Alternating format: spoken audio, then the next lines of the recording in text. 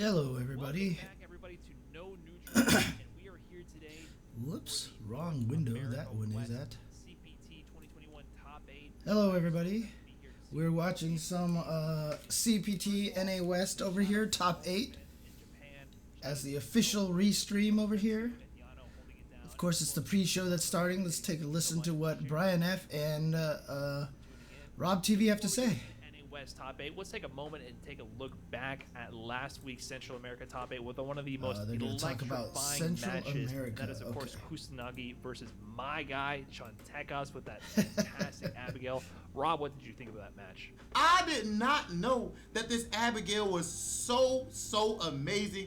And he definitely showed me something here. Electrifying! Alright, so they're going over some of the older matches from this match was last week so at for the entire Central America West. Tournament. So while they're going over that, just want to let you guys know here in the stream what's going on over here. I am doing a restream of North America West top 8, North America West and Canada, as you can see in the top over there. I'm doing a restream, and the reason why this restream is different and particularly special is because we have cat belly rubs here on this stream that you're not going to get at any other restream of Street Fighter V. So this is the important part of the stream over here.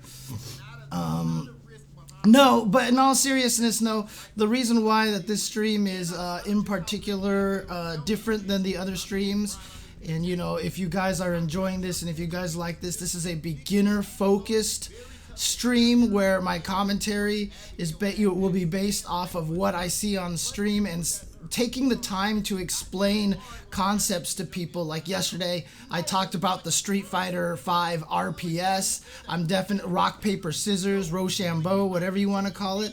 And I'm definitely going to talk about it again today with these beginner streams. I expect to repeat a lot of information multiple times during the course of a stream and between streams, based off of who shows up and who watches, etc., etc. So it really just you know, I'm just answering the questions that whatever people ask, and I try my best to educate and teach people exactly how to understand Street Fighter V and how to get stronger at Street Fighter V. A lot of mental concepts, a lot of technical concepts. Yesterday I went over, for example, how Zangief's vortex works, essentially. Oof. Jeez, look at this cat. Oh, you are so happy right now. Look at this cat.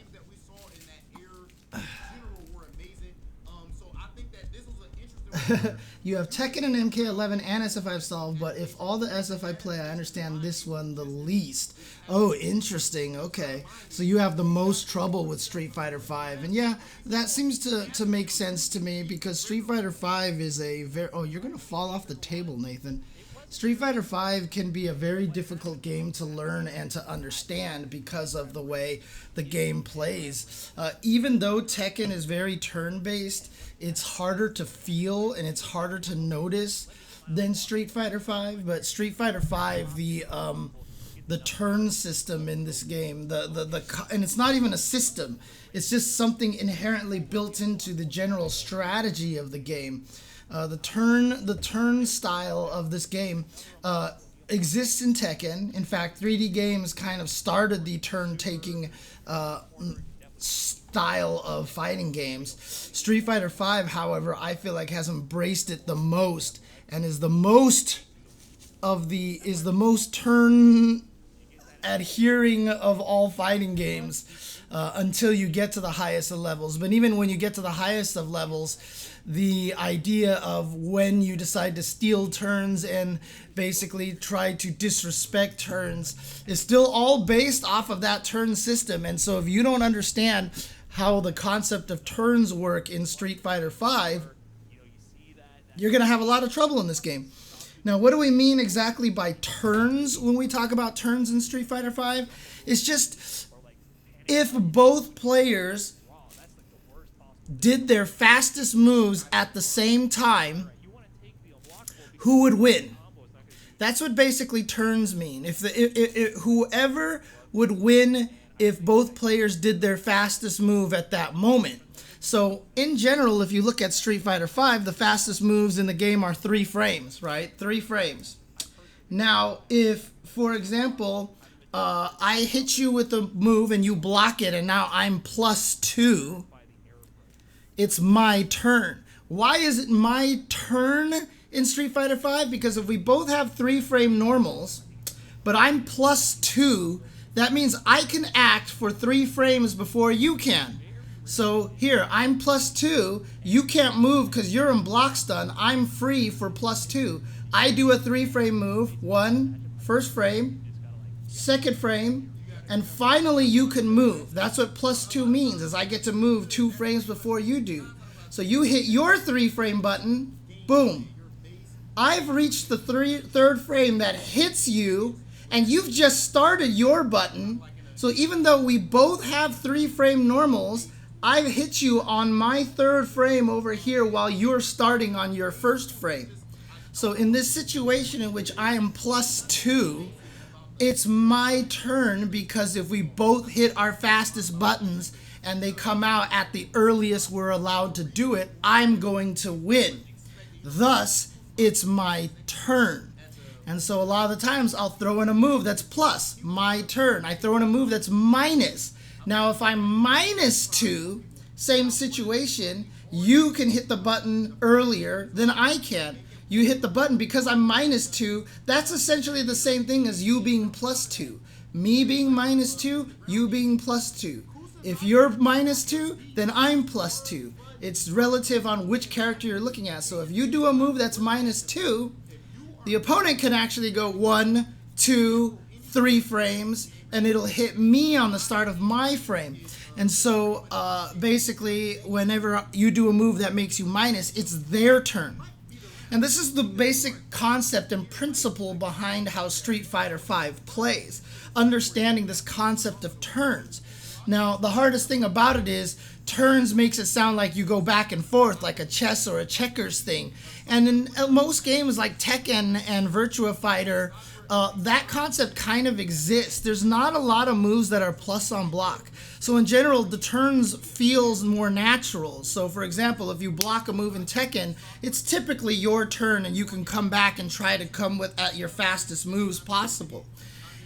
There are some moves that are plus on block in Tekken, but they are very specific, and they are usually moves that chop down from the top, like hopping attacks or moves that punch down. So there's kind of this little visual cue for it. In Street Fighter V, there is no visual cue for whether a move is plus or minus. If you see Karen's crouching medium kick, which kicks and goes away, kicks and goes away, and if you see Colleen's crouching medium kick, where she goes kick, and even though Colleen's crouching medium kick looks super slow, she's +1 on block. Karen is minus on block. So in other words, if you block Karen's super fast crouching medium kick, it's your turn now. You should go and attack Karen. If you block Colleen's crouching medium kick, it's still her turn. And so if you try to touch a button, she will blow you up for it. There's no visual cue for it. And this is why Street Fighter V is a very study-heavy game. It's about looking at frame data. And as I mentioned to everybody on stream yesterday, if you have not downloaded this app right here called FAT, Frame Assistant Tool, and you want to play Street Fighter V, make sure you download this tool. This is the icon down here. As you can see, I've got next to my Soul Calibur Frame app. So make sure you download this tool. It has all the frame data in there. It doesn't have rows in there yet, but it'll show up eventually. A lot of very solid people are in charge of keeping it up to date, such as Arlieth. So we all know him on Twitter as one of the better scientists out there. What's going on, Kareth Paka? What's going on, JB49? But that's the way Street Fighter V works. It's a very turn-based game. So for example, if Cammy walks up to you and makes you block standing medium punch, she's plus like 1 billion. Because she's plus now, you have to learn to recognize that if you block Cammy's standing medium punch, that you cannot blindly mash buttons afterwards. If you block Seth when he has V-trigger active and he does Hecatonkari's punch, and then does that little teleport follow-up where he goes and punches you like this, that's plus on block. Even though it looks like he goes boom, and he sits there forever, and he totally looks like he's in delay and ready to be punished, he's plus on block. You are not allowed to mash buttons in that situation, and if you do, you will lose to Seth coming out with a crouching medium punch or something like that afterwards. And this is where the difficulty for Street Fighter... Oh, Rose is in fact? Oh, okay. Actually, he's there. She's there then. I just haven't updated my app. Ha! There you go. But that's the thing, right? That's the key thing about this, is when you play Street Fighter V, you have no visual indication at all whatsoever whether a move is going to be plus or minus on block.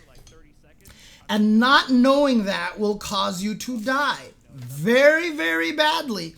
Now, just because you learn it doesn't mean all of a sudden everything becomes easy and makes sense, because then you get into advanced stuff like stealing turns. But when you start with Street Fighter V, the one thing that you want to make sure is you understand the concept of turns. You need to understand that if you block a move where the opponent is plus, it's their turn. If you block a move where the opponent is minus, it's your turn. And if you're not taking advantage of that, you're going to lose. One of the examples I gave in the match yesterday was Laura. If Laura's footsies, her neutral is very weak. Laura's neutral is very weak. So one of the things that you're going to see, yeah, Psycho Axe, for example, Turlas, the down forward heavy punch for Bison is plus on block. So after you block that, you can't be mashing buttons because you will always die. The example I gave yesterday was Laura. If Laura does the light elbow, she's going to use this in neutral a lot because Laura's neutral game is very weak. She doesn't have very good footsie normals. She doesn't really have any, like good ways to get in. They're going to fish a lot with light elbow, especially at lower levels. Laura's are going to fish a lot with light elbow. And if you block light elbow, you are +2. She's -2 on the light elbow. You are now +2. So in other words, after you block this light elbow, it is your turn. Because it is your turn, after blocking the light elbow, you have to treat it as if now she did you a favor. She has to deal with your mix-up now. And once you block that light elbow, you can throw out your 3-frame button. Remember, Laura has no invincible DP. Her armor comes out too late to be able to take advantage of a -2 situation. So if you have a 3-frame button and you block Laura's light elbow, if you hit a 3-frame button, there is nothing Laura can do except block. Unless she has a super. She can super you, but that's a big, giant call out. Like, that is one of those, like, big brain, like, swing for the fences kind of thing, right? So outside of that, if you block Laura's light elbow, you hit your 3-frame button, there is nothing Laura can do except block. So it's your turn. So you throw your 3-frame button out. Most 3-frame buttons are plus on block as well. So for example, let's say I'm playing Ryu and I block the light elbow. I'll hit standing light punch, which will force Laura to block. And then I'm still plus after standing light punch, so I can still go for my pressure. Blocking Laura's light elbow means that she put herself in a situation in which you can start mixing her up. Now, this is where fighting games, the mental game comes in and the conditioning comes in. If she does light elbow and you stand light punch with Ryu to check her afterwards so she doesn't hit a button, and then the next time she does a light elbow and you block and you stand light punch to check her, she's going to start learning that after you block the light elbow, she can't do anything because you keep checking with your standing jab with Ryu. So with Ryu, you're always taking your turn. You're always taking your turn with the light punch. So the Laura player, if it gets this block, is going to be like, shoot, well, he's always hitting light punch. I can't hit a button. I have to respect the light punch from Ryu. So this is you taking advantage of your turn. She's acknowledging that it's your turn. Once the player starts getting accustomed to doing light elbow and block, because she knows that you're always going to light punch afterwards to take your turn. Now after you block the light elbow, you throw her.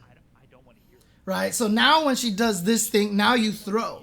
Because now you're causing her to have to guess now between whether you're going to check with the light punch or go for the throw all of a sudden. She has to think about this mix-up that you've produced on her. You can maybe not even do light punch. You might even be able to do medium punch, which is a slower button that she could interrupt if she hit her 3-frame button. But because she's so scared of the light punch, she's not going to do anything. And so instead, you can trick her by going with the medium punch, which gives you even more plus frames and gives you a nicer pressure situation. So that's the whole idea behind it. But this all comes from the concept of taking turns. This all comes from the concept. Yesterday, I talked about how important +2 and -2 are in this game. And again, if you go into Frame Assistant tool, someone in the chat, give me a random character. Just give me a random character. Name me a random character in Street Fighter V. So, Nikali, good one. Nikali. Let's take a look at Nikali over here. Nikali, stand light punch on block, 1. Stand heavy punch, -2. Stand light kick, +2. Stand medium kick, +2. Crouching medium punch, +2. Crouching light punch, +1. Crouching light kick, +1. Roar of the Sun. Which one? What is the hell is this move? Oh, the dive kick. The dive kick, -2 on block. Culminated Power, which is V skill, which is the ground pound, -1. The Calling, which is V trigger 1. Oh no, that's the V reversal, right? The V reversal, -2 on block. MK Valiant Rebellion, which is the medium kick stomp, -2 on block. EX Valiant Rebellion, the EX stomp, +2 on block. You're going to notice that when you go through a character's frame data, the majority of the frame data on block is going to be 2, 1, -1, or -2. And this is such an intentional design. Let's do another one. Let's do Colleen here, because that's what Man of Peerless Might suggested here. I'm just taking another one here. Colleen, standing light punch, +2. Standing medium punch, +2. Standing light kick, -2. Standing medium kick, -2. Standing heavy kick, -2. Crouching light punch, +1. Crouching medium punch, +2. Crouching light kick, +1. Crouching medium kick, +1. Let's see here. Sniping kick, -2. Most of the other special moves, okay, Brinacle? What the hell is Brinacle? Quarter circle back. Oh, it's the chain combo. Crouching light kick, crouching heavy punch off of the vanity step, which is -2. So again, you look at all these moves here, and for the most part, you're going to get situations where you're -2, +2, -1, and +1. You're going to find very few moves that aren't intentionally designed to be punishable. If a move is designed to be punishable but safe on ranges, it's usually -4. Things that are designed to be very punishable will be -6 and beyond. But in general, the +2, the -2, the +1, the -1 is such a common on-block number in Street Fighter V. Oh, look at this. What are they doing here? Family fun. Meetups, we had people would lug their setups to any random house. Hey, the meetup is here tonight. Hey, the land center. Oh, they're talking about body count fighting. Yeah, interesting. Okay. But the whole thing about the Street Fighter V is that everything is in that range, the +2, -2, etc., etc. And so turns are very important. Every fighting game has a magic number. Street Fighter V's magic number is 3. And 3 is because that is the fastest moves in general. In Tekken, the fastest moves in general is 10. So the magic number in Tekken is 10. In Mortal Kombat 11, the fastest moves in general is 6. So the magic number is 6.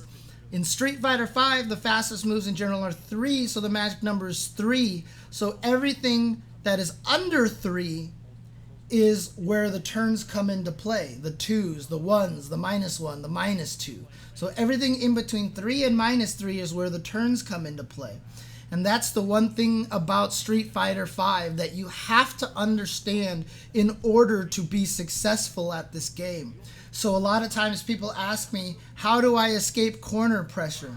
Well, a lot of the times what it is that you'll see your opponent does a safe on block move. They do a move that's plus on block in the corner. They do medium punch. And then you want to get out of the corner so badly that you're going to try to hit a button and you get hit because your opponent did a plus on block move. It's their turn. Now, for example, if you fight a Cammy and Cammy does standing medium punch, plus on block, and then she does crouching medium punch, and you're just blocking because you know she's plus on block, and you block crouching medium punch, plus on block. She's +1 on crouching medium punch. So you don't touch a button because you know she's plus on block. Then she does crouching medium kick. Now her crouching medium kick, if I'm not mistaken, is -4, I think it's -4. Let me take a look here really quick. Crouching medium kick, -3. So Cammy's crouching medium kick is -3. So you weathered that storm. You weathered medium punch, crouching medium punch. Now you block crouching medium kick. Not only is she minus, but that sequence of medium punch, crouching medium punch, crouching medium kick has now pushed Cammy into a range in which you can walk forward and try to fight your way out of the corner. The tricky part is because you know when you block Cammy's medium punch that she has frame advantage, that she's plus on block, and you choose to block. Remember what I said about the Laura situation, that if you train the Laura to block because you're going to react with your 3-frame button every single time, then that opens you up for the ability to throw or do larger moves.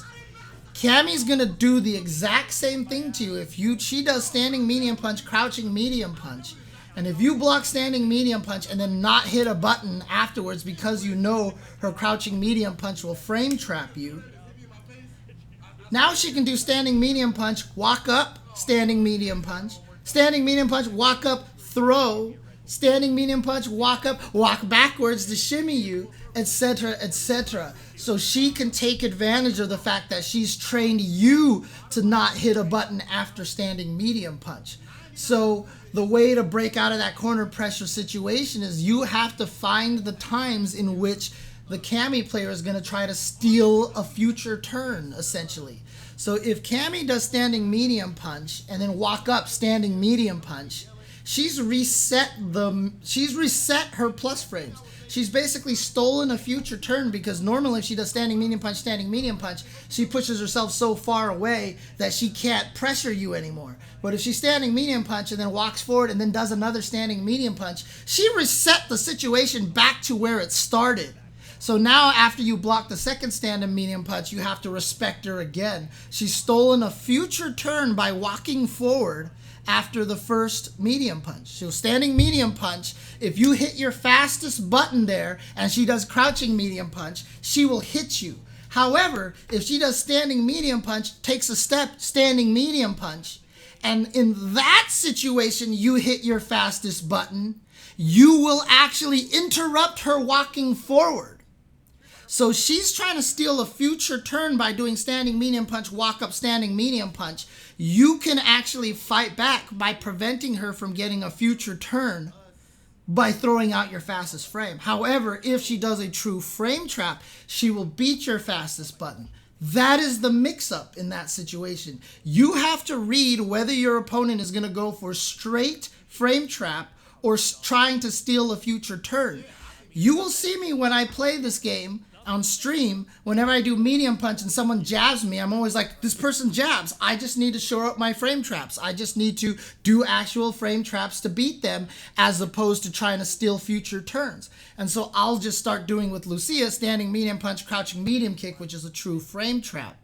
Right? That's the idea there. If you are getting jabbed in between your buttons, which should lead to a frame trap, then that means you're just waiting too long to throw out the second button.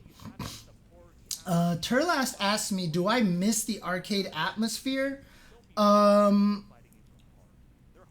think the arcade atmosphere was absolutely necessary and conducive to the success of fighting games. I really do. I think the lack of arcades has really, really hurt the fighting game genre. I think fighting games are inherently a social genre, and the online only play has basically watered down and almost kind of ruined fighting games, because I think fighting games aren't as fun when you play online. This is something that I've been talking about for a very long time. I really think a lot of the joy of fighting games is taken away by being only online. Recently on my stream here, I've been doing a lot of fake arcade sessions where I do Soul Calibur on Monday and Samurai Shodown on Thursday, and the people who keep coming back week after week, it feels like an arcade, it feels like a community, and people enjoy it a lot more. I really think we're missing a lot from the arcade environment. It's a good way to keep you playing. Even losing and putting a token up and having to wait your turn helps a lot, because now you're forced to watch other people play. The guy that you just lost to is going to play against somebody else, and that somebody else may have success against the person you just lost to, and you'll be like, oh shoot, I guess how did he take advantage of that? Oh, interesting. And you watch and you learn. And you get a chance to cool down a little bit, and then you go up and play again. And it just helps prevent the salt. It helps prevent the rage, in my opinion. So I really feel like arcades are vital to the success of fighting games, and I really feel like that's what we're missing a lot of. And developers need to do more to recreate the arcade environment in an online setting, basically.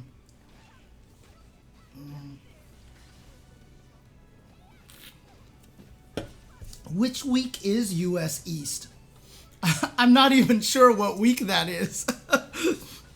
I know they haven't scheduled out all of the weekends yet, but it depends on the weekend. I know which weekend I'm doing commentary. I just don't remember when US East is. Right, exactly, Wide Awake Animal. That's a great call right there. One of the reasons why Pakistan is so good at Tekken right now is because they still play in the arcade environment. They're still collaborating, they're still playing with each other, and that's huge and very, very important. So I really, really think that most fighting game internet isn't great, yeah. I mean, Strive is going to change a lot. If the rollback netcode during the beta is any indication, Strive is going to change a lot, and I'm really excited for what that's going to bring to the FGC in general. People are going to have good netcode in a mainstream game, and people are going to be able to enjoy the fighting game a lot more. That being said, I'm going to do arcade sessions for Guilty Gear Strive as well. So we'll see how that goes. That should be a lot of fun, and you know, we should have a really good time with that.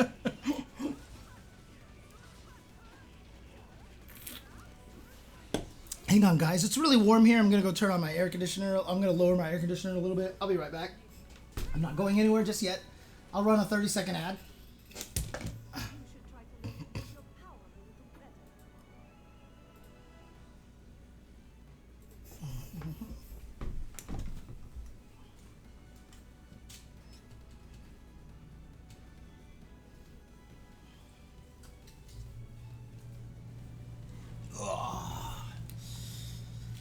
Yeah, Strive, the power that Strive has right now is going to be absolutely game-changing. in the FGC, in my opinion.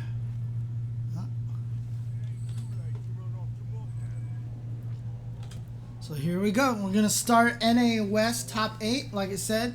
Based off of what I see in the matches, I'm going to take the time to elaborate on concepts and things like that.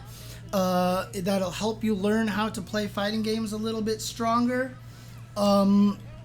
However, if anybody in chat asks a question and basically is just like, hey, can you explain to me what a frame trap is that you were talking about earlier?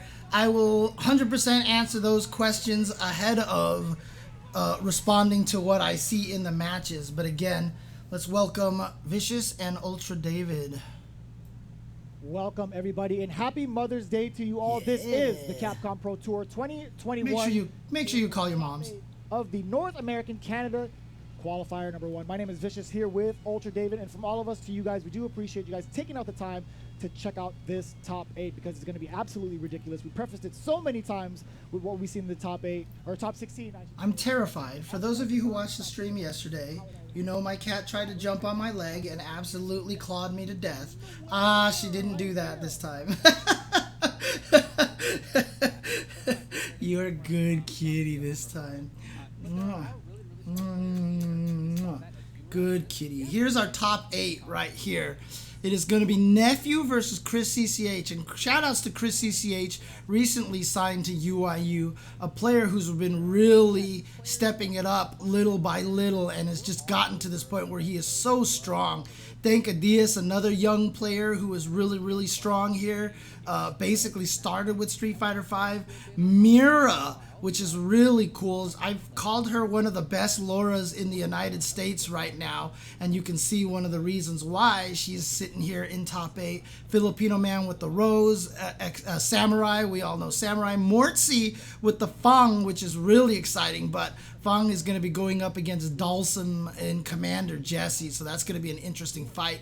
I didn't really say much about Nephew. Nephew right now, one of the best players in the country, period. He has been on the come up for so long.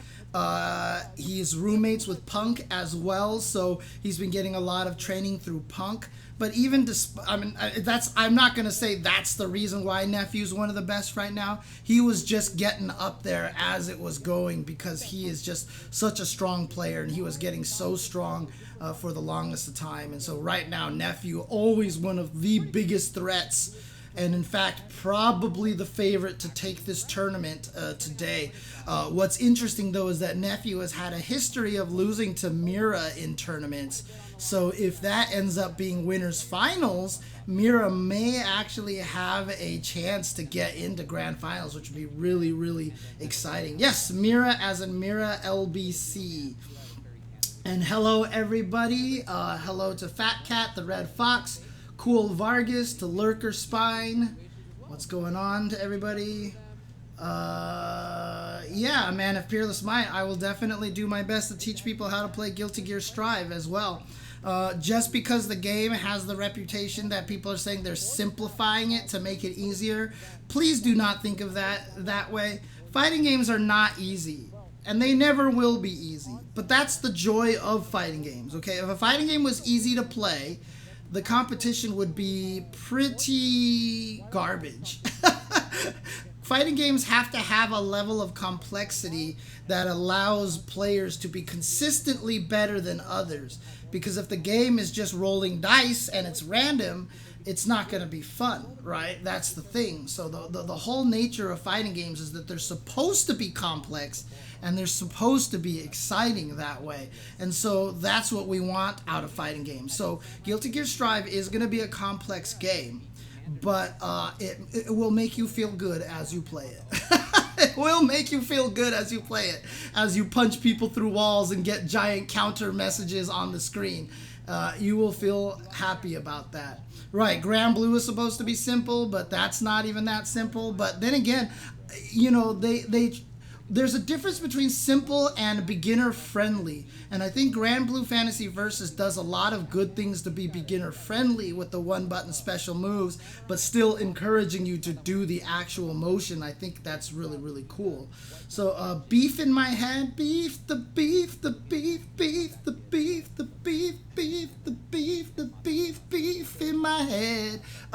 It's just starting right now. It's just starting right now. We haven't gotten to the first match yet.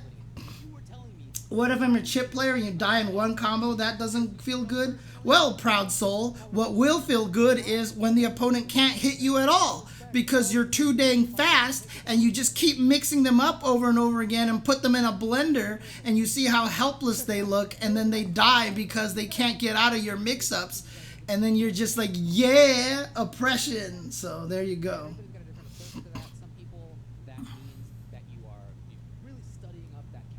So that's the whole idea of it. I mean, I really hope Beef in My Head was intentioned to be a pun on Beats in My Head. Because if it's not, and you're named Beef in My Head, just completely unrelated to Elena's theme song in Street Fighter 3, that must have seemed really, really weird. Dude, if for MVC1 or MVC2, God, you would hear, ow, ow! Jasmine, stop with the claws, ow! Strange coincidences, huh? Okay. Yeah, Elena's background song is Beats in My Head. Beats, the beats, the beats, beats, the beats, the beats, beats, the beats, the beats, beats in my head. So if that was a coincidence, that's pretty crazy. Oh, man. Does he have an Elena avatar? Oh, okay, then it's not a coincidence. Okay. But the whole thing is, what was I talking about here? Oh yeah, God, for MVC1 and MVC2, two of the most unbalanced fighting games of all time, boy, there would be a lot of whining and crying on Twitter right now. Those games, it would have been a lot harder for those games to have become as beloved as they are right now. Third Strike the same way. People would be super mad. See, back in the day when, you know, money wasn't on the line, broken games were very common and they were just accepted because you started to learn to appreciate the challenge, right? You were like, you know what? I'm going to use this low-tier team in MVC2, and I'm going to beat these cable teams. You really never did. But it was a fun challenge for you to try to use something outside of the top tier. Same thing with Third Strike. You wanted to win with Oro as opposed to winning with Yun and Chun-Li. If Third Strike were a giant esport like we have now, everybody would be using Yun and Chun. It would just be Yun Yun, Chun Chun Chun, Yun Chun, Ken Ken, Urian Chun, Yun Ken Chun, Dudley Makoto, Chun Yun, Ken, Chun, Yang, Urian, Yun Chun, Yang. That's basically what it would be because the money is on the line at that point in time and you'd be a fool not to actually use the best for the money.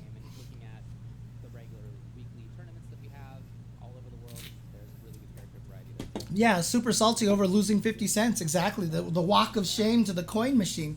But again, the nice thing about it is you can be salty about it and you walk back and you put your token up and you just gotta wait. Nephew claims to be part of the Sakura gang, yet he has not used Sakura even once in this tournament. I have no choice but to show him what a real Sakura looks. I'm gonna have to do Iron Chef voiceovers. Nephew claims to be part of the Sakura gang, yet he has not used Sakura even once this tournament. I have no choice but to show him what a real Sakura looks like. Loser's bracket is looking pretty scary. Good luck down there, Chris. Oh, dang! Dang! That's awesome. Oh, man. I've been watching a lot of Iron Chef recently, and so Iron Chef is on the brain. If you guys have never seen Iron Chef before, it is the greatest show in all of history of TV. The Japanese version, of course, the original Japanese version is the best.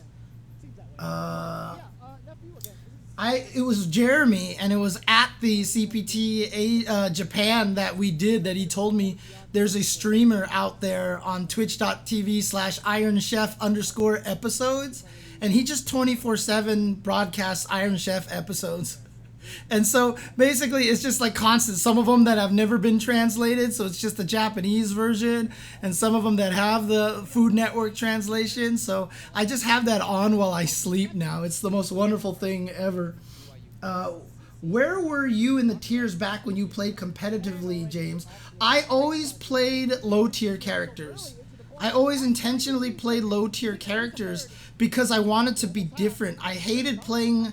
It wasn't that I hated playing top tier, it's just that they were there all the time. So I liked playing low tier because it let me try to come up with strategies myself, and I liked beating people with low tier characters because it was kind of one of those like, haha, I'm better than you are, I'm winning with a character I shouldn't, because back in the day I was better than almost everybody I played against. Like at the UCLA Arcade, I was like one of the best players in Street Fighter at the UCLA Arcade. You know, there was definitely a lot of people who could keep up with me, but I was one of the strongest, and people knew me as one of the strongest. So, oh, by the way, on the whole topic of plus frames and turns and all that stuff like that, one of the reasons why V-trigger cancels are so powerful is because most of them are plus on block.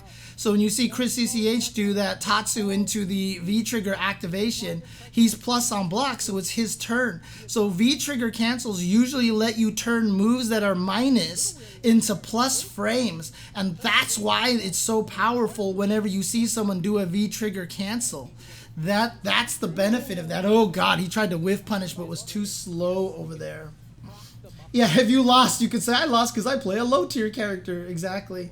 What's my favorite iteration of Cammy? Super Turbo, no question. They've never recreated Super Turbo Cammy again. Super Turbo Cammy is a grappler. She's a pixie grappler, and that's what makes her so unique and so fun. They've never created that character. See, there you go. EX Tatsu into activation gets the free throw because it's his turn. He expected Nephew not to touch a button because he's plus, so he took the opportunity to go for the throw instead. That's the idea. Oh, 2 throws. 3? No, he faked it. You should have went for the 3rd. All right, here we go. Nephew, super scary now. Yeah? Oh, nice. That's the IDOM strategy. Basically, don't let them get away with the jump away and chase them down.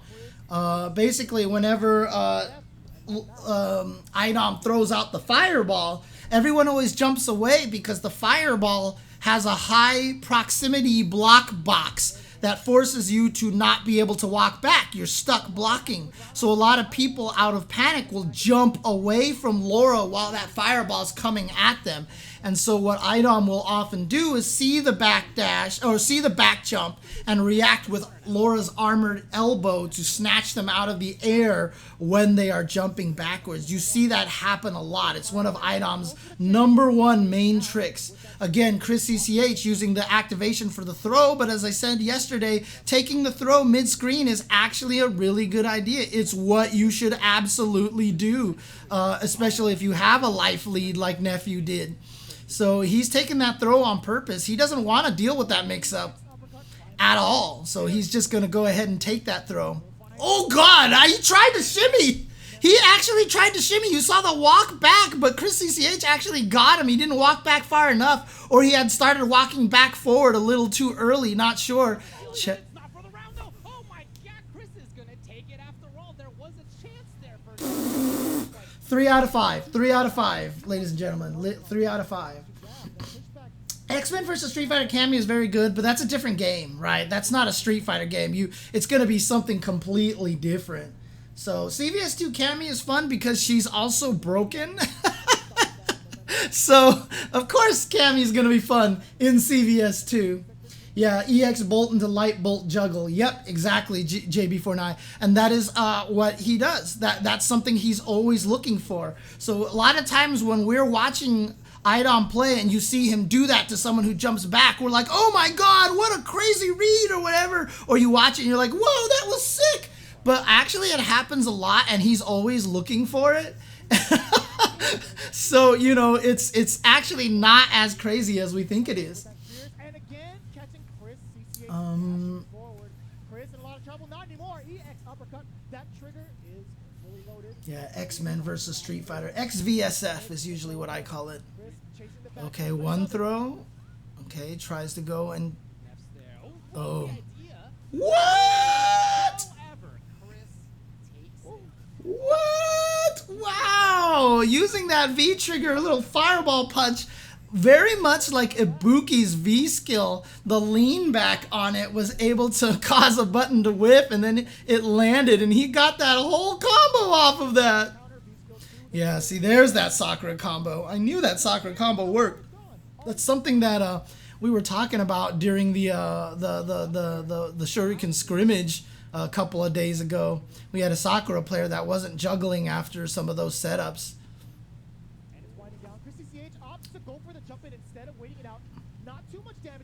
All right, well, here we go. Oh, see, went for the shimmy. So first time went for the throw, second time went for the shimmy. Again, that's the Street Fighter RPS that we talked about. You can get true Street Fighter RPS off of back throws most of the time, but off of forward throws, that is not a thing. That's going to be the round for Nephew. And again, for those of you who are not aware of what the Street Fighter RPS is, the Street Fighter rock, paper, scissors. So obviously everyone's played rock, paper, scissors. I don't need to explain the rule of rock, paper, scissors to anybody here in the chat. The concept of the Street Fighter V rock, paper, scissors is whenever you are at least +2 next to the opponent, or like they're getting up off the ground, or you make them block a jump attack, or you're just in an advantageous position against the opponent, you have the ability to exact the Street Fighter V RPS. And the Street Fighter V RPS is a very, very important tool to the game. If you do not understand the Street Fighter V RPS, you will have a hard time playing Street Fighter V. It is vital to the game. Oh God, look at this. The patience from Nephew. And like I said, Nephew is willing to take the throw in the middle of the screen because he was just waiting for Chris CCH's V-trigger to empty. So rather than trying to go for any, defensive, try to fight back the turn stealing from Chris CCH, etc., he's willing to take the throw because that's less damage than getting hit while Sakura's in V-trigger. So he just blocked, and Chris CCH went for the frame traps the entire time, and Nephew intelligently just stayed blocking so that he would not die. Oh, man! And so sometimes the Street Fighter RPS can be started even when you're not actually plus. In that situation, Nephew dashed forward, and clearly he's minus because dashing is a commitment. But because of the nature of human reactions, Chris CCH wasn't expecting it. So when you take into account human reaction and expectation, Nephew dashing up next to him, even though he's clearly minus and committed to a dash and can be punished out of the dash, he basically won himself plus frames by dashing in a situation that Chris CCH wasn't expecting.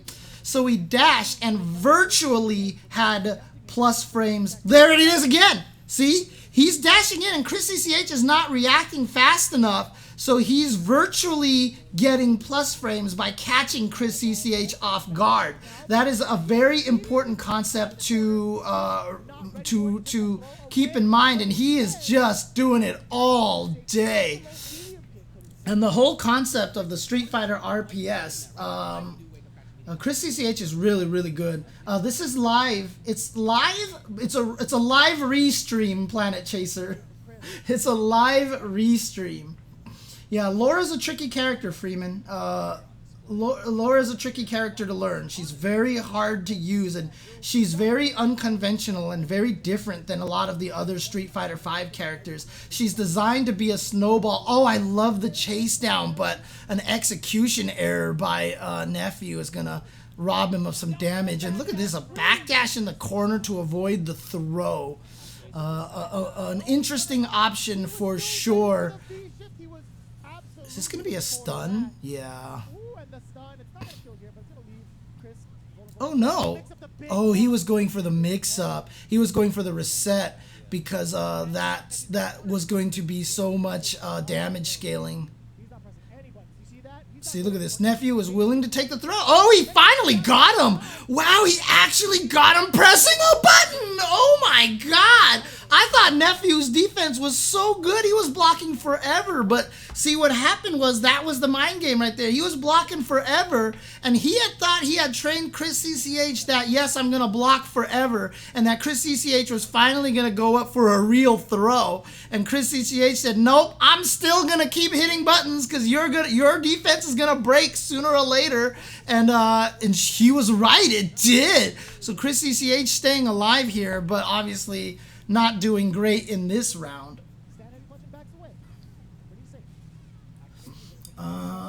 She's the only one. Vibe with her anti-air is amazing. I love her moves. I'm not sure what you mean. I think there was a little bit of typo going in there. Oh, here we go. Comes Chris. Back-to-back throw. Do it again. Oh, he always does 2. That's why I said he needs to do 3. Privilege. Light attack. V-trigger cancel to get a heavy punch afterwards.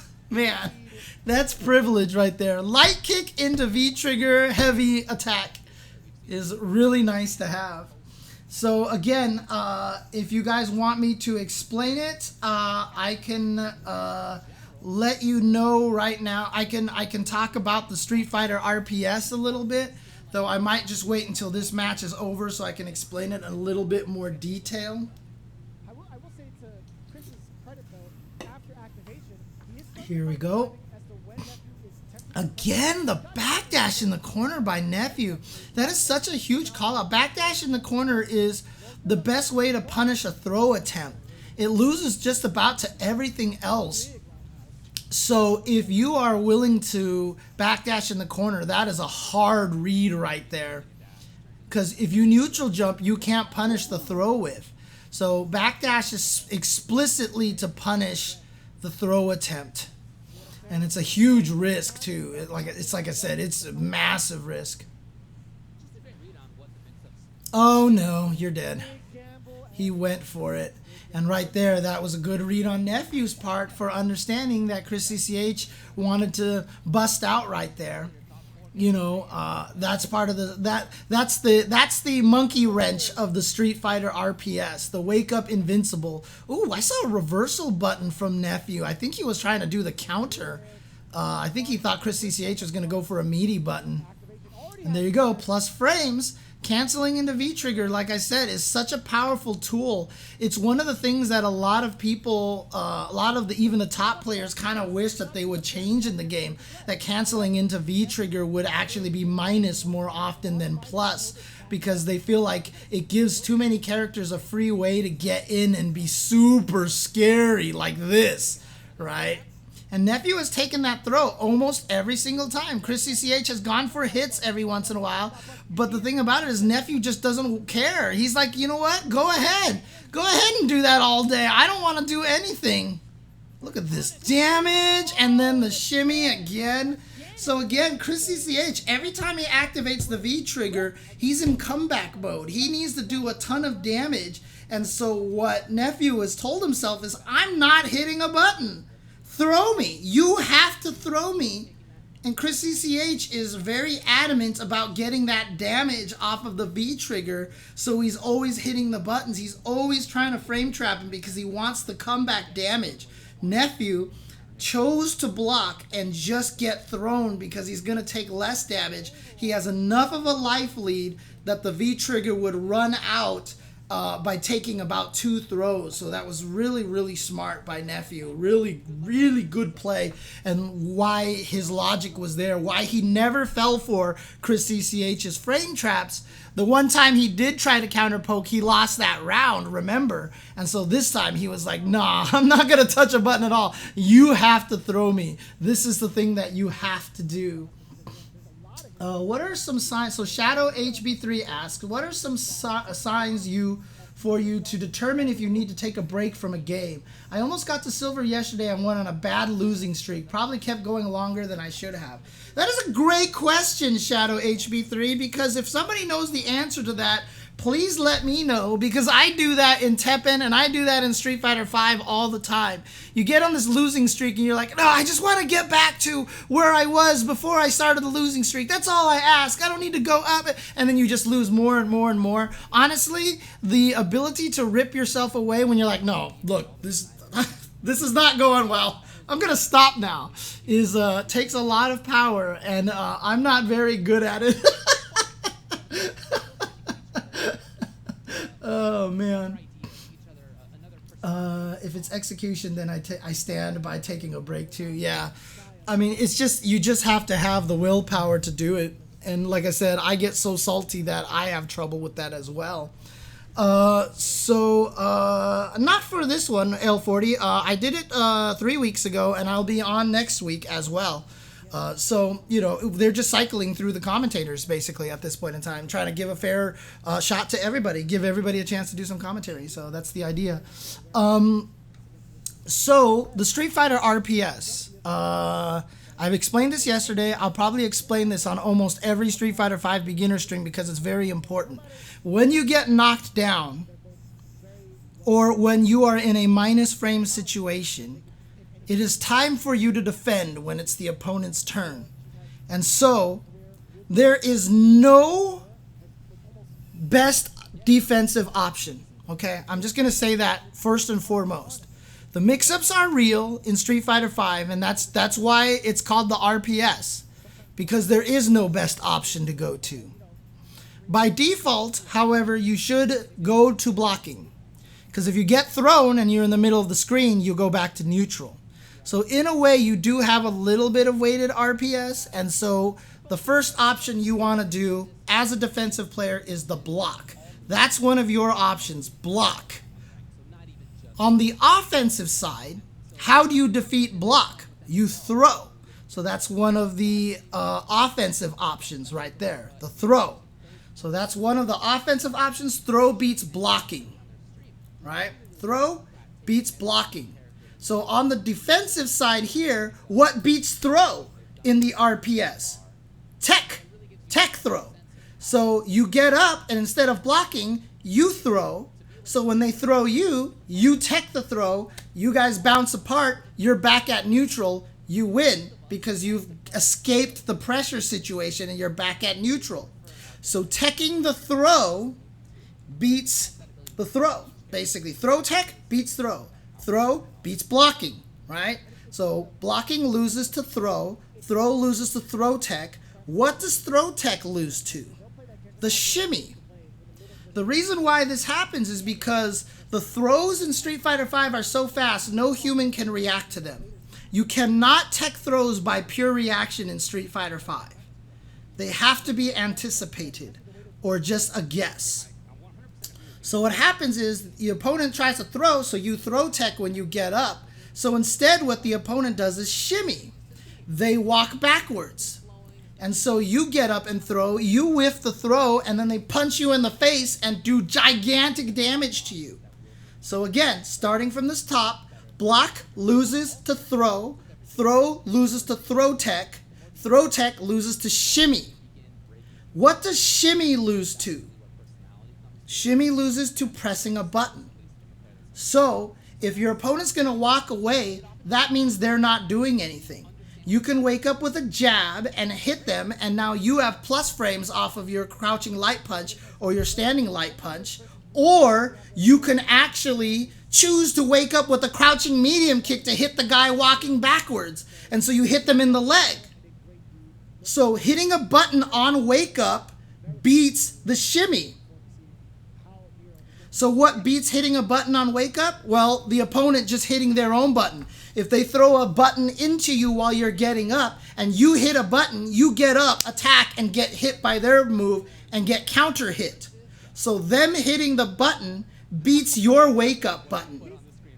Oh, shout outs to Lapchi for the donation. Thank you, Lapchi. And then finally, what beats the opponent throwing a button into you is blocking. Back to the start. Here's the RPS. On the defensive side, blocking, throw teching, hitting a button. On the offensive side, throwing, shimmy, and hitting a button. So again, let's cycle through this again. Blocking loses to throws. Throws lose to throw tech. Throw tech loses to shimmy.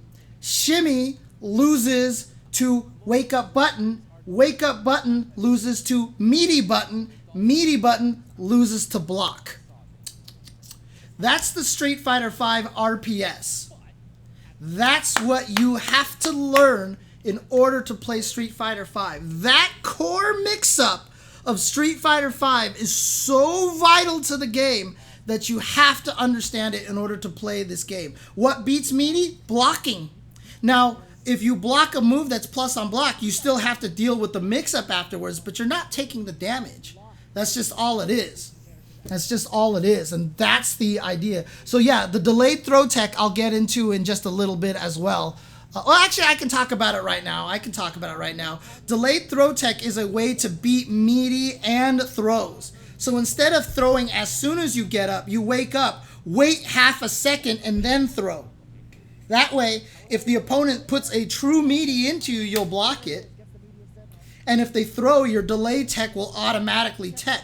So you can actually kind of use delay tech to cheat and get around two of the options of the RPS. It's like a higher level tactic that lets you get around two of the offensive options. However, delayed tech does mean you will absolutely die to shimmy because you're doing it on autopilot. You have to do it on autopilot. So shimmies will destroy you really, really badly. And so yes, so the idea here, Pete, my love, is that there is an extra level to be added to the whole entire thing with invincible moves. And this is why they removed invincible moves from Street Fighter V without meter. This is why nobody has a meterless invincible uppercut, because it's such a tool to wreck the Street Fighter RPS. What the Street Fighter RPS does, what Wake Up Invincible moves do to the Street Fighter RPS is it turns that 33-33-33 mix-up into a 50-50 mix-up. It's either the opponent attacks or they block. Right? It's they block or not. That's just the mix-up right there. They either get hit by the Wake Up or they block it and they kill you. So basically, you can override the entire Street Fighter RPS with an invincible move. And it's such a monkey wrench to be thrown into the Street Fighter RPS. And that's where a lot of the reads come from. You have to read your opponent's desperation. It's a free way to escape. The only thing it loses to is shimmy, which is essentially blocking. But it just turns the mix-up into something completely different. And so that's why you don't have invincible uppercuts, because if you had invincible uppercuts, I already told you from the FAT app how often this game puts you in +2, -2, +2, -2. If everybody had invincible DPs, you would spend the entire game, everybody would just be DPing crazy, like random, and like the game would just kind of degenerate, like it would just degenerate into like just the craziest like DP fest. And yeah, the characters with invincible DPs would probably be too strong. So it's only available when you have meter. It's a limited resource, so you have to think about whether or not you actually want to use the resource or not. And that's kind of the whole entire thing. Pete, my love, yes, Street Fighter 4 definitely had invincible DPs, but also defense was much stronger in Street Fighter 4 because you could do wake up FADCs, backdashes were invincible, so you could backdash away from a wake up uppercut and punish it, etc., etc. Street Fighter 4 is not Street Fighter 5. Street Fighter 4 and Street Fighter 5 are very different games. Street Fighter 5 is very intentionally designed, and one of the things that they have intentionally designed is this Street Fighter RPS. That's basically how it works. Yes, the DP can beat a meaty if the meaty does not recovery quick enough. Yeah, that's... So, it's not that the DP goes through the attack, Peter0611. So you say a DP can beat a meaty if the meaty does not recover quick enough. Some meaties are fast enough that you recover to block the DP goes through the attack. Did DP does not recover quick enough. That's not actually really true. It's not actually true. What happens is some DPs are strike invul on the 3rd frame. So let's say I am +2 and I hit a 5-frame button. So I hit medium punch because I want to hit you on that last frame. Well, if you time it right and you do a DP that's strike invul on frame 3, you'll notice that the math matches up, right? I'm +2. I do a 5-frame button instead of a 3-frame button. So I get 1, 2, and then you do your 3rd frame invul DP. We go 1, 2, 3. So your move hits on the 5th frame, but mine becomes strike invul on the 3rd frame. So you can interrupt certain strings if they decide to go with one of their slower buttons. However, if they decided to do the light 3-frame button, then you basically are -2, so they get 1, 2, and then you try to DP, but your DP is not going to be invul until frame 3, so you're going to get hit anyway. So that's how some of those DPs work. You can actually win against the meaty if you know they're doing something slow, or if they just mistime the meaty, which happens a lot. Mistiming the meaty happens a lot, so that's definitely a situation as well.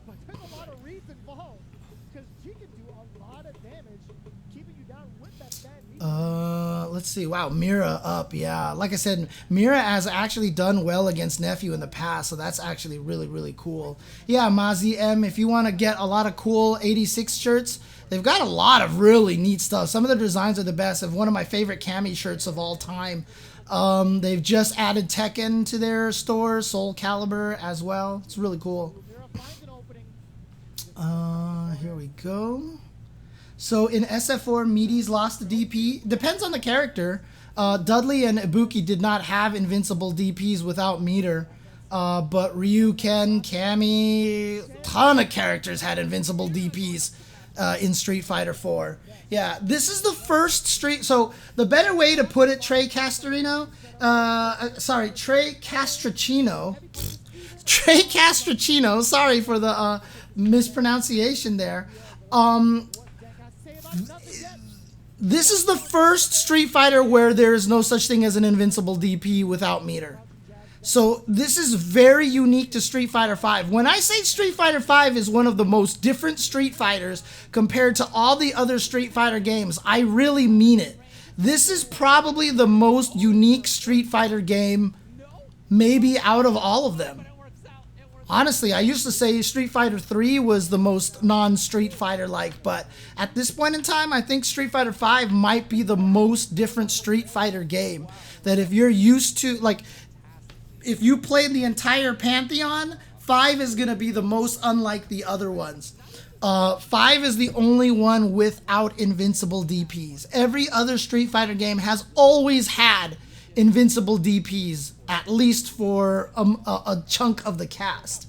Even CVS2 had invincible DPs, etc., etc. It's only Street Fighter V that doesn't have it because Street Fighter V is built along the Street Fighter RPS. See, and the reason why the Street Fighter RPS doesn't exist in I call it the Street Fighter V RPS because it doesn't exist in any of the other fighting games. Because in any of the other Street Fighters, you always had a way to disrespect frame data. In this game, when you're -2, you have to respect the opponent's turn. In every other game, I could parry, I could throw, which was 0 frames. So in Super Turbo, if you're -2, I could throw you. And it's a true punish because throws were 1 frame. They punished everything. You could roll in CVS. In Street Fighter 4, you could backdash. You know, there was always a way to disrespect the frame data. Always a way to disrespect the frame data in every other Street Fighter except for Street Fighter V. Unless you have EX meter. If you have EX meter, then the EX uppercut is designed to disrespect the frame data. But like I said, that's a call out and it's a limited resource and you really have to judge how to use it. Right, that's why V-Shift is very welcome because V-Shift also disrespects the frame data, but again, costs resource. This is the only game that you do not have a resourceless way to disrespect the frame data. Every fighting game practically in existence has a way to disrespect frame data. Street Fighter V, when you do not have the resource, is probably one of the only fighting games out there that does not have that ability. Now again, is that bad? No. That's the way Street Fighter is designed. If you don't like it, don't play Street Fighter V. If you're willing to accept that and understand how that drives the mind game of Street Fighter V, you will find Street Fighter V very enjoyable. I have learned to enjoy it. David often talks about how he really loves that forced situation where you have to deal with this pressure situation and you can't just, you know, mash backdashes and stuff like that. So it's just whether or not you enjoy it or not. I've learned to understand it, so I enjoy it. I don't agree with the design because I think it makes the game harder to play, because whenever you do a wake-up uppercut and it's blocked and you die, as a player, you think to yourself, ah, man, he blocked my uppercut, good shit, I'm dead. But when in Street Fighter V, if you don't understand the Street Fighter RPS and the turns and all that stuff like that, you get mauled and you're like, I can't do anything. This character's cheap. This game, I don't know what I'm supposed to do. And you get really frustrated. Even in Third Strike, when you wake up and tried to parry and you got hit, you'd be like, I totally parried that. I swear I parried that and whatever like that. But you have this ability to make an excuse and kind of accept that you got hit. Whereas in Street Fighter V, it's very hard to accept that you got hit unless you understand the Street Fighter RPS and the concept of turns. So sometimes when you watch me play fighting games, you'll actually see sometimes someone will throw me and then I'll be like, oh, okay, good shit. Oh, okay, nice shimmy. Or, oh, okay, yeah, he got me with the meaty throw and I didn't tech or whatever like that. You know, or he blocks my uppercut, I'm like, all right, good stuff. Like, you have to accept the fact that all the decisions that you're making in the negative situations are like trying to do a wake-up DP. It's just as a wake-up DP, you felt like you had an option to escape, you failed, and you got punished. Whereas Street Fighter V, if you do not understand the Street Fighter RPS and you do not understand the concept of turns, it's just going to feel super unfair. It's just going to feel really unfair. Right, Hot Step says that player versus player interaction in SFE is fun for me. It's why a lot of top players like Tokido say that Street Fighter V have slowly become their favorite game. Because it really is about that. Once you knock the opponent down, it's really about how do you train the opponent? Do you read? And if you read their reactions right like 3 times in a row, it feels freaking awesome. You're like, throw him. You know what? He's not going to do anything. I'll throw him again. Throw him again. Now I'm going to block his wake-up DP. Wake-up DP, you block it. You had 4 right guesses in a row because you read their desperation and you read their thought process. That feels great. And that is what makes top players love Street Fighter V, but makes it hard for beginner players to get used to Street Fighter V. It's so hard to understand, but that's what Street Fighter V is about. Right, and Trey Castercino, I've often said this before. You said in the chat earlier, you know, like, and without parries, DPs, rolls, and things you mentioned, I never noticed how hard it is for me to hold that. So a lot of people actually talk to me about Street Fighter V, and they're like, how do I get out of the corner when someone's rushing me down? You know, if you watch me play, I die when I get put in the corner all the time. And it's because, and I say this, you know, lovingly all the time on stream, it's because when you get pushed into the corner in Street Fighter V, you're supposed to die. The opponent is supposed to be rewarded for putting you into the corner because you are at such a disadvantage now, you're supposed to die. And so you getting out of the corner and somehow managing to escape the corner is when you should applaud for yourself. If you are managing to get out of the corner just by jumping over them or finding a way to prevent them from stealing turns or waiting it out so they push themselves out of range that you can walk forward, that's good on you. You should feel proud of yourself that you made it out of the corner, because you're not supposed to. You're supposed to die in the corner. That's the way the game is designed.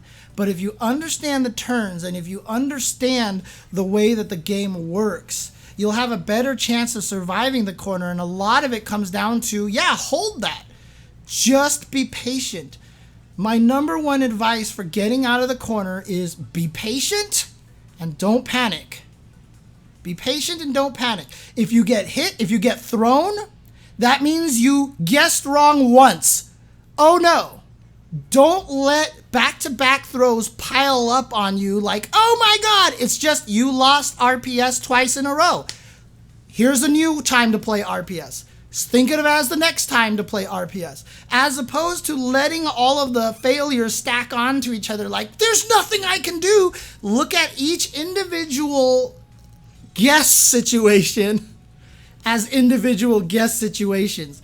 Those first 2 times they threw you twice in a row, they guessed right. They did rock and you did scissors twice. The next game, it's all open again. Don't let it pile up on you. If you let it pile up on you, that is how you end up losing in those situations. Zaffarino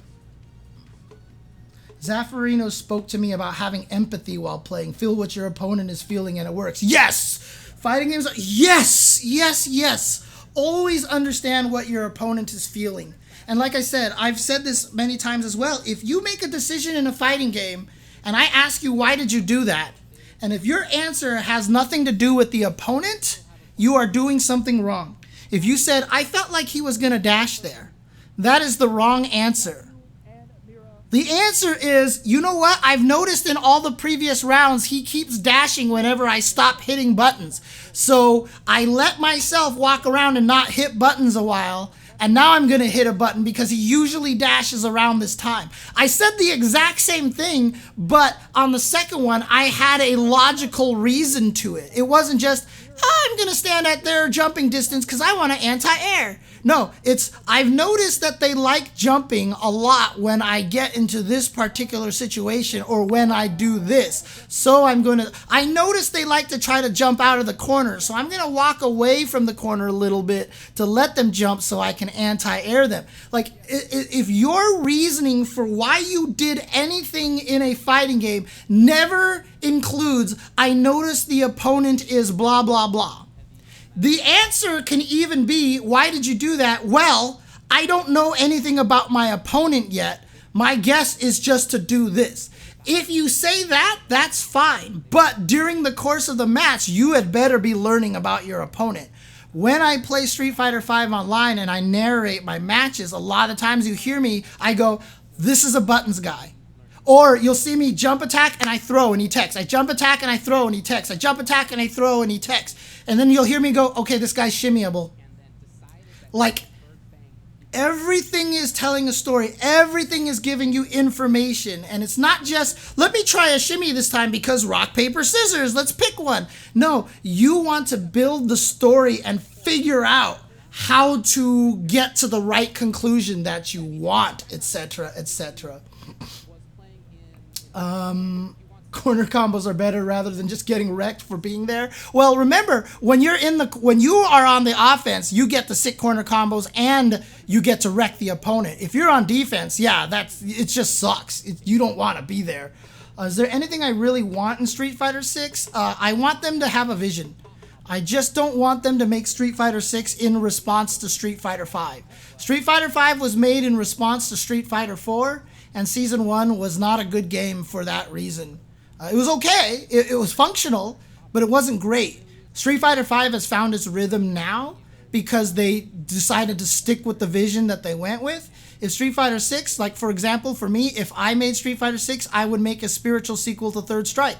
I would bring back parries, and I would make the game a spiritual sequel to Third Strike because I just feel like every 30 games should be a parry game. I think that's really cool. So I would just do that, and I would balance the game around that.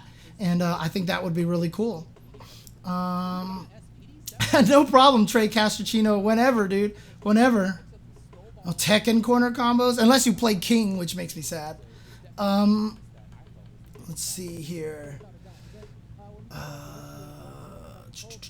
We want SF5 to be the anti-SF4 game is not a good game design philosophy, yeah. So art style, you're not going to get Funko unless they can really do Guilty Gear-esque kind of stuff. If they try to do that, that would be crazy. Realistic graphics would be kind of awkward.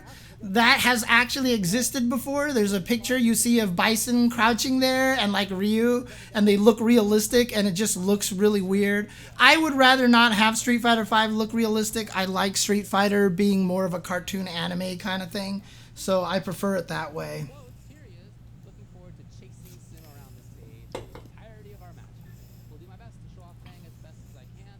Shout out to the Fang Discord. Yeah, Mortzy, one of my favorite players here. I love watching Mortzy play with Fang. Fang is such a strong character. Definitely a stronger character than a lot of people give credit for. West Coast here, we have a lot of Fang players, and it's really cool to see. It's one of my favorite things. And then, oh yeah, the 3D. So, and then CmdrJesse, it's always tough having to go up against your friends in tournament. But only one of us can represent the West. Whoever it is will show everyone else how strong our region is. It's my Iron Chef voice. The thing about it is, the reason why we're never going to get sprites back again, and this is, I'm just saying this, oh, there's this early Street Fighter art. Thank you, Investigation Cone. Yeah, you can take a look at this picture here. Yeah, it just looks weird. I don't know. It doesn't feel like Street Fighter to me. It just doesn't look like Street Fighter to me. But the reason why we're never going to see 2D sprite animations ever again, the reason why we're never going to see 2D sprite animations ever again is because it's very obvious Capcom is making good money off of costumes. And in 2D sprite games, to give characters new costumes, you're basically drawing a whole new character. You're basically drawing a whole new character. So it's very expensive to do that. And instead of just using all that effort to make a costume, why wouldn't you make a new character instead? Right? So in 3D, it's a lot cheaper to make new costumes and stuff, and for profits and stuff like that. So we're never ever gonna see sprites again. Oops, I need to switch this back to full screen. Boom, there we go. Like there was one, right? The Flappy Bird. He's definitely got some funky choices. Yeah, I don't think he's the worst character in the game or anything. I definitely think he's legit. All right, this is gonna be a funky match here. Like I said, Fang, a lot of people think, oh, Fang is a defensive character. He's really not. Dawson is a defensive character. He's really not. Do you see CmdrJesse playing cool defense right now? Do you see Mortzy playing cool defense? No. They're going in on each other. Look at this. Oh, nicely done to punish that command dash. Nicely done.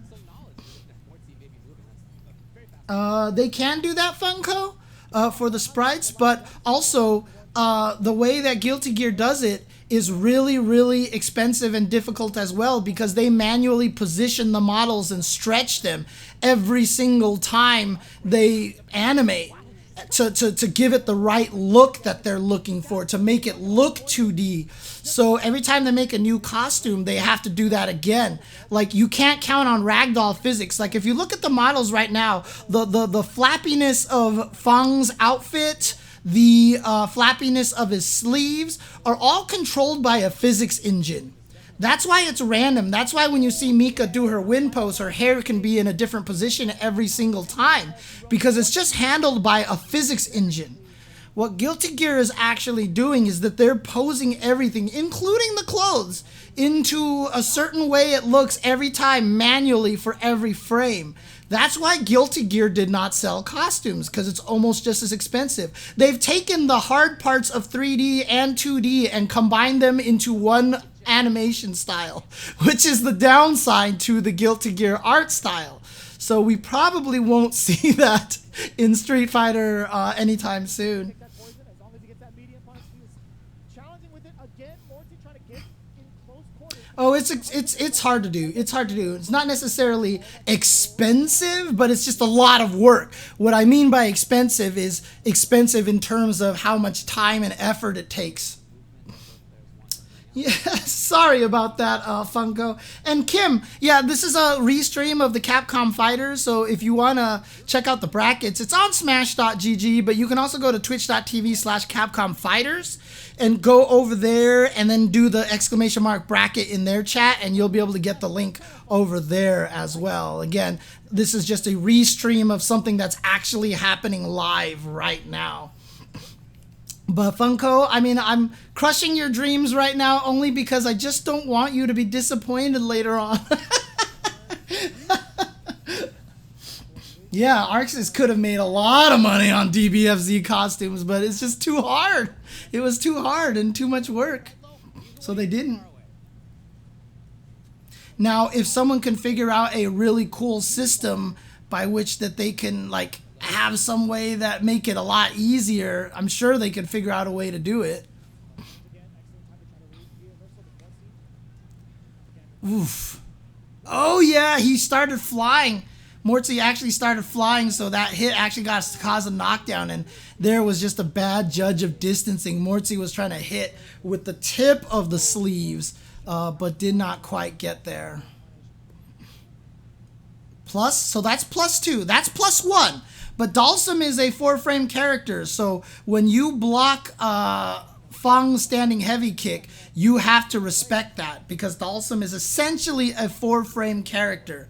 So you have to... Oh god, that mix-up is dirty. I don't know how... Yeah, I agree with you, Vicious. I don't know how he managed to block that, but nice chase down. So remember, when I said +2 is the most important thing, and that the reason why +2 is the most important thing is because that's universal for every character. So if you are a 4-frame character, +2 means it's your turn. If you're a 4-frame character and you're +1 and you're fighting a 3-frame character, that means it's essentially 0. You're essentially 0. So that is why +2 and +1 are different from each other. It depends on if you're a 4-frame or a 3-frame character. What do I mean by if you're a 4-frame or a 3-frame character? Well, I mentioned it before that 3 was the magic number because that's the fastest button in the game, right? So 3 frames is the fastest move in the game. Well, the thing about it is, oh god, if that was meaty enough. Watch out for the sniper, he blocked it! Oh, sorry, commentator mode kicking in. Ah, okay. So some characters just do not have a 3-frame attack. Some characters, which we call 4-frame characters, their fastest move is 4 frames. Fang is one of those characters. Dalsum is essentially one of those characters. I say essentially because Standing Light Punch hits in 3 frames, but only against airborne opponents. This hits in 3 frames, but only against airborne opponents, and then 4th frame hits on the ground. So Dalsum is essentially a 4-frame character. So Fang is a 4-frame character. If we look at the math, if Fang does standing heavy kick, the knee thing that he does, and he's +1 against the 3-frame character, his fastest move, Fang's fastest move is 4 frames, right? So he's +1. So he gets 1, and then the opponent hits a 3-frame button, 2, 3. Hey, guess what? My 4-frame move hit on the same frame as his 3-frame move. We trade.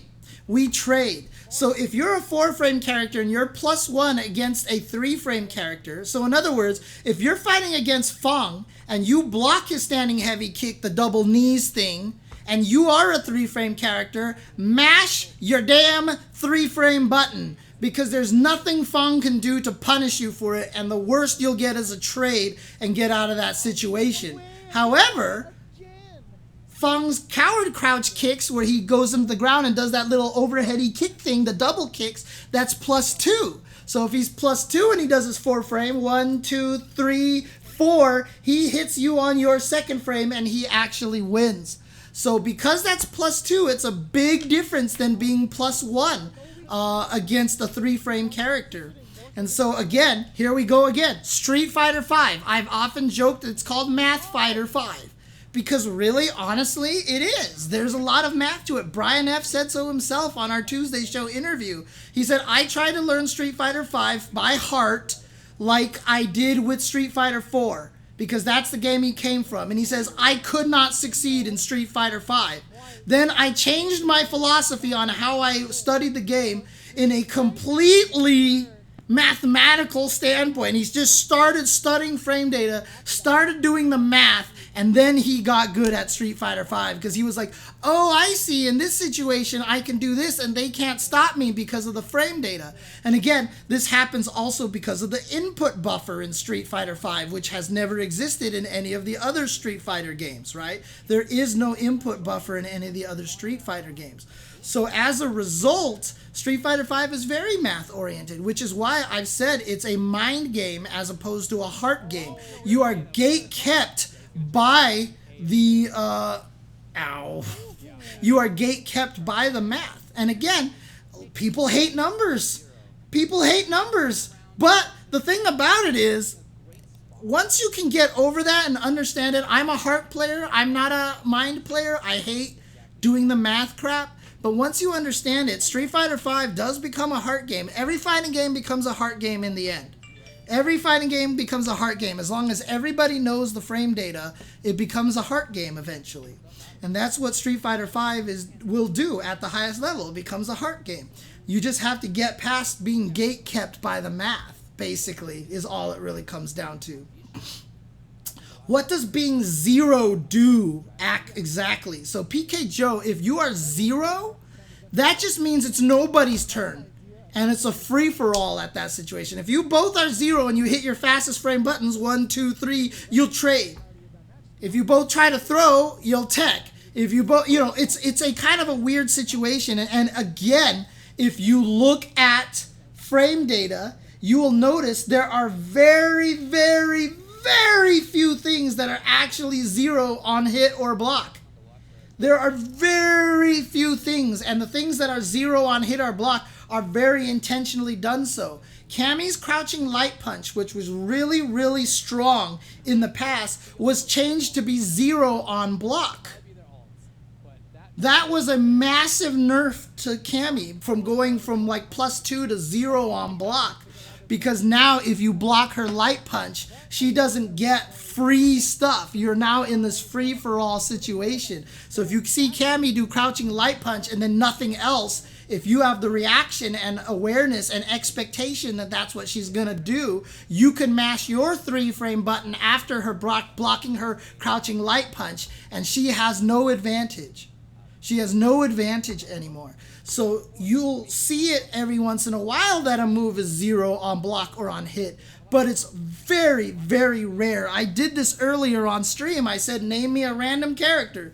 Name me a random character. I'm just going to go and close my eyes and pick a character right now. I was zipping through frame data app here. I picked Seth. All right, so I picked Seth.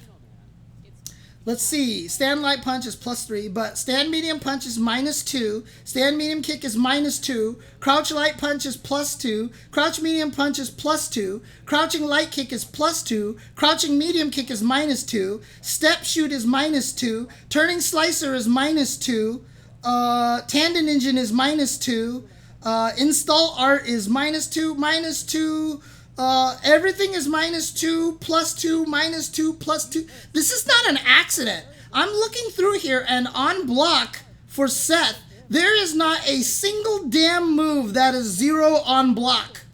There is not a single move that is 0 on block.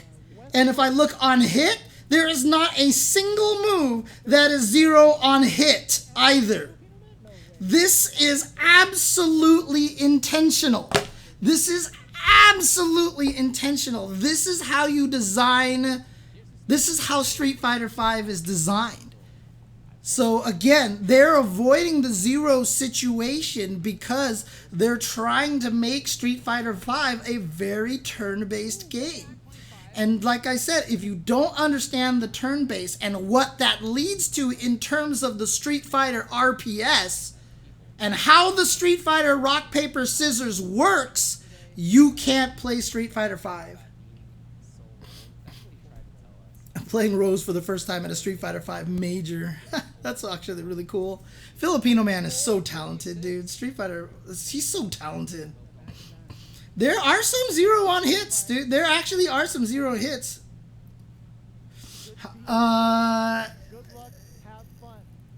don't know, actually. That's a good question. If there's actually a data, there probably is no place. Like if I go to Armika, let me see if there's any 0 on block moves or 0 on hit moves. I'm just going to see if there's any at all.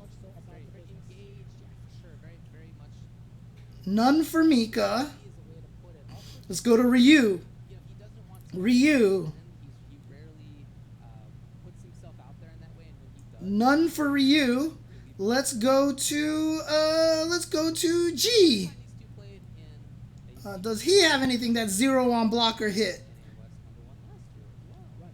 None for G. Oh wait, level light punch G burst, which is the fireball, on hit is 0. Light punch G burst level 2 is 0 on hit. That's the only one G has. Let's try Ed. Ed. Okay, crouching light kick is 0 on block. That's the only one he has. Etc., etc., etc., etc. So again, it is just not something you see. It is just not something you see because Street Fighter V is very... A lot of old fighting games, block stun was just block stun. How plus or minus you are was just depending on how fast the animation was. Street Fighter V, thanks to Street Fighter 4, they learned that they can control the block stun for every move individually, and they decided to do that. They made they can choose how much block stun every button it has individually, and that's what they've done. So they can masterfully craft every move to be exactly the frame data they want it to be. And that's what Street Fighter V is. When I say Street Fighter V is a very intentionally designed game, that is what I mean. A lot of other games, things just end up the way they do because that's just how the move is animated, and that's just... It was awesome. Oh, teleport, I love it. Oh, he could have killed him if he had just not done anything, but that's okay. Breezy Die, FAT. FAT. This is the icon for it right there. The fist. This is the icon for it.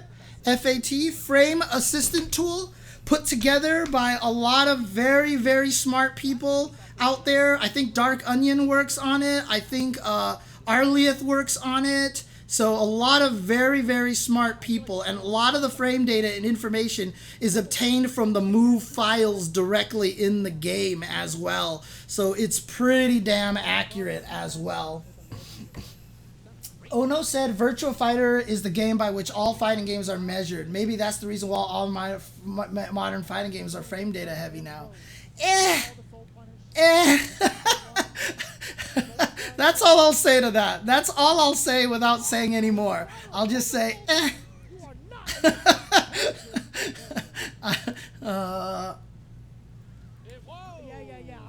yeah, some throws are, yeah, for sure, for sure. Take the throw jackpots? Yes, 100%. We saw that in the first game with Nephew versus Chris CCH. Chris CCH would, oh, he's dead. Boom. Yeah. Chris CCH always had a deficit, and he would activate V trigger and start trying to pressure Nephew, and Nephew just crouched and blocked. I hate that Take the Throw is a meme, because Take the Throw is absolutely the best thing to do in a lot of the situations. So there's a Street Fighter RPS, but it's weighted. The scary part is if you're in the corner. Again, when you're in the corner, you're supposed to die. That's the nature of the game. But if you're not in the corner, taking the throw is always the best option out of all of them because it resets you to neutral. A forward throw almost always resets you to neutral. Back throw, not necessarily, but forward throw does, and most people will go for forward throws because it's more aggressive and they're already holding forward on the controller, right? So taking the throw in the middle of the stage, if you have a life lead, is always the right option. Now, this is the problem with fighting games, right? Is that there never is a right option. The right answer does not exist in fighting games. If there is a right answer in the fighting game, oh, that was almost so sick.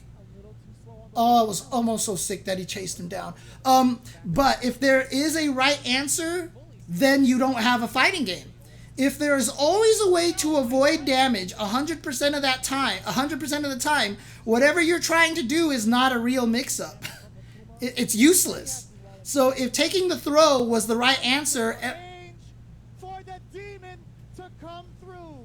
Take the throw, ladies and gentlemen. Take the throw. If taking the throw was the right answer every single time, you would have a bad fighting game, right? The reason why taking the throw is not the right answer every time is if you take the throw every time, they're just going to throw you back to back to back to back to back to back to back, and you will die. And eventually you have no life, and then you basically have to now not take the throw because you'll die. So taking the throw all the time will get you killed. So every once in a while, you do have to stop the opponent from throwing you. But again, we saw what Phenom did to Daigo that one time. He threw Daigo 5 times in a row, right, at Canada Cup one year. And that's because Daigo was like, you know what, I'm just going to take the throw because it's the right answer. I'm going to do it every single time. Phenom called him out on it and threw him 5 times in a row and killed Daigo, right? So that was the idea of that. But also Daigo was in the corner, so it was a lot easier for that to happen. But again, if you take the throw like 3 out of 4 times or, you know, try to mix it up and stuff, that's the whole idea. If the opponent's going to throw you every time, then you can start beating them up. Also, mid-screen, walking backwards is a good option because a lot of times you can walk out of throw ranges depending on the character that you have. So like you block a standing strong, just start walking backwards. The opponent has to be able to do a one-hit low confirm to punish you for walking backwards. Right? That's the trick right there. And then they can punish you for walking backwards. But that's a scary proposition. So honestly... David! Guess what game it is? David! Man. It's Street Fighter 5, friend. It's not Street Fighter 4 where the backdashes were invul and hers was half screen. Ow! Oh, man. From that far away. I thought it would hit towards like the tail end of the active frames. I don't know if he. I don't know how if he confirmed that. That was just insanity, dude. Take the throw. You 100% take the throw. Take the throw, as I mentioned with the Street Fighter RPS, gets completely walloped by shimmies. In fact, teching throws is the number one. So teching throws and pressing buttons on your wake up will give you the most damage, right? Will cause you the most damage because the opponent gets to confirm into a big ol' combo. Taking the throw gets you the most minimal damage. And that's why it's generally the safest, and if you're mid-screen, it resets to neutral. In the weighted RPS, taking the throw, in other words, wake up and blocking, is usually the best option. Take the throw is a meme, yes, but again, take the throw is an important option that you must consider when you're mid-screen. When you're mid-screen, you'll see me play a lot and I'll be in the mid-screen and I'm like, I'm taking the throw. Just throw me. I don't really care, right? And so that's very important. So taking the throw is by default the best option. Oh my God! Oh, Jesus. Oh. That was taking advantage of someone's slow reactions. Oh, that's not throw invul. So I'm surprised Samurai didn't get the throw on that. Wow, the backdash is Filipino man running back to the Street Fighter 4 strategy. Going with pure zoning here. Cards, fireballs. Kyrie fireballs. Oh, that was such a beautiful slide. Oh, you're a genius, Filipino man. Oh, man. Unless you're playing against G. And that's why when I play Street Fighter 5, I die to Alex's and I die to Zangief so badly.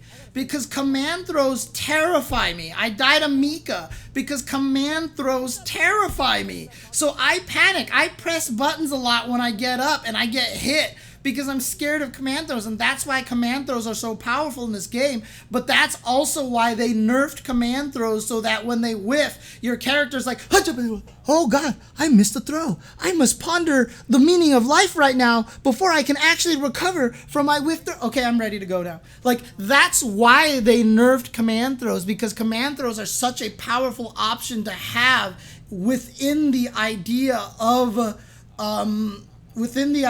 Street Fighter V RPS. So now if you backdash away from the throw, you can jump and punish them and stuff like that. So Rose, so far, from what I've heard mostly from people, Cone, I have no opinion myself because I haven't tried her and I haven't watched her a lot. But most people say she's strong, high mid or high tier. Basically, top of the mid tier or high tier. Very strong character, not broken, but pretty much right where she's supposed to be, where she should be, actually, and that's actually really cool. Gee, I missed it? But saying I tech that is basically my mating call at this point. Dude, that's just like when I joked earlier, Publius, that, you know, but I parried that! Was like something back in the Third Strike days, which is why parries were such a useful thing to have, because it makes the player feel more responsible for their loss, for them taking damage. In Street Fighter V, when you take damage in this game, a lot of times it feels like it's not your fault, that there was nothing you could have done about it, and the offense is too hard to deal with, etc., etc. That's how Street Fighter V feels. In Street Fighter IV, you would uppercut, they would block your uppercut, or they would backdash, make your uppercut whiff, and you go like, oh, dang it, he read my uppercut, and you just kind of accept your death afterwards. In Third Strike, you were like, I parried that, and so you feel like the reason why you died was because you failed your parry attempt, and so you put more responsibility on yourself. What's up, Contraliar? Thank you for the subscription. If you guys do appreciate this content and do appreciate these educational streams that I'm doing so that you can learn about Street Fighter while watching high-level Street Fighter, please consider subscriptions, donations, gift subs, bits, all of that jazz to support my starving artist esports life. Thank you very much. Appreciate it. But, that's the thing about Street Fighter V, is when you get beat up in the corner, like I said, you have to look at it as you guessing wrong in RPS, in rock, paper, scissors, back to back to back to back. If you look at it that way, you don't get as frustrated when you get mauled in the corner. Knowing that, and when you're in the corner, you're supposed to die. Escaping the corner and getting mauled in the corner are very different feelings.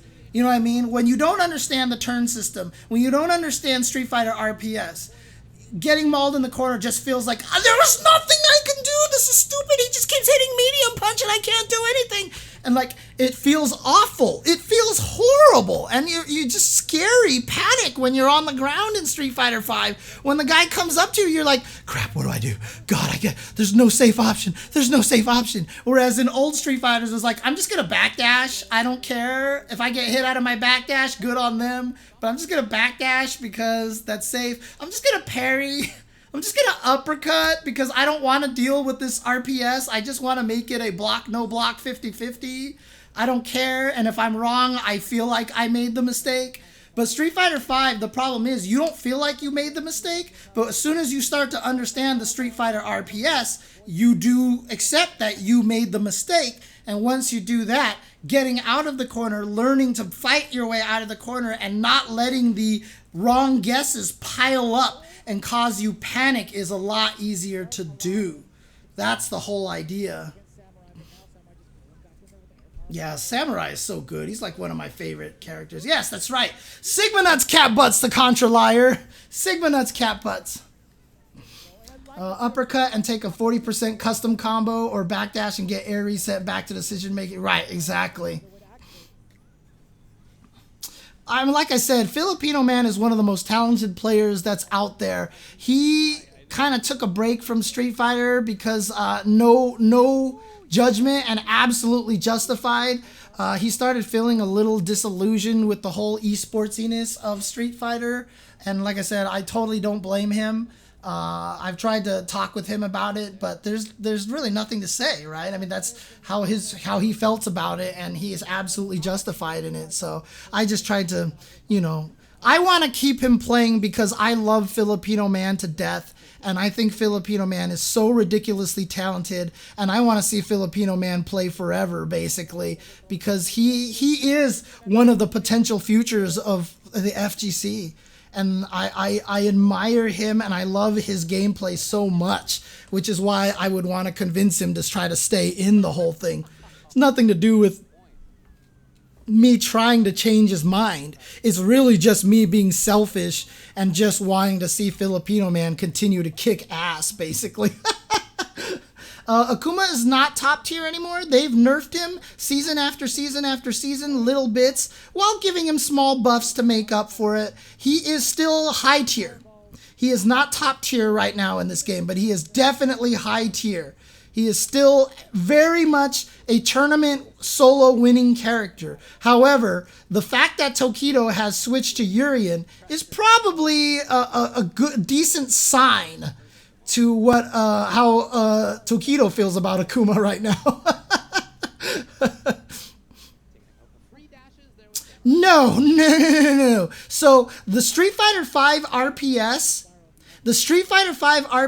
the reason why I have to call it the Street Fighter V RPS is because it's not the FGC RPS. It's not the FG RPS. It's not the fighting game RPS. This RPS exists in basically no game except for Street Fighter V to this degree. None of the other fighting games feel that way because most of the other fighting games have so many other things you can do. So many of the other fighting games out there you play have so many other options. In fact, if you name every other fighting game prior to Street Fighter V that has existed, and even after Street Fighter V, none of those games have an RPS system as rigid as Street Fighter V. None of them. So the question if Strive will have the RPS style, no. No, it won't, because Street Fighter V is basically one of the only games that has it. I mean, honestly, say it louder. It's just because that Ryu should be the fireball guy. Yeah, but again, like the RPS does feel more rigid.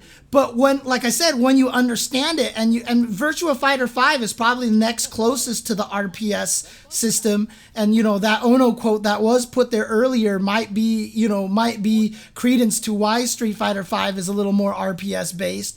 But that's why a lot of top players love Virtua Fighter. That's why a lot of top players really enjoy Street Fighter 5 now.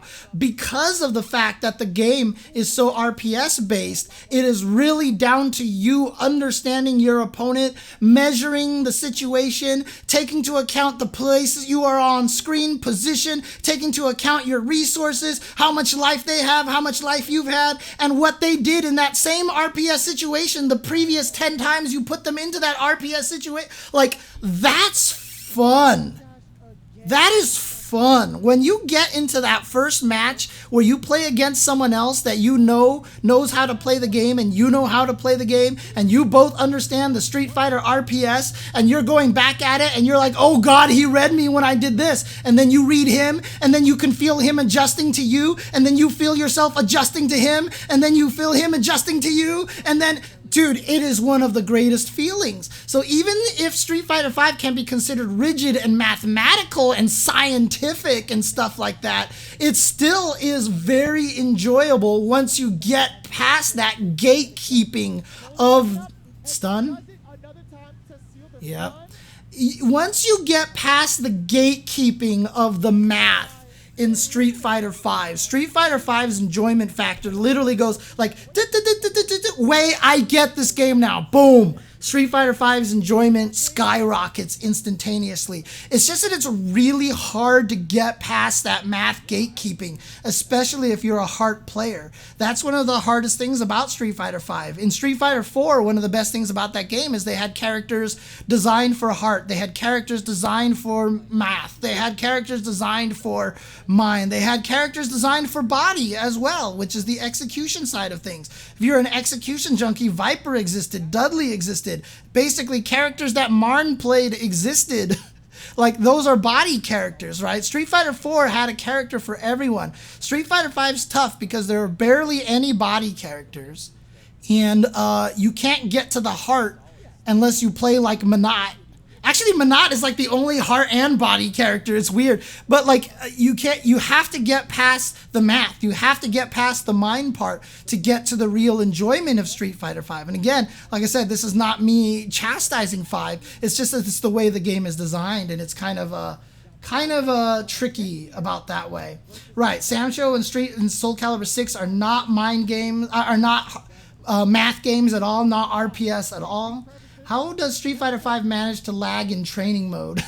Gee, I have no idea. I hate that. Play it on the PC, Naughty Senpai. It doesn't lag in training mode. That's a PS4 problem, I've noticed. If I was an oil billionaire, I'd definitely fund rollback and Samsho. Say, Akuma is such a well-rounded character with a ton of utility, while Ryu's defining quality to me are the fireballs, so they should be better. Yes, I agree. Is having a good fireball game important in Street Fighter V? No, not really.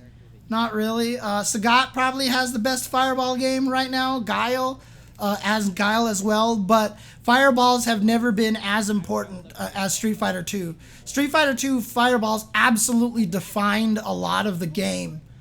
And that is not... I mean, literally, Street Fighter 2 can be broken down into projectile versus projectile, projectile versus non-projectile, and non-projectile versus non-projectile. Like, there are 3 categories of matches. That's how much of a difference it makes. You have a character like Honda who dies to all projectile characters, kills all non-projectile characters.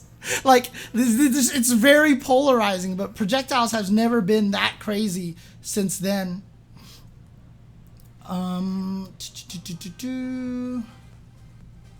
I'm a MASH at all times heavy player. The one thing I hate about Street Fighter V is that due to the buffer window, some random ass players can't do anything, but when they hit you with the random stuff, they got max damage combos because they don't need to practice them. Yeah, that's really not as much of the input buffer thing, but maybe a little bit because they get access to the combos easily. Now, a lot of people like that about Street Fighter V because execution shouldn't be a thing in fighting games. And I'm like, what the hell are you talking about? Execution, absolute. So there's obviously 2 camps of people, whether they like execution, enjoy the human error, or if they just prefer having it being a real-time chess match. I think having a real-time chess match is pointless. And I love the execution in fighting games because that's interesting to me. And some people just don't agree. Some people just don't see execution as interesting. And it's just different mindsets. I absolutely believe that execution should be a thing. And I want people to drop combos all the time because I think that makes it more fun, in my opinion. But that's me. That's me. The input buffer, yeah, it does make it annoying because everyone can land every combo. There's no... one-frame links that you have to practice or whatever like that. But again, that's just the nature of how Street Fighter V is designed.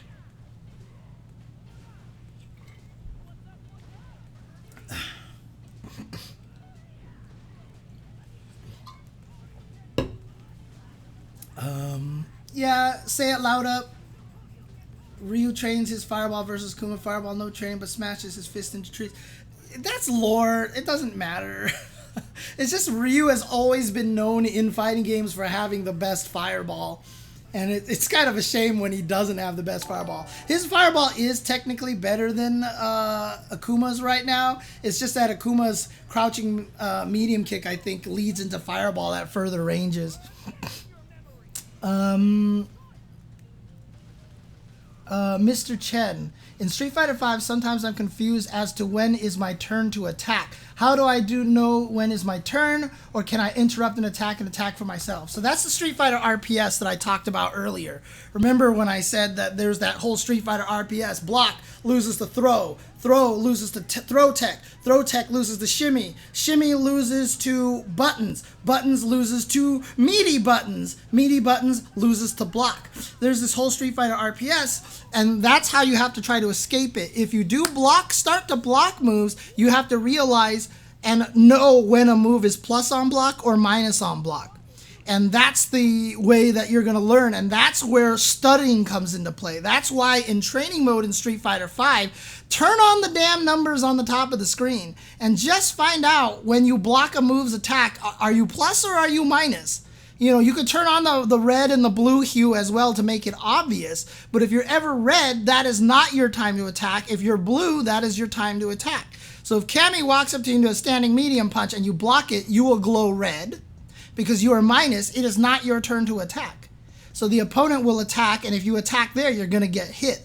The trickiest thing is, it's not that easy. Fighting games are never that easy. There's no one answer to anything. So if you block because it's not your turn to attack after blocking Cammy's medium punch, she can make you block a medium punch, walk up to you, and make you block another medium punch. And she can loop that forever. If you sit there and only block because it's not your turn after the medium punch, then she will walk up and loop this on you, and you will gray health damage until you die. The idea then is now you have to guess whether they're going to try to steal a future turn. Cammy doing stand medium punch into crouch medium punch will beat every button that you try to throw out. But if Cammy does stand medium punch, walk stand medium punch, she's trying to steal a future turn. She's trying to steal a turn later after the second medium punch. So she does stand medium punch, walk up stand medium punch, because she knows you're scared to press a button. If you read that the opponent is trying to steal a future turn like that, now you can hit a button. So it's up to you to read the opponent. Are they going to go for the true frame trap of standing medium punch and crouching medium punch? Frame trap meaning if you hit a button, you will get hit because they've given you just enough rope to hang yourself. So are you going to mash a button because are you going to block because you expect them to do a true frame trap? Or are you going to mash a button because you're expecting that they're going to try to steal a turn and walking forward? The way to escape and the way to figure out when it's your turn to attack is based entirely on what you predict the opponent is going to do. Now, if you block something that is minus on block, so if Laura just comes at you and does light elbow and you block it and you're right next to her and she's -2, that is your turn to attack. If you block something in the training mode and you glow blue, that is your turn to attack. However, because it is your turn to attack, you can steal future turns, or you can go for the true frame trap. And now it's up to the opponent to guess how to find the right time to counterattack. So that's the idea of that. So if you block something and they're minus, you damn well better attack because it's your turn. Or use that advantage to steal a future turn by walking up and doing medium punch. You know, etc., etc. Whenever you are plus, it's time for the Street Fighter RPS, right? That's the whole thing. All of these concepts are all tied with each other. The turns, the stealing turns, Street Fighter RPS, etc., etc. They're all the core concept of Street Fighter V. There is no real answer to actually know when to counterattack. It should only be based off of your reads on what the opponent is going to do. If you do decide to block and they do standing medium punch, crouching medium punch, Cammy has pushed herself into a range now where you have more options to move around and do stuff, and they probably can't frame trap you anymore. So by successfully blocking medium punch, crouching medium punch, now is a time to consider trying to counterattack, because frame traps will eventually decay due to pushback. Frame traps decay due to pushback. That's why if you do standing medium punch, crouching medium punch with Cammy, you push yourself into a range in which you do not have frame traps anymore. That's why Cammys will do standing medium punch, walk forward standing medium punch, because that resets the decay. right? The decay is how far you're pushing yourself away from the opponent. If you do standing medium punch, walk up, standing medium punch, you've reset the decay. You're back to turn 1 of the mix-up. And so you can keep applying pressure that way and make the opponent feel nervous. That's the whole idea of stealing the turn by walking forward. You're resetting the distance decay, the pushback decay from doing true frames traps over and over and over again. Because if you're Karen and you do crouching medium punch, standing medium kick, you've now pushed yourself this far away, you are not a threat to the opponent anymore. And so that allows them to escape. So as an offensive player, you try to reset the decay by micro-stepping between buttons, by stealing future turns, by walking forward, etc., etc.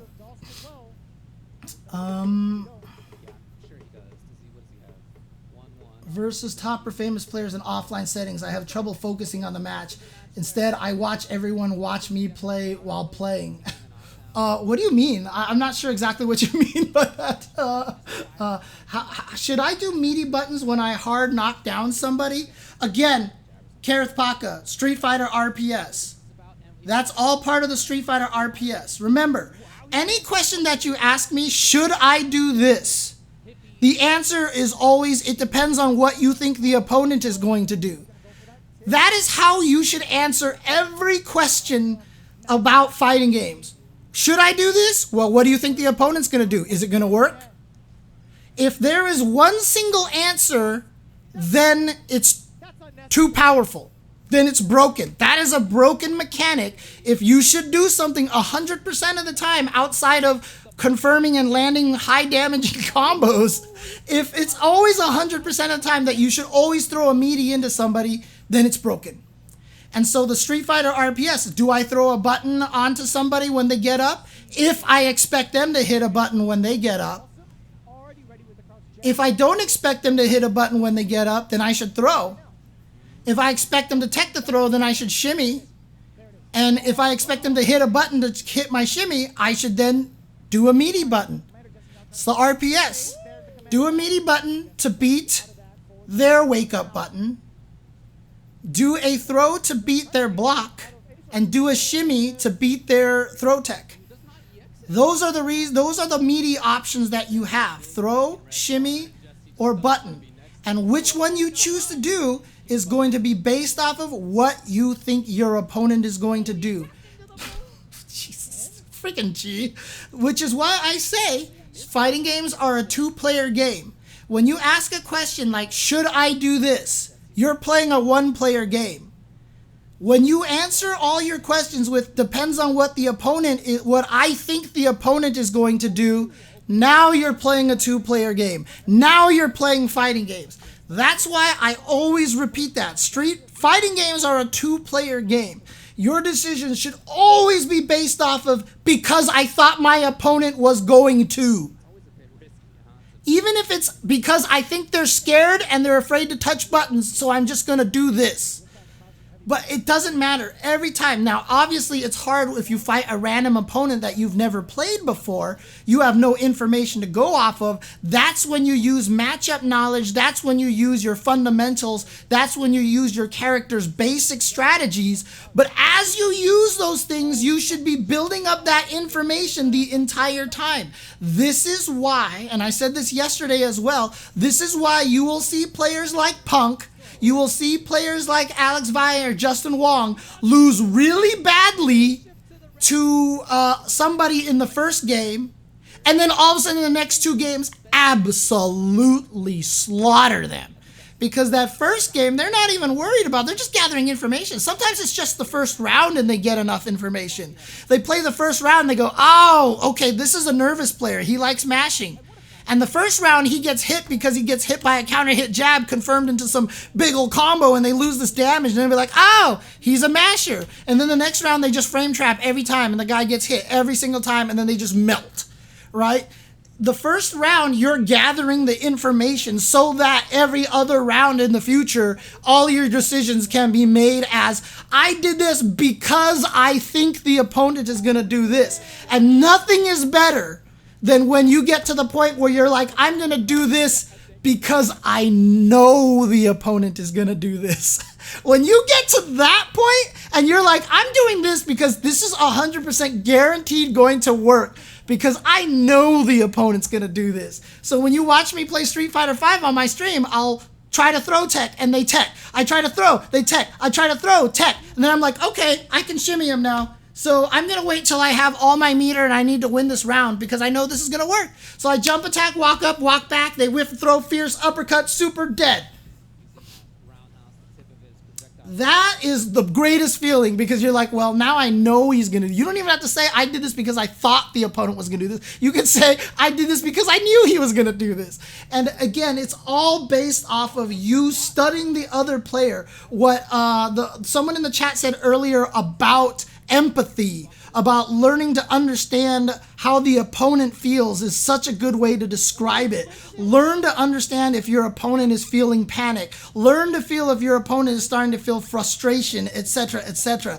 If you can do that, that will make you succeed at fighting games because you can base your decisions on that. You'll hear me commentate. Even yesterday, Samurai, when he lost to Danka Diaz, you know, I said it was because you could tell he was panicking and he was getting frustrated. And you can read that out of body language in game. You just have to know what to look for. Once you start getting better at fighting games, you can read what an opponent is feeling through their in-game character body language, which is another one of the times where you're just like, God, fighting games are so cool. Like, you can just feel that. And it's one of the reasons why I think I'm a good commentator, because I'm so good at feeling that empathy on players when I commentate. I'm bad at it when I play because I'm so involved in the game, but when I commentate, I often say things, I bet you they're feeling themselves right now. And then all of a sudden a teabag comes out and you're like, well, there you go. I knew it. You know, those are those kind of things. Like, if you have the empath, and that's where my commentary comes from a lot of the times, is me trying to feel what opponents are feeling and kind of narrating that. And that's really cool.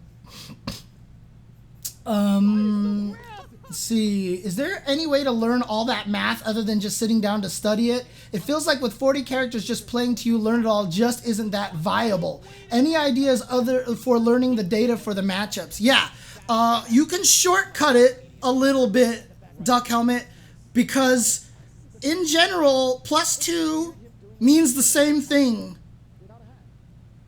for every character. Optimal Street Fighter RPS +2.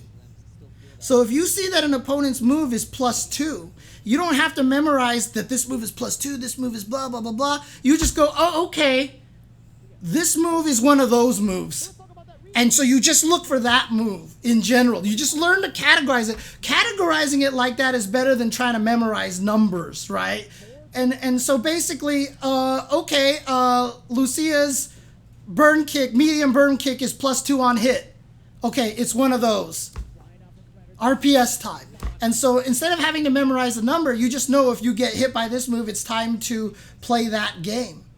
It's time to play you're in the -2 situation game. So that way you don't have to worry about the exact numbers. Learn to categorize the moves a little bit, and that makes things a lot easier. Also, in general, light punches, light kicks, and medium punches are always going to be plus.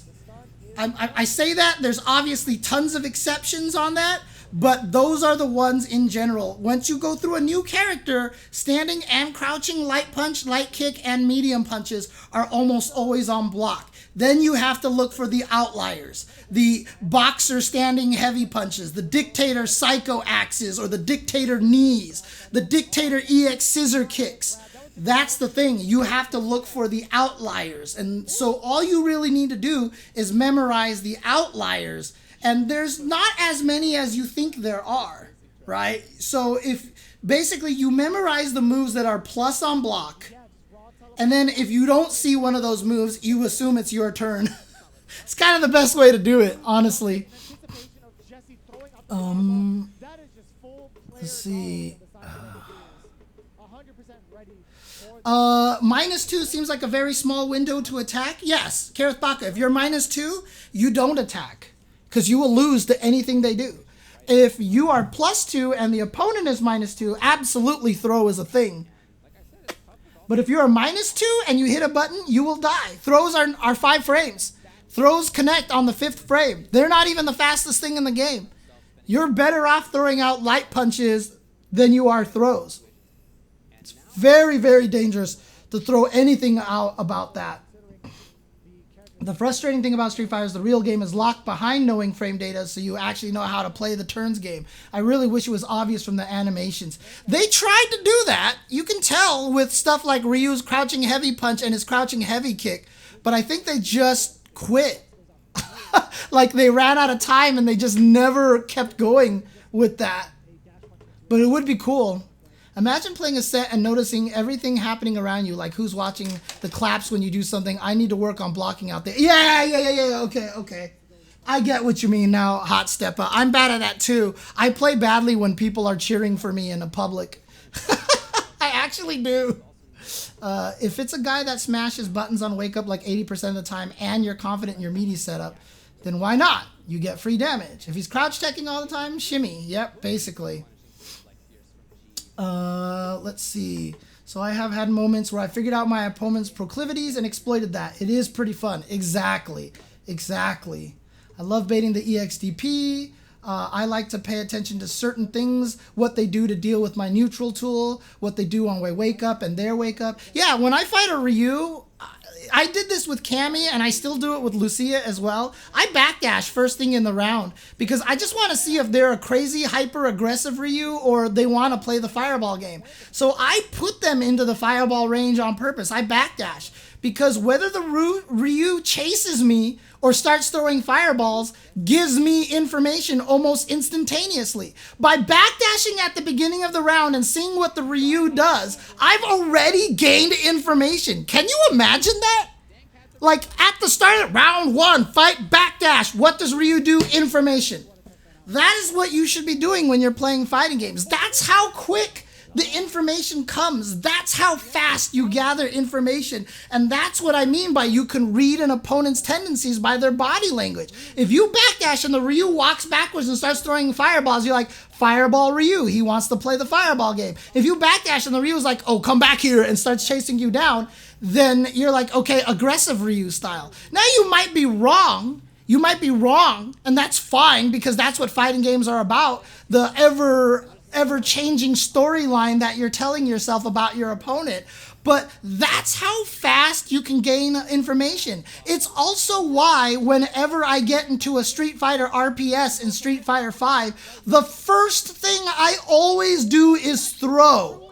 Because I want to see if they tech, I want to see if they get thrown, I want to see if they walk backwards, etc. I always lean towards throwing because even if they tech my throw the first 3 times and I'm not getting my damage, I don't see it as, man, I guessed wrong, this sucks 3 times in a row. I see this as, he's consistently teching the throw. Now I will be able to do far more damage after having gained this information, and I can save it for later to kill him.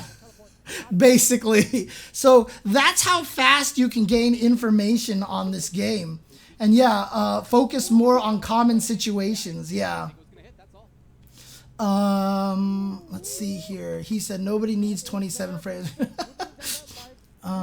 Man, it's not that easy. You can mash if you're -2, and if you mash if they're +2. Nobody is perfect and people mess up. You won't believe how often people don't get the frame traps tight. Yeah, you're right, Naughty Senpai. However, because Street Fighter V has the 3-put input buffer, that is less true. That is less true. It is so much. If this was Street Fighter 4, I would agree with you 100%. And that's why I've always been anti-input buffer in Street Fighter 5. Input buffer allows everybody to do perfect frame traps. 98% of the time. Yeah, they'll mess it up occasionally. And you want to mash buttons when you're at -2 because if you think they're going to steal a turn in the future, that's worth mashing buttons. I do it all the time. But that's because, again, I read that they are going to try to steal a turn. So I'm going to mash a button. That's my strategy, right? That's based off of what I think the opponent's going to do. However, if your opponent is going to frame trap and you think they're going to frame trap, don't mash buttons hoping they're going to miss the frame trap. Not with the input buffer in Street Fighter V. That is a bad, bad idea.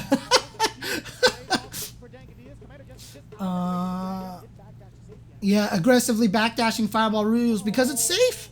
It's safe. It's a safe situation to do. You're a screen away and you're attacking with fireballs a screen away. It feels safe.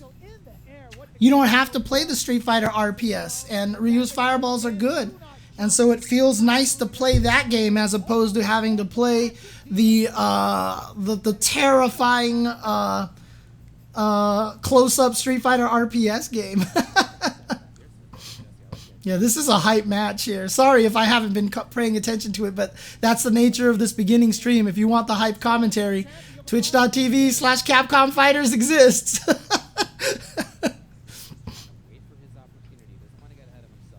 All right. Hi, kitty. Oh, Nathan is just rubbing his head all over my hands. Oh. Plus, yep. See, Yoga Gale plus. Looks hella negative. Actually is plus on block. It's the hardest thing about this game, knowing what's plus and knowing what's minus. There's no visual indication of it. Like Soul Calibur, plus attacks are almost always break attacks. Oh god, here we go.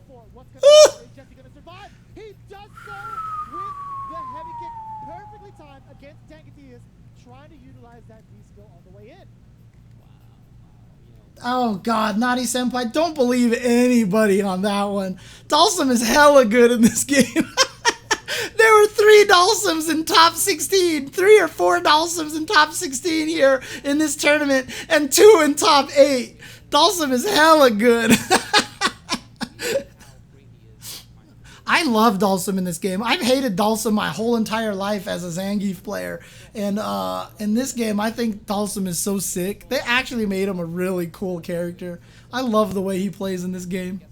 I hate fighting him, but I still hate fighting him, but I just think he's such a neat design.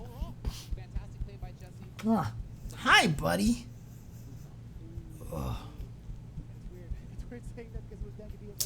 Oof. So CmdrJesse moving on. Danka Diaz is out in 7th place. And Chris CCH versus Samurai. I don't want to see any of these guys get eliminated. No!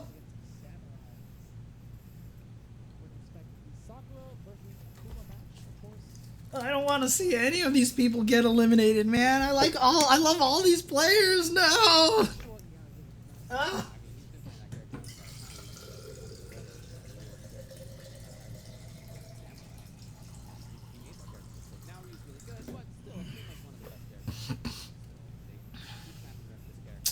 Yeah, the one that always made me sad the most, Naughty Senpai, not by looks, but by the way she plays, is Cammy. Because they made Zangief so interesting. They made Dhalsim so interesting and different. And then they made Cammy and she was the exact damn thing she was in 4 and in CVS2. And I was like, come on. Make her a grappler again. Make her Super Turbo Cammy. Hey, stop. No. No. No.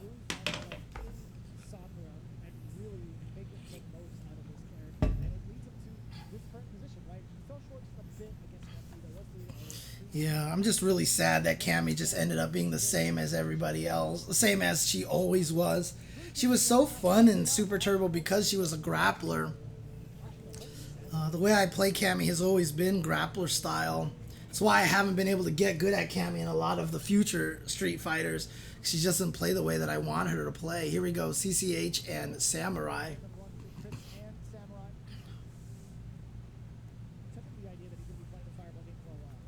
Yeah, the faces definitely have some issues in this game. I know a lot of people don't like Ibuki's face as well. Oof. The whiff option select. So there we go. Street Fighter RPS. He chose the shimmy, so he got the reward for that. So Chris CCH starting with the shimmy option. Let's see what he goes here. Street Fighter RPS. He goes for throw. Street Fighter RPS. Oh, he went for shimmy. He blocked.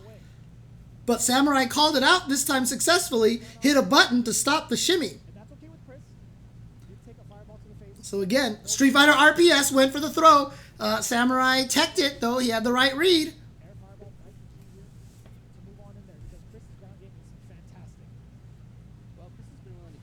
Oh, he just ate that fire. Oh, he's going to be able to combo off of that. Yeah, here we go. Street Fighter RPS, he goes for the throw. But mid-screen, doesn't get anything else. Can't loop the RPS back and forth. Gets the throw and gets nothing else. Goes for the shimmy. That was the RPS. Another shimmy, that time, RPS. Happy to see Chris just playing it patiently, looking at the clock now, 19 seconds. Oh, just walked into it. It's been great. Again, using the walk. I mean, Sakura's animations still bother me. I hate Sakura's animations. All right, here we go. Uppercut, RPS, goes for the throw. Samurai goes for an awkward option, which is jump back, which does avoid the throw. Uppercut, kind of RPS. Oh no, here we go. Big damage combo. Goes for the knockdown, that gives him an RPS. Goes for button into throw. Goes for tick throw. That was the option, but at the core, it's button. Lands the cross up, goes for the button because he wants the hit confirm off of that. Shimmy, RPS option, but gets nullified by V reversal. Okay, RPS, throw. RPS, shimmy, but wake up fireball. What? That she should have been able to block that. RPS, shimmy. RPS, throw, but he did it too early. RPS, button, RPS, shimmy. Uppercut. Now, the way I'm stating this now, are you guys starting to see this now? About what I mean by this game is about the RPS? And every time they do it, they go to one of those three options. And it happens so fast, and you just learn these stories, and it's really fascinating. It's such a cool thing about this game. Uh-oh, punish, gonna do the knockdown so he gets the RPS. RPS, button, and then counter poke after the button, because he thought he was gonna steal a turn. Okay, RPS goes for button and throw, but Samurai walks backwards away from it. Punish. Okay, nice. Oh, what a whiff punish. Too far away for RPS. But you can also see how the neutral is really fascinating, that you don't get the RPS all the time. A lot of people say this game is nothing but guesses, but here we go. Samurai's in the corner. RPS time. Okay, here we go. RPS. Goes for the throw. And that's enough to kill? Oh my god. I think Samurai was going to take the throw, but you went for the back throw. In general, back throws do more damage. Back throws build more meter, do more damage, and give you better Oki most of the time, because that way you don't get rewarded. You will throw people out of the corner. You're sacrificing corner position by going for a back throw.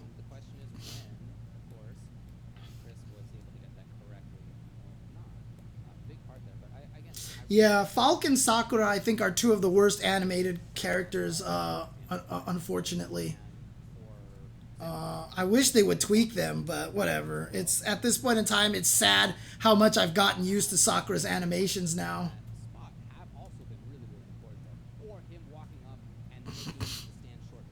No, Samurai is definitely a heart player. Going to the best, smartest option to a fault kind of is a little bit of the heart on him.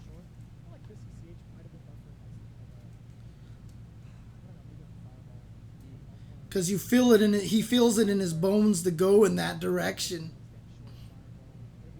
Weirdly enough, playing not by heart means that you would be better at just randomizing what you're doing.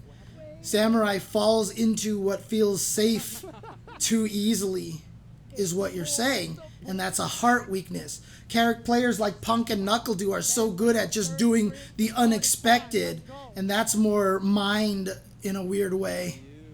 Here we go, RPS, buttons, and then catch them walking backwards, the empty jump. Oh, okay, here we go. Not going to be able to get the RPS, too far away after the back roll. But here we go, pushed him in the corner. And again, in the corner, you can't walk backwards. You can't change the distance. That's what makes being in the corner bad, is that the opponent gets to do whatever they want to. RPS, Chris CCH goes for the throw, and then detect the shimmy on the RPS. Fireballs. Fireball, fireball. And again, now we're back to neutral. Okay, uppercut, back tech, no RPS. RPS, because he dashed in, went for the button tick throw. But then Samurai walked away. Like I said, walking away is a good option.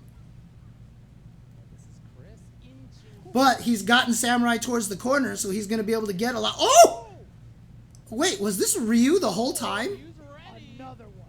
Another crouching strong to catch the button of Samurai on that big counter hit. 2 V reversals out. Why did I think this was Akuma? Jesus.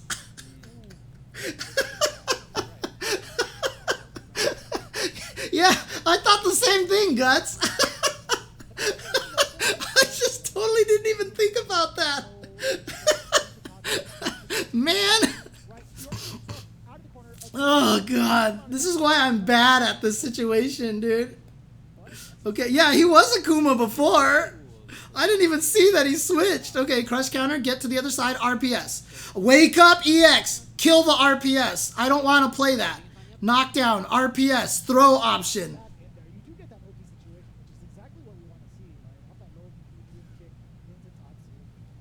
Alright, gets over the fireball. Yeah, so like I said, all I'm doing this match, RPS, throw option. So it's back-to-back throw option. And so again, these are all things that you have to pay attention to. He had an RPS situation. He chose to do crouching medium kick into fireball. This is going to hurt. Oh, no. He decided not to uppercut afterwards. He wanted the pressure, sacrifice damage, shimmy, and then see, touching a button. Oh my God, that's going to kill. So Samurai is really good at reading the shimmy and going with the crouching medium kick. He did that yesterday twice to JB. Read the shimmy and hit him with the wake up crouching medium kick. Like I said, that's the bigger brain anti-shimmy. Normally you can just hit a jab and take your turn or something like that. But bigger brain is doing crouching medium kick because they're walking backwards, and so you hit them in their legs. That's why having a single hit confirmed crouching medium kick is really powerful in this game, because then you can just do that. Shimmy goes for the buttons. I'm sorry, RPS goes for the buttons. RPS goes for buttons again. Oh no, he just ate that. RPS goes for buttons again. And then, see, here's the thing, right? I said RPS, and he hits him with the jab. What I'm not saying is that that leads to another RPS. He hits him with the jab. There's another RPS right afterwards. And that time, Samurai went for the shimmy. So he went for button into shimmy. 2 back-to-back RPSs in the span of less than a second. And that's kind of how that works. And that's what makes Street Fighter V interesting, is it happens all so fast, and you have to keep track of every single one of them. And just because they all are RPSs, like after the Tatsu knockdown, this is an RPS. After a jump in, that's an RPS. People behave differently in each of those situations. So each of those are separate stories to be told in the RPS situation. People, for some reason, will react differently on the knockdown, even though they're all the same kind of mix-up afterwards. There you see Chris CCH taking his turn after the towards heavy punch. That was the attack option on the offense of the RPS.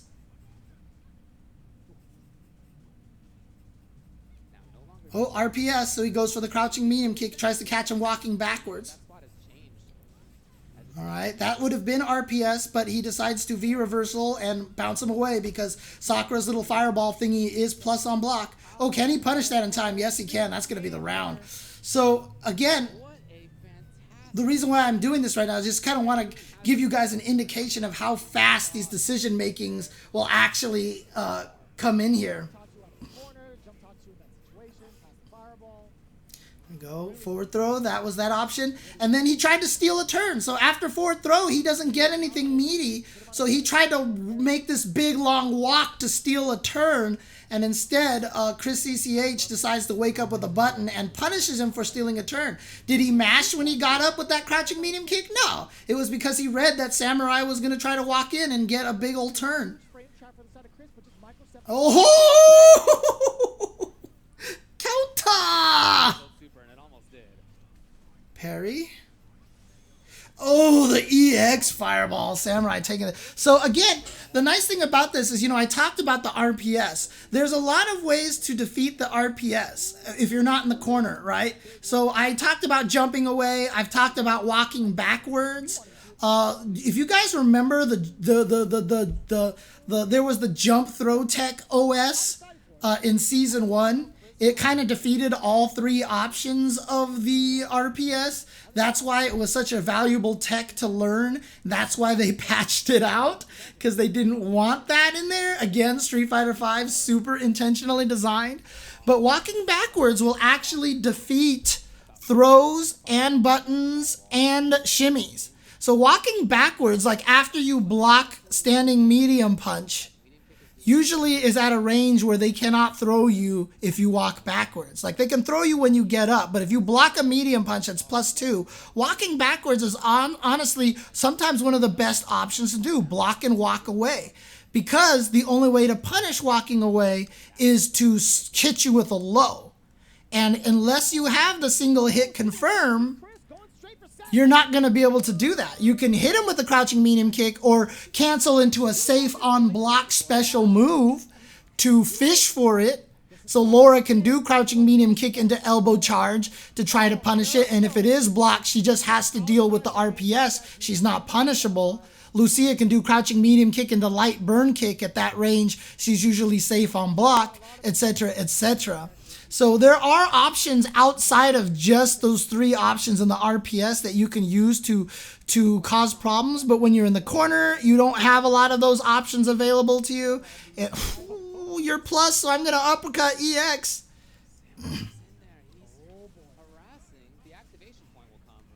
Yeah, he gets those meaties after a forward throw, but again, they're not like super terrifying. Like you block, and if you see him walk forward, you can walk away, right?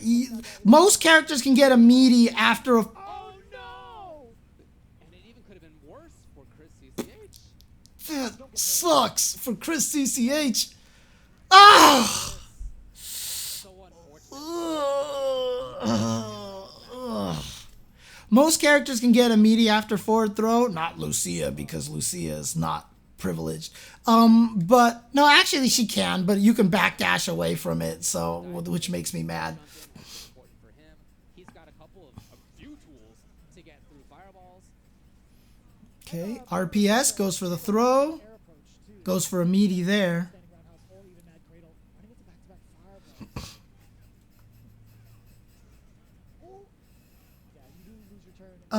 It is. The single hit confirms are actually single hit confirms, Naughty Senpai. I used to think like you as well, but understanding the difference between 16 and 17 frame hit confirms, even as someone like me with as bad as hit confirms as I have, I can do it pretty consistently with Karin's crouching medium kick now. Most people use the stun bar as the means by which to confirm. They're not confirming the hit, they're confirming if they see a change in the stun bar. And that's visually more reactable than trying to see if the opponent gets hit. I used to think it was more contextual, but it's not. I don't think Ken's crouching medium kick in Third Strike is 16 frame window, so I still don't think Ken's crouching medium kick is. But in this game, absolutely, I've been able to confirm Karin's crouching medium kick now myself because it has a 17 frame or 16 frame confirm window, I think. 16 or 17. I might be 17 now, actually. So it really kind of is. When should you backdash in this game? Build distance, get away from the opponent. If the opponent tries to do, say, standing medium punch, crouching medium punch as a frame trap and they're not in the corner, you can actually block the medium punch and try to dash away from the crouching medium punch of Cammy because it doesn't have the range to hit you and there's still enough of a gap that you get away and she's not close enough to hit you. You backdash in the corner if you read that they're going to throw you so you can punish them badly. Basically, reuse crouching medium kick. I don't know what the confirm window is on it. If it's 15 frames, then it's not confirmable. If it's 16 frames, then it can be confirmable if you're amazing. Cammy's, for example, is a 16 frame confirm window. Phenom can do it. There are clips of him hit confirming Cammy's crouching medium kick on a random crouching opponent on block or not, and he does it successfully like 20 sometimes in a row. Phenom's reactions are insane. And so that's all I need to know that it actually is confirmable. Lucia's tricky, Hot Steppa. Because the thing about Lucia that I've learned is that she's my main right now, and I thought she sucked because I kept trying to play her like Cammy and Karin. I thought crouching medium kick, burn kick was the basis of her attack. And it turns out it's not. She's Ryu. She's actually a fireball character. Heavy kick fireball is her main form of offense and pressure. And once I learned that, my Lucia improved a lot. And I don't think she sucks anymore. Now I just think she's viable, but she's still in the bottom fourth of the cast. As for our region right now, this top 4 is very interesting. It's going to be cool. Definitely could be Network Shadow HB3, but there's nothing you can do at this point in time. Yeah, if you can use the sound as well. You can use the sound for the hit confirm as well. Audio obviously is one of the faster ways that humans react to things. Audio is definitely a more reactable trigger for humans than visual. The problem is using audio at tournament environments. A lot of the time the audio can't be relied on because you don't have headphones or the TV volume isn't high enough, etc., etc. So a lot of top players will intentionally go with the stun bar and get good at reacting with the stun bar because that's something that they can rely on in tournaments. Yeah, she does have swaggy combos. She does. She does have swaggy combos. Good luck landing most of her swaggy combos. I'm not bitter or anything. I swear to God, I'm not bitter or anything. Ryu's is 16 according to the SRK wiki. Okay, if it's got a 16 frame cancel window, then it can be hit confirmed. It's just on the harder end. You have to be, so in order to hit confirm Cammy's crouching, actually I think Cammy's is 15, which makes Phenom even crazier. But 16 is on the verge of, hey, some humans can do this, but really good reaction humans can do this consistently.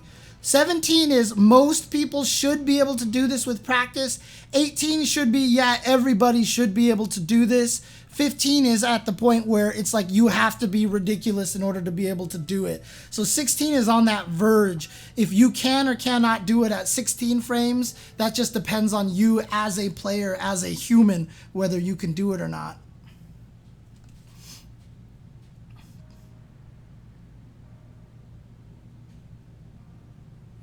Kage's forward heavy punch. I don't know what the window on that one is. Again, we would have to look it up on one of the on some of the. I don't know if FAT has that information in there. I don't know if they actually have the hit confirm window on everything. It'd be neat if they had it though. Forward heavy punch is what move here? Forward heavy punch is called the Kiko Kuduki. Kiko Kuduki. Ugh. Yeah, it doesn't have any information about the cancel window on this move, so I don't know what that is. We would have to look at like the stuff on the website. There's a website out there that has all that information in there, so you look it up by looking it up on web pages that have that information. That's one of those things that you can only get it. Is on those windows, but I believe his should be hit confirmable because I definitely see that. How can I break into diamond? Ashy, breaking into diamond is very hard. That's gonna be one of those mental blocks that you're gonna run into. It's one of those areas that you just get kind of blocked.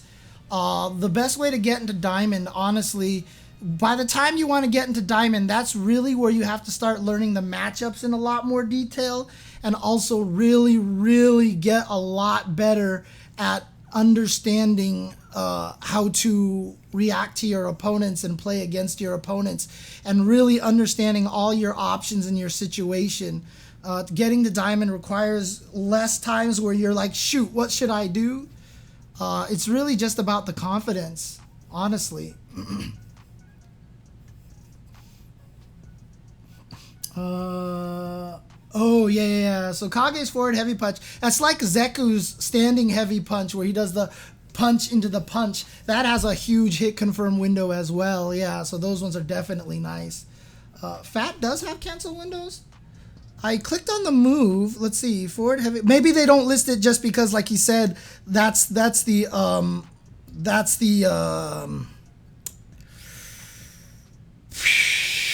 chain combo. Maybe it's because it's the chain combo.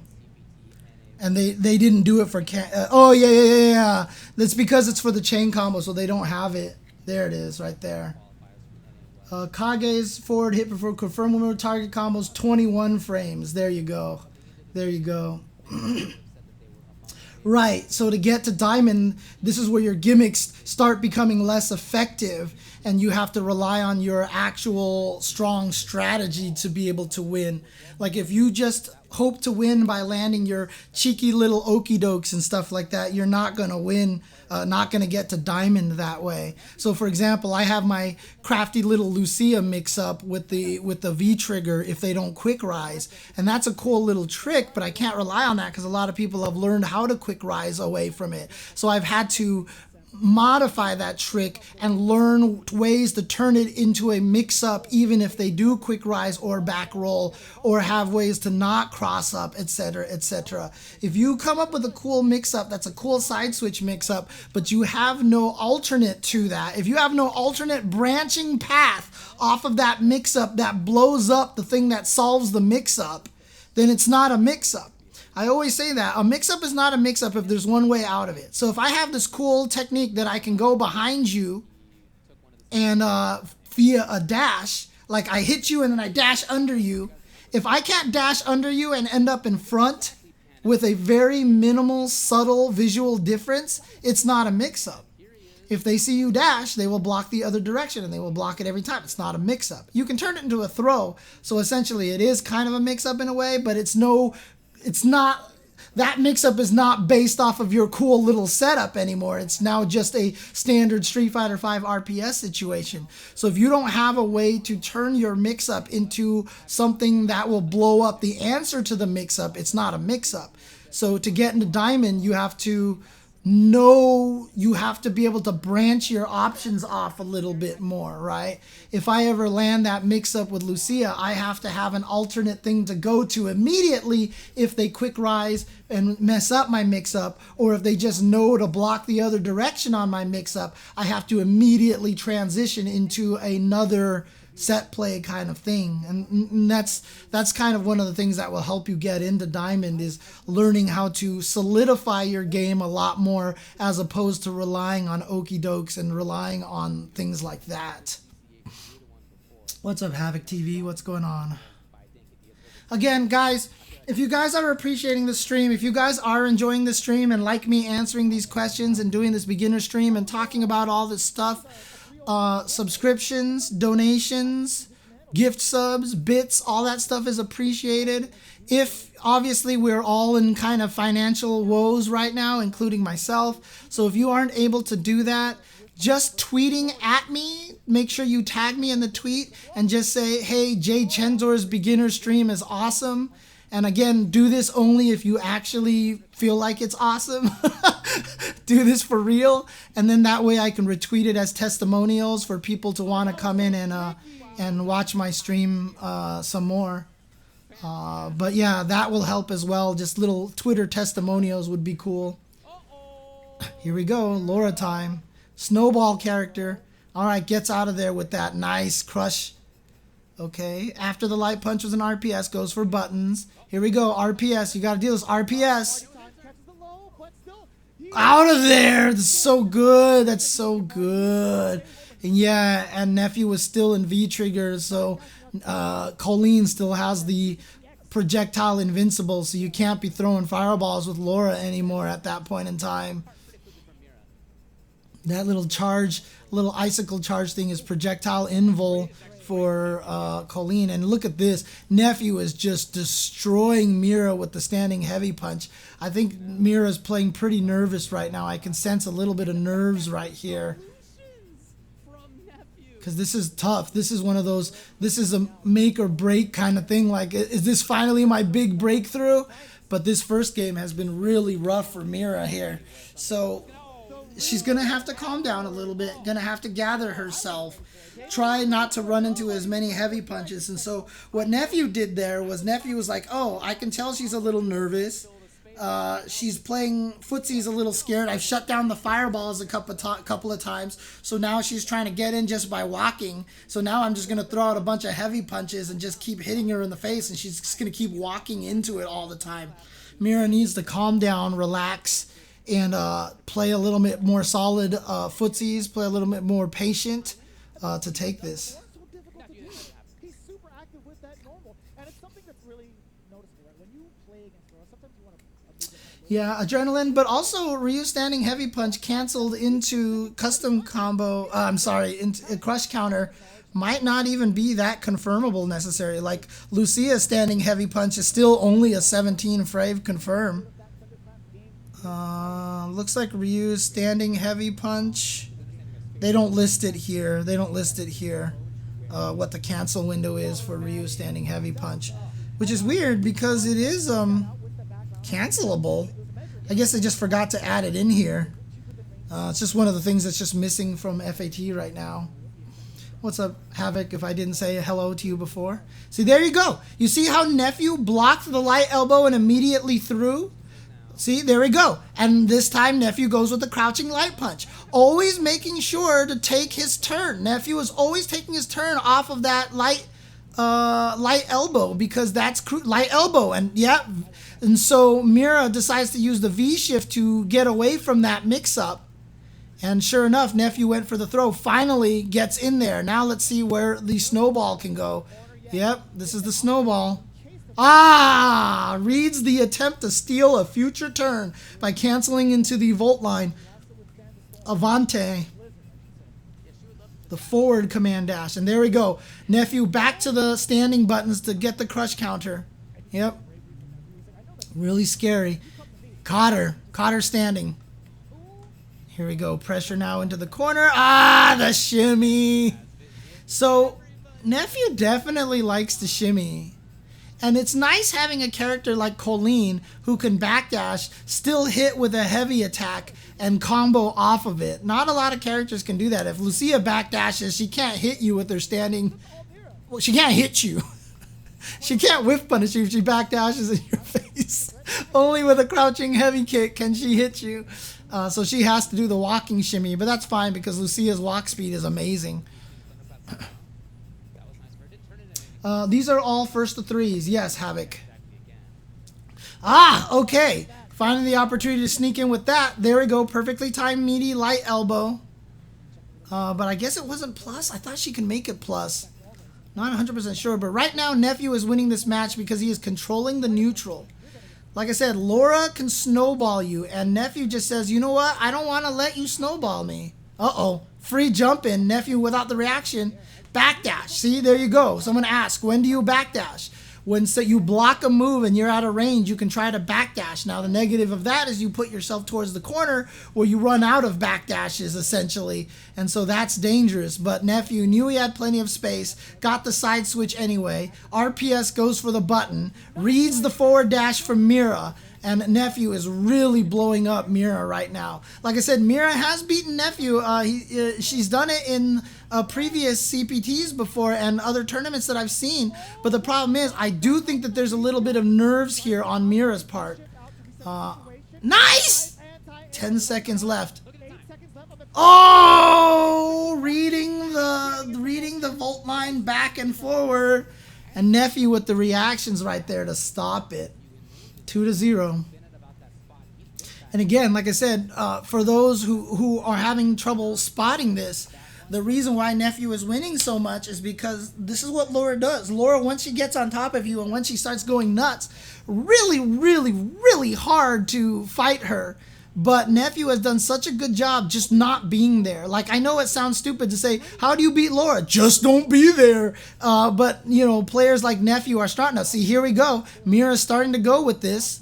Yep, using the EX Fireball to get plus frames. Nice whiff punish. There we go. Catches him off guard, so gets fake plus frames, but good enough for him to be able, good enough for her to be able to get this mix-up going, and there you go.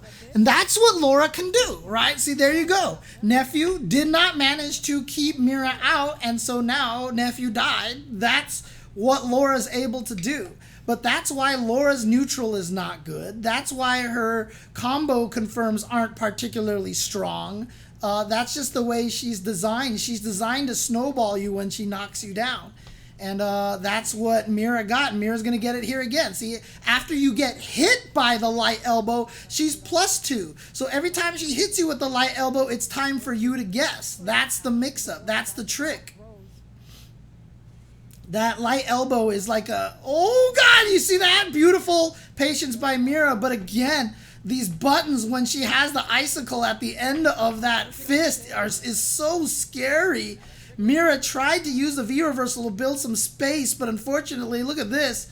Nephew just right back in there. And yeah, trying to use the EX Fireball to get out of the corner. Smart decision. And now, out of the corner, trying to use this opportunity to find a way to get in here, using those Fireballs to advance. Oh, again, Nephew's reaction and awareness. See, this is where Laura has problems. So I said her neutral's not very strong.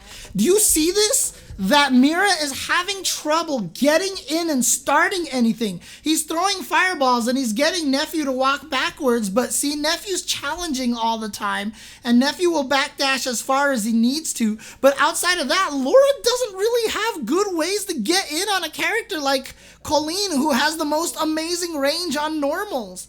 Like, it's really hard for Laura to get in on this. Oh, that's the end of it right there.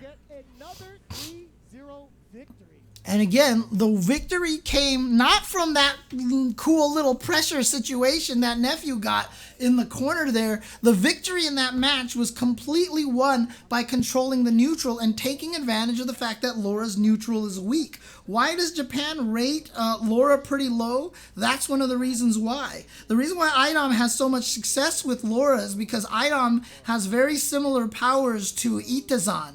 Right, Zangief again, another character that isn't great, but if he gets you in the vortex, you die. Idom is very similar to that. Idom only needs to get in one time, and you will die, because that's what Idom does. Idom's Laura is so experienced, and his reactions are good, and his ability to remain calm is so strong that he only needs to get in one time. We've seen it way too many times where, yeah, Laura's weakness of a bad neutral is getting Idom killed. Then Idom gets in once, activates V-trigger, and the other guy just melts. And that's the same property as Itazan. If Itazan and Idom switched sides and were living in opposite countries, Japan would rate Laura as high tier and Zangief as low tier, and America would think Zangief is super good and Laura wasn't very good. It would just be the opposite. It's just the experiences that we have. Japan just doesn't run into Laura very often. And they base their rankings off of how good they see people actually win with them. They literally base their tier lists on how much people are winning with that character. So regardless of whether Zangief is actually fundamentally good or bad, they're going to rate Zangief high because Itazan kills everybody with Zangief.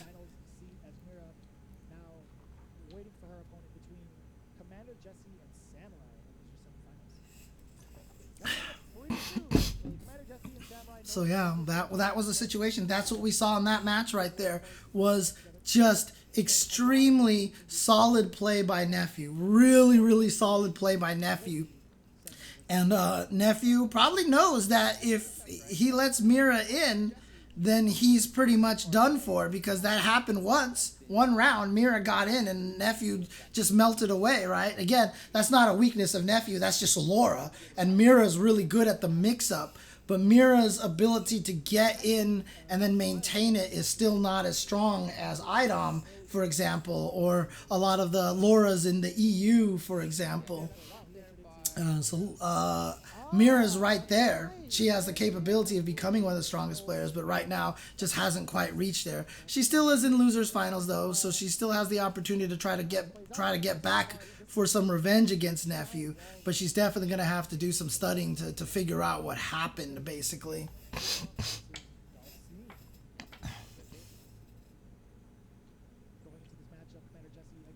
I hope you guys have been enjoying this. Like I said, if you guys do enjoy this and you find these beginner streams useful and helpful, like I said, subscriptions, donations. I gotta do this I got to do this part of streaming.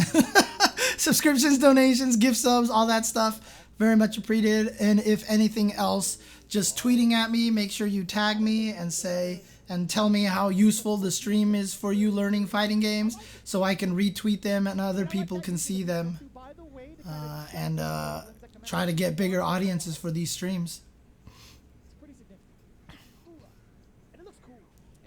So going for that Ryu again. It is the Ryu. Nice. Oof. Swatting him out of the air. The mighty foot. The foot of the world warrior. A lot of stank on it. Too far away, that one, and nice. So yeah, Dalsum is just trying to figure out how to get out of the corner. So after getting that Yoga Flame combo, he has just enough time. And wow, Samurai is really going ham with that. Hey, shout outs to Hot Steppa for the subscription. Much appreciated. Much appreciated.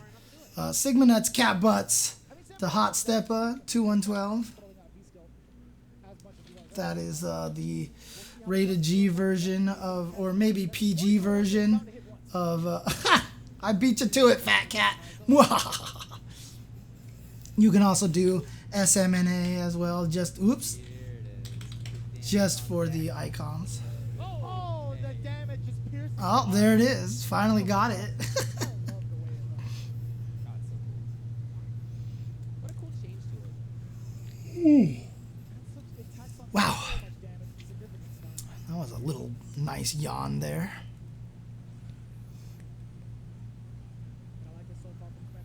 Yep. If you back rise, she gets no Oki. Now, the thing about it is, like I said, she absolutely murders you once she gets you in the corner or when she gets close up to you because she is fast and stuff like that. But that's why you have to play her as a fireball character, Hot Steppa. You have to accept the fact that you don't get Oki and you just go back to the fireball game is what you do. You have to be careful because you can't do a wake up meaty fireball, but if you wake up flicker and then do nothing, you can still get supered, so don't do that if they have a super meter. But if they don't have a super meter, wake up flipper shot and then just wait. And then,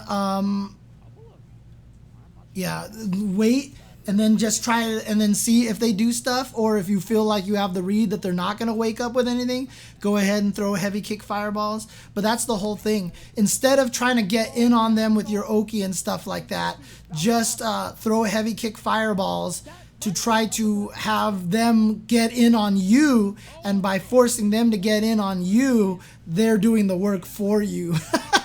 That's essentially the idea of how I play Lucia now. She looks like she's blonde, she's fast, she's supposed to be like Colleen, and freaking Cammy. She looks like she's supposed to be that character, and she's really not. She's not that character at all. And learning that has made it a lot easier for me to understand what I'm supposed to do with Lucia. Woo! Nice! Dalsum versus Ryu, not a fun match. Yeah, the only thing that gets her Oki meterless is run into V skill 1, which means you have to use V skill 1, and 2, only combos off of heavy punches and crouch and medium punches. Run into V skill 1 does not combo off of crouching medium kick for Lucia. So it's only the medium punches, which basically are the worst ranged medium punches in all of Street Fighter history, I think. Probably not, but it feels that way. They're terrible. So getting run into V skill 1 for the Oki is really hard to do, except for hard confirms. But that's great. It's great as a gap closer. Now he's not trying to catch a limb. He's just trying to close the distance more so, if anything. But like I said, that's why I sometimes just accept my bad Oki, and then I just go back to the fireball game. Bounce, bounce, pow! Oh, I love that combo so much. What a cool combo. Yeah, that's something we've been seeing Jesse do a lot. He doesn't want to take those risks. Who knows what Samurai's going to do next? That's a good question, David. Who knows what Samurai is going to do next?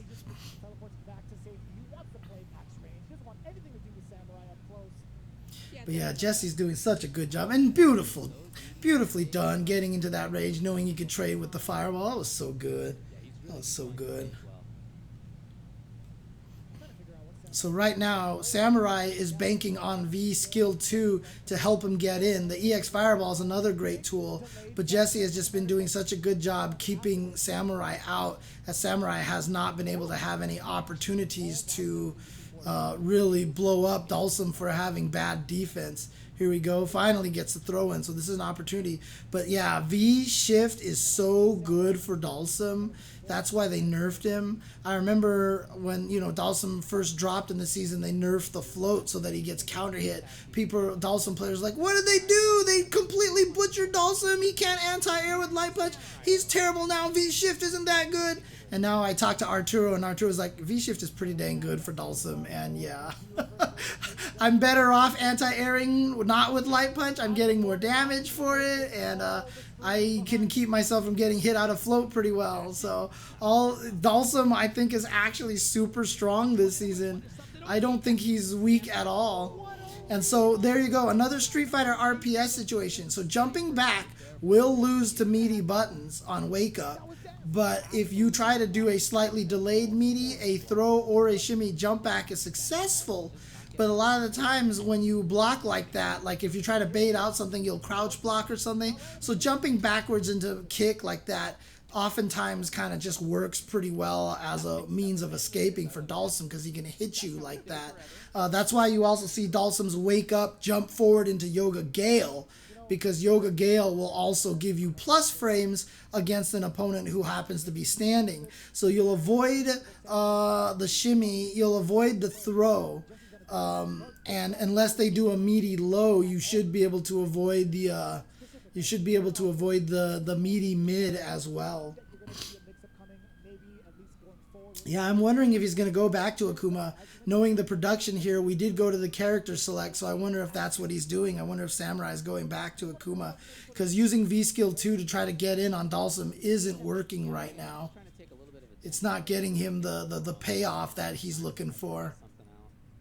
Asia East, Taiwan, Hong Kong, South Korea. I'll be there doing official commentary, so there will be no beginner stream like this for that here on this channel. But I'll be in the studios commentating for Asia East. I think he did go to Akuma. Yep, there we are, Akuma. Yep, there we go. The similar costumes. So, see how he decides to use Akuma to get in. Yeah, you see, he's trying to use the extra weapon in the demon flip. Maybe trying to mix up between demon flips and jumps to make it harder to read. But you can see very similar situation right here with Samurai having trouble getting it. Wow, I can't believe that light punch hit the dive kick. I would have swore the dive kick would have hit the light punch. Oh, nice slide under. Samurai thought he had gotten in, was not expecting that, was expecting the block stun to follow up, but there was no block stun, so Samurai sliding under, got to steal away. See, that time he expected the slide under. So after he landed, he did a button right away. See, as long as he expects it, he can stop the slide, but if he thinks that Jesse is going to end up blocking, yeah, he's trying to use that V reversal offensively to keep himself out of the fire and to keep Dhalsim in the corner. That's the Samurai right there, the Tiger Knee EX Air Fireball. It's what Samurai likes to do. It's one of his go-tos in I'm not sure what to do situations, so this is a good way to bide some time and also be effective and counter a lot of things. But unfortunately, he has no meter now. He has to figure out a way to build meter. But he's definitely not doing that. Well, he's got the meter now, but he also knows he's got 8 seconds. That's all he needs to do is just turtle for 8 seconds. And I don't think Jesse's going to push it too much. In fact, I think he's... Oh, wait! Oh, he spent the meter and it was too slow. Oh, my God, he went for it. He went for it. Jesse tried to get it and he missed it. He was just out of time. Oh, man. But this is what Samurai wants to do to you. Samurai is willing to time you out constantly. Look at all that gray health he's building, but he's okay with that. That was a lot of damage from that gray health. And there you go. Yeah, Jesse knew that it was his turn after blocking that dive kick. Oh, the sweep couldn't get him far enough under, but EX Demon Flip, definitely a powerful tool to get in because it's so much faster and it aims really well. And I like him chasing, caught him out of the float, so it was a knockdown. And here we go. Now for Samurai to get in. Tries to go for the shimmy on that RPS situation. Offensive V reversal to keep Dalsum in the corner. And he's like, I'm going to chip away at your life just like you're chipping away at mine. Look at all that gray health that Samurai just lost. Oh, that was nice to punish that flame. And there it was. The wake up EX Yoga Gale as the option select to avoid the Street Fighter RPS. But then Samurai coming back and using the EX Demon Flip to get back in there because of how much faster it is than the regular Demon Flip. You're right, Nairo, just half a second, and he probably could have hit him with the standing medium punch. Not sure that would have been enough to have taken the lead, but it definitely could have. Yeah, he whiff punished with air fireball, dude. Air EX fireball, which was really sick. What if Jimmy Chen could step in for me? I'll ask him, but you know Jimmy Chen is an asshole, dude. He doesn't ever wanna help me out when I need him the most. had taken enough time off the clock where the hit didn't end up mattering. Let's also think about how Jesse is more often using. And it looks like the Intel World Open for Tokyo is happening. That was supposed to be the event that went along with the Olympics. So I guess the Olympics are actually happening this year, which is terrifying to me. But then that means they'll also do the Intel World Olympics alongside with it. Curious how that's going to work. Would love to do that. But we'll see if they call my name. Call my name for that. For the Intel World Open. I need something big for this comeback. I can't just rely on my V-Gauge as an escape tool or for him to back away. Definitely love to do that. Because he's backing on way too much that I am able to. We'll see if there was a change. Nope. Okay. So 2-1, 2-1. I like that trade, and well, ties it all up. Whew, man. Long day. You can see they're really dancing around that sim range, that sim medium range. Right when he sees fireball, immediately he dashes forward. He's expecting it to be a medium or a heavy one. He's been right every time. Yeah, so right now, like I said, Samurai's willing to play this patient game, and this is important. I saw him got frustrated yesterday a little bit. Today it looks like he's actually being a little bit more calm. It's like he focused a little bit better. He's really good at the meditation and stuff, and I feel like maybe yesterday he didn't do that properly, and he definitely got frustrated in his match. In this one, it looks like he's playing a lot more patiently, a lot more calm, willing to just sit back here, and again, willing to play the long haul. Mental fatigue is a problem here. I've often said that it's easy to get tired mentally doing this, playing this defensive game against Dalsum all day and just, you know, blocking and not doing anything for like 99 seconds is hard. But Samurai just backed off. He had the situation where he could have been aggressive, but he just backed off because he says, you know what, I'm willing to do this. I'm going to save my meter to always V reversal. Nice slide under, but not as much damage as he might have been able to get. Actually, he had no meter, so that is the Dalsum life. Hard to get more than that. Oh, offensive V reversal. Actually, that was more defensive. And what a sweep here. So, again, what we're seeing here from Samurai is definitely a lot more patient play, a willingness to go the whole round every single time with this. And so, like I said, it's mentally fatiguing to do this. But right now, I feel like the mental fatigue is hitting CmdrJesse a little bit more. But he has the lead now, so he's got to be able to play this game against Samurai a little bit. But here comes Samurai, gets the throw, and actually nope, now he has a life deficit. Never mind, life lead now. So Samurai's going to want to stay in here and get the pressure going. Okay, fake shimmy. Trying to see what he can get out of the pressure right now. Yep, he's using that. Oh no, he tried to slide under, couldn't. Empty jump. So Samurai's getting all the payout for that one time he got in. Yep, jab him out of the air. Doesn't want to do. Okay, so now Samurai, you know what he's going to do? He's probably going to back away, but actually Jesse has him in the corner. He teleports to escape the mix-up, but that actually hurt him. No! Jesse messed up his combo! Oh, this is so dangerous. Oh no, Jesse had that round. He messed up the combo. Uppercut, waiting for the appropriate punish. CmdrJesse spoiled his Probably could have just waited till the DP finished and calmly punished it. He actually punished that fireball with his fireball. Oh no. Oh no. Oh no. That's rough. Man, this headset that I have is a great pair of headset here. It does hurt my ears a little bit sometimes when I wear it for too long.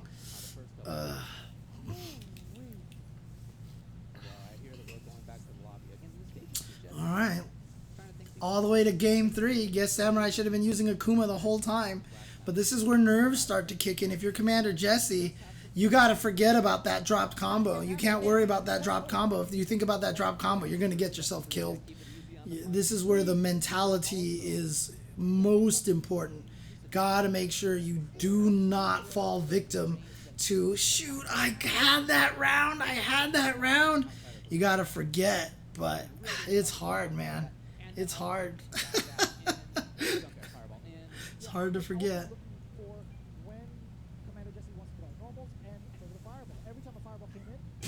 I just heard a cat squeak, and I turn and look, and Nathan is just staring at me because it's dinner time for them. But sorry, the stream is still going, so you're going to have to wait, kitties.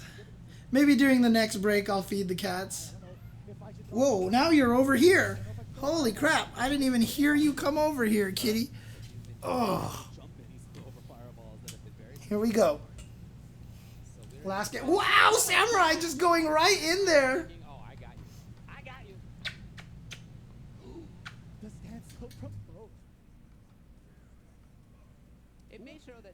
This again, see, Samurai is really only pushing when he actually finds that opening. Push. Now time to push. Yep, there we go.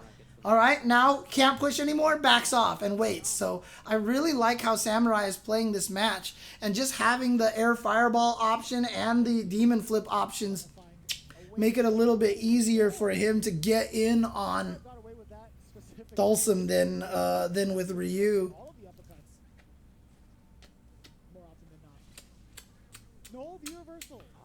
Beginner stream has turned into a cat snuggling stream.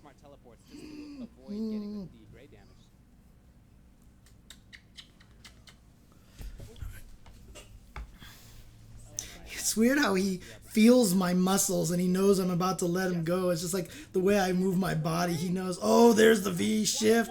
So good, but oh no. Can chase him down. Yep, there we go. Forward throw. He made it under, but oh, look at this. Akuma actually recovered first. He recovers fast off of those air fireballs, and it's nice that Samurai had the awareness to do that. So match point for Samurai now. Oh, that's going to be a combo. Yeah, nice.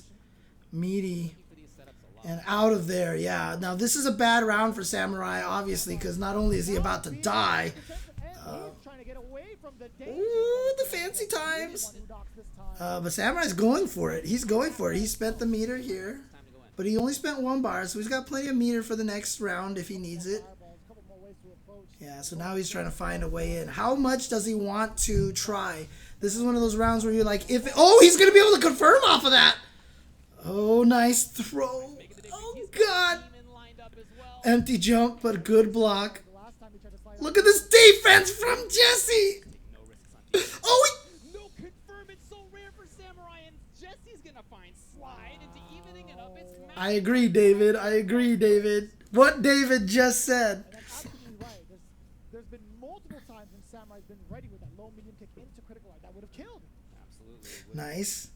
See, when Samurai can play this game here, this is how he wins. The last round, he hit a deficit too early, a big deficit too early, and it made it so that he wasn't able to play this game, play the clock game. This is definitely what Samurai wants to do. He wants to play the clock game. And there he just went for buttons, trying to see if Jesse would get baited into trying to counter a throw, but it did not happen. All right, Samurai backing away again. Back to this defensive style again, and this is how he won the rounds he won. See, as soon as he got a little impatient, tried to get over the fireball, nicely done. He tries to get a knockdown with that offensive with the V reversal, not gonna get it. This is looking bad here for Samurai, but that's a good trade. Okay, this is huge. This is huge now. Samurai with the life lead and has gotten himself away from the corner as well. Worried about DP. There was no EX actually. Just Samurai only needs. Oof. No continuation. Dropped it. Maybe it was the angle, the timing. Couldn't tell. Yeah, block that. Try to snipe him out of the air. I like that idea. Air fireball to mess up his anti-air timing. Didn't quite get it. Oh boy. Find one more situation for a cross-up or a mix-up of any kind. Just about 10 seconds. He's running out of it. Universal's out. 5 seconds left on the clock. Battle of attrition here. Gray Life is there. The big trade-off, and Samurai gets the most of it. Eliminates CmdrJesse, moving into losers final. That was what it was. What a great shot. That was hilarious. Oh man, that was hilarious. Me and David had the same thought. In the end, Oh, what a match. Woo, man. yes, the patient character versus Dawson in a lot of that set once it went to a Yeah, what David is saying about the patience and stuff like that is so true. My God, what a set. Oof. But also, you can play with your own spacing in ways that make it difficult for Sim to know where you're going to be. And a fantastic performance of exactly that from Samurai. Sorry, I should turn the volume up for you guys. I'm legit blown away. What a match. What else can we say about that? Honestly, you know, using Dawson's tools against him in that last match, knowing full mastery of the matchup, very impressive play from Samurai, and willing to duke it out like towards that last. Coming back, down 0-3, 0-2 after losing 2 with Ryu, and then coming all the way back and getting it 3-2 with Akuma. That was a crazy, crazy match. He wasn't afraid to do that. Take that kind of risk. Yeah, I mean, the problem is Dalsum's dash is like 20-some frames. So, hard not to be ready for it. Hard not to be ready. I would have expected it more to try to instant teleport, but even that is very reactable and can be jabbed out of the air. Oh, Samurai, Mira, Nephew. Nothing surprises me about this top 3. If you asked me to pick my top 3, it probably would have been Nephew, Samurai, and then probably Mira. Based off of the way that this bracket started with the top 8, I would really honestly have believed that these were the top 3 here. And nothing about this top 3 surprises me in the least. Nothing surprises me about this in the least. Oh, this is so cool.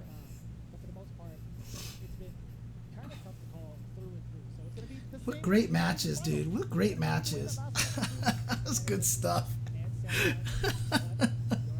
Oh, man, good stuff. So instead, just like you say, we got another fantastic one hanging out for you. It will come soon. We're going to have a quick break. We'll be back with Losers Final. Gonna be a quick break. I'm gonna run a quick break as well. I'll be right back because I just need to use the restroom real quick. So I'll be right back in a second. Let me just grab something really quick. There you go. I'll be right back, and I'm going to run some ads as well, and then we'll continue with the last few matches. Be right back. Ugh.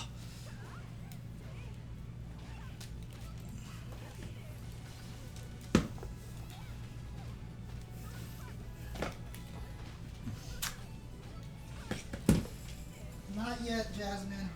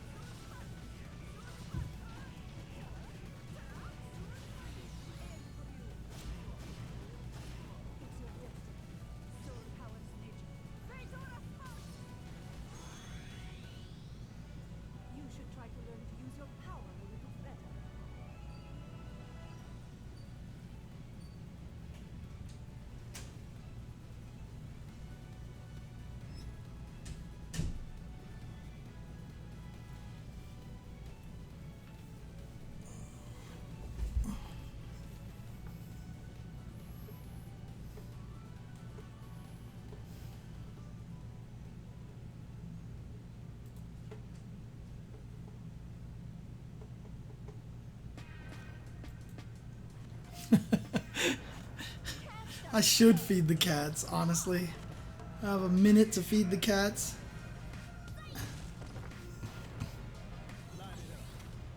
Actually, you know what? I'm not supposed to do this. I'm not supposed to put any overlays over the stream itself.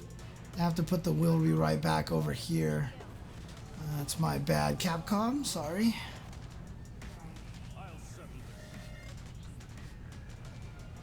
That's part of the rules for being an official Capcom Restream. Not allowed to block out their video feed with any overlays.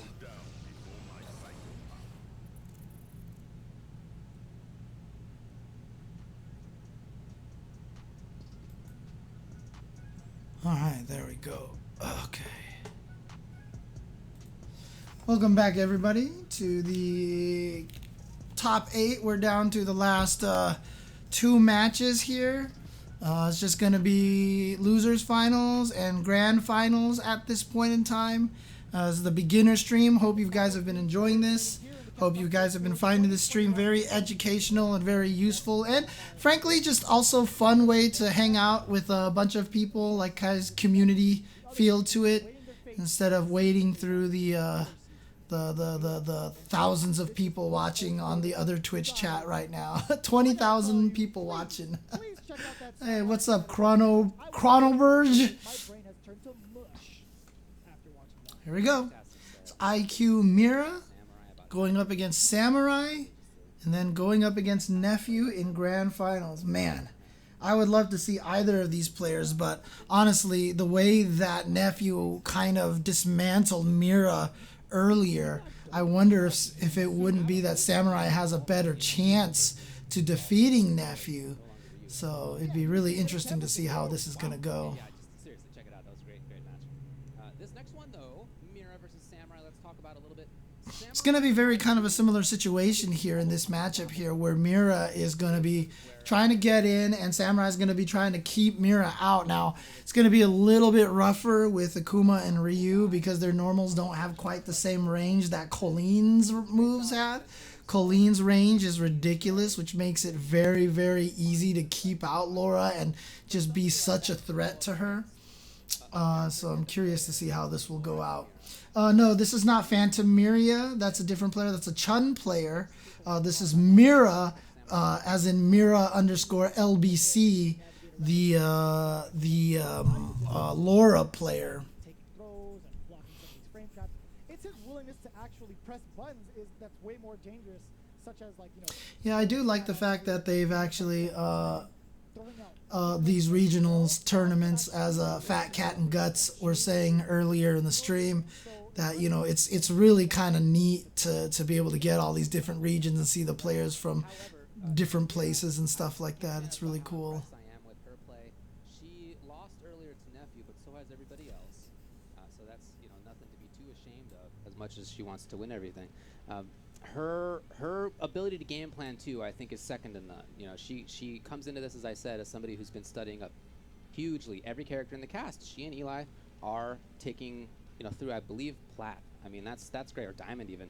It's something like that. They're really putting in the. That's so crazy and so hard to do. That she's studied up, right? She has every character under her belt, and for somebody who focuses on a single character, that means that you can game plan as that character versus every other character in the game. And she's been doing that and really making that work here as she's, you know, made it into the top 3. Yeah, like I said, one of the hard things is that I feel like she just hasn't been able to. She couldn't figure out Nephew. She only won 1 round against Nephew, so. I'm very much so looking forward to seeing how Mira is going to conquer the wall of Samurai. Look, Nephew has been in this kind of situation. You just referenced Samurai has been in the situation. Last year, 2020, those were the 2 who qualified through CPT Online NA West. It was those 2. It could be both of them in the grand finals again, even, which is remarkable consistency. Yeah, Mira's gonna have, I think clearly right now, West Coast strongest players, not counting guys like Punk and stuff like that, who is kind of coastless. I don't even know what Punk's situation is. Is he officially living back East Coast again, or is he still West Coast? I'm not even sure where Punk is anymore. Like, why didn't Punk enter this tournament? Is he only going to enter the East Coast ones? Is he living in the East Coast now? I'm not sure what the situation is. But Samurai and Nephew being the best in the West Coast right now is not a shock to anybody, I don't think. So again, if you guys have any beginner questions, let me know. But otherwise, I'm going to be talking about this from a very analytical standpoint rather than kind of trying to... Okay, so there we go. In with that elbow, but you see the backdash from Samurai. RPS goes for the throw. RPS goes for the command throw. Kind of RPS goes for the meaty button. All right, here we go. Mix up. And yeah, finally, Samurai bursting out of there. Whoa, the second part didn't trigger. That was weird. I really like Mira's usage of this. You think of Laura as being a character who... Oh, is Smug now officially Florida as well? I didn't even know about that. So Smug is not New York anymore? That's crazy. So she's not overextending. This will be a lot of meter being built for Samurai, though. That's true. Uh-oh. Baited into the jump. And this is risky here because Samurai is turtling Mira even though Samurai has a life deficit. And Mira's biting into it. Mira's actually falling for it. And she's got to be careful. She can chill. She doesn't have to do anything. Just relax, calm down. Oh, too far away for that to hit. Just wanted to get the knockdown. It can't kill either. Look at all of this comeback from Samurai. And it was because... So again, this is one of those things, right? It's the nerves on the side of Mira. We had Samurai literally just chilling and playing as defensive as possible. And somehow Mira bought into it and felt like she needed to burst through the defense of Samurai when honestly she really didn't need to do anything. And sometimes you just forget because you're trying to game plan so hard. She's whipped those. That's very uncharacteristic for her. Oof, nice. Like I said, I feel like there's a lot of nerves here right now on Mira's side. Plus on block, that EX Fireball, such a good tool. When she does that EX Fireball, she's plus, I forget plus how much, but it might be +2 or 3. So she's very scary after you do that EX Fireball. And so that's what you'll see a lot of Lauras do. They save their meter until they get in so that they can spend it to stay in, essentially. Oh, okay. Yeah, here we go. There's that loop right there. That's the best way she can confirm into the light elbow is by doing crouching light kick, crouching light punch into it. And it catches people from trying to backdash and jump away after a light elbow from being +2. So she can just kind of loop that until you block it. It's not enough quite yet. Can Mira make the comeback? Checking the movement here is Samurai. Yeah. Oh, again, the Samurai. Every time. That's a lot of spaghetti. That was a ton of spaghetti. Only, I mean, really. EX Thunderclap. All +3 on block. Yep, I was right. +3 on block from EX Thunderclap. So the reason why they made that +3 is that gives Laura access to her standing medium punch, which is 6 frames. So that she can do EX Thunderclap into standing medium punch and beat 3-frame buttons and beat throws and stuff like that. A lot of this timing from the side of Mira. Here comes Samurai. Oh boy. Fully readjusted to what Mira wants to do. Yeah, right now I think that the scariest thing for Mira is just going to be the Pass the fireball. Great use of meter there from Mira. is just if she cannot psych herself out. I feel like she's kind of her worst enemy right now. But like I said, you can see right now, you know, Laura trying to get in on somebody really is just trying to walk them down as much as possible. And here we go. Mira's actually succeeded, but then throws a lot of that away with the jump. She had done such a good job without jumping. Probably thought Samurai wanted to desperately get out of there. And what did I say at the start of the stream? That Laura's like to fish with that light elbow. And you saw in that situation right there, Samurai just stood right outside of the range to get the perfect punish on that. Oh, it's for Samurai, actually. Wow, Samurai knows that Mira had plus frames. So he said, you know what? I'm taking your plus frames and turning it... Ooh. Yeah, busting out with EX uppercut against someone's plus frames, because again, it's their turn. They want to hit buttons. They want to take advantage of their turn. Having your turn and then blocking is something that you very rarely see people do, because they just want to make sure they take advantage of their turn. So Samurai busting out with an EX uppercut when Mira was plus is a very smart thing to do. I do that a lot as well. Like, I'll block plus frames, and then I'll just go into the uppercut out of nowhere. EX uppercuts. There we go. There we go. +2 goes for the throw off of that. There we go. The mix up. Tries to go for a shimmy. Good block on the overhead. And then the side switch. Ooh, okay, okay. Yeah, you should be able to take this. No. Uh-oh. Uh-oh. Here we go again. Stay back, Mira. Stay back, Mira. Don't walk. What are you doing? Just chill. And now you spent one of your V bars on a shift. Extra meter that Samurai can build. That's okay too. Just take it as it comes. Use the time to your advantage. Force the error from Samurai has a lot of resources as well. Yeah, Mira has to ride out that demon that triggers so he can't demon. Gotta be careful.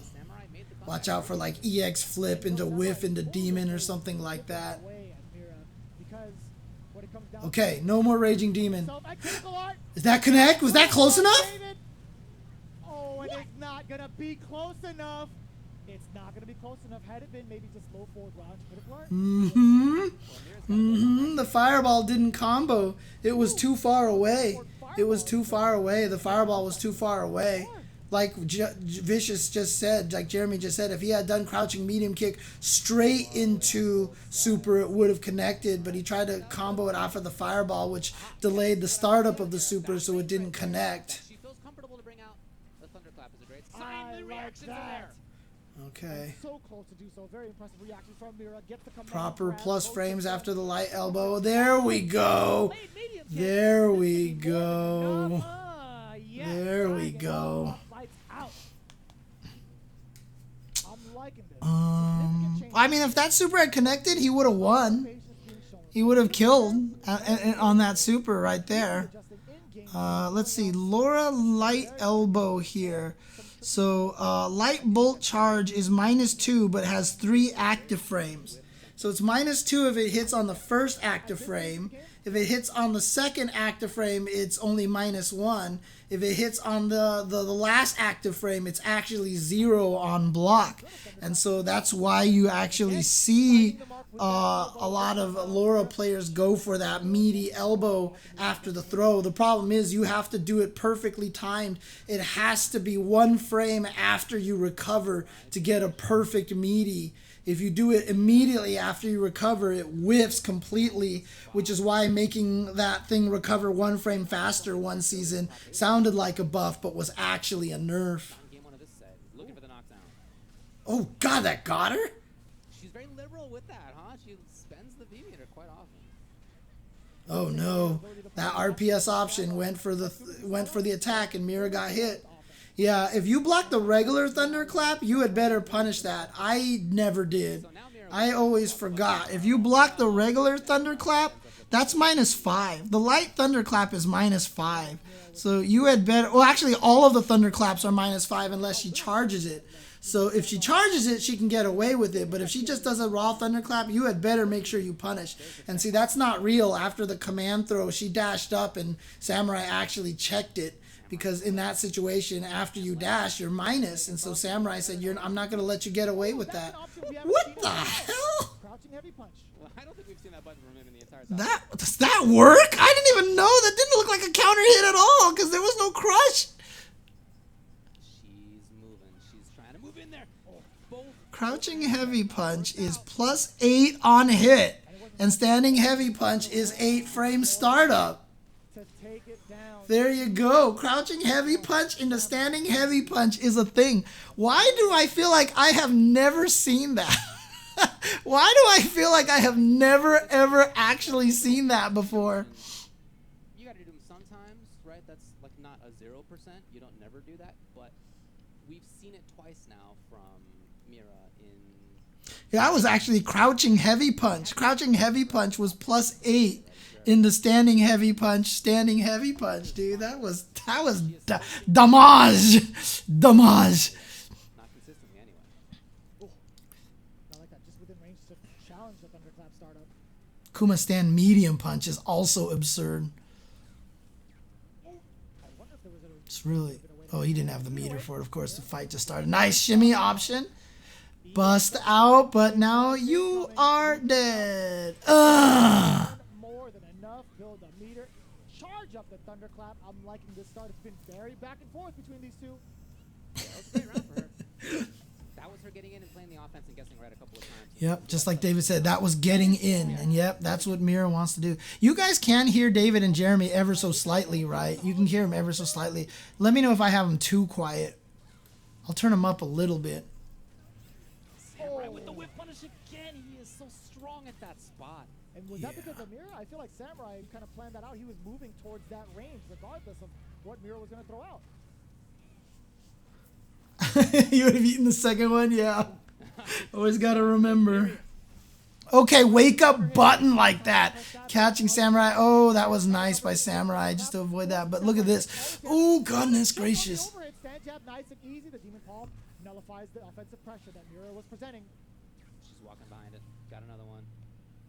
Samurai. Oh, fishing with that elbow, and if you get the counter hit, you can combo off of it. Like I said, that is what you see a lot. People trying to fish with that. And then, of course, the thunderclap in V-trigger. Looks like it's the same frame data. So, yeah, it's still definitely -5 on block. Only the EX one gets more frame. The EX ones go from 3 to +7. Well, yeah, they're going to go back into it. As you know, Mira has certainly had moments of very, very strong offense. In the last game, there was one. She hopes to build on it here, but for Samurai, that defense is what he's counting on. Okay, here we go. I like that check from Mira. Low, medium kicks. We saw that in game number 3. A significant amount. Fishing in there, see? Light elbow, one of her best ways to fish for offense. And so blocked it, and Samurai just took his turn immediately. And now Samurai being a little aggressive, trying to fight his way out of the corner, then backs off immediately to fakes it. Yeah, that's projectile invul, so it's just going to go right through thunderclap. Minus takes his frames, but look at that. Mira just goes for a sweep. That was crazy from that range. Oh, fishing with that light elbow, and Samurai punishing it again. The spacing from Samurai, immaculate right there. Yeah, that's going to get hit. And yeah, erases that. As soon as he sees it, he's like, no, I'm not letting you get away with this. The problem is that doesn't drain her meter when she does that. But landing on the fireball is going to give Samurai an opportunity here. Really catching her off guard on the approach, on the neutral jump. God, he's just erasing that. Nice. Going to be able to combo. Here we go. Snowball time. This is what you want to do. Yep, meaty. Samurai fighting back now. The trigger is activated. Mira just took a little bit of damage. Yeah, if it's meaty like that, like I said, it goes from 0 on block, but then it also becomes comboable into standing. She's in and links it, and it's match point. IQ Mira in losers finals to get into grands.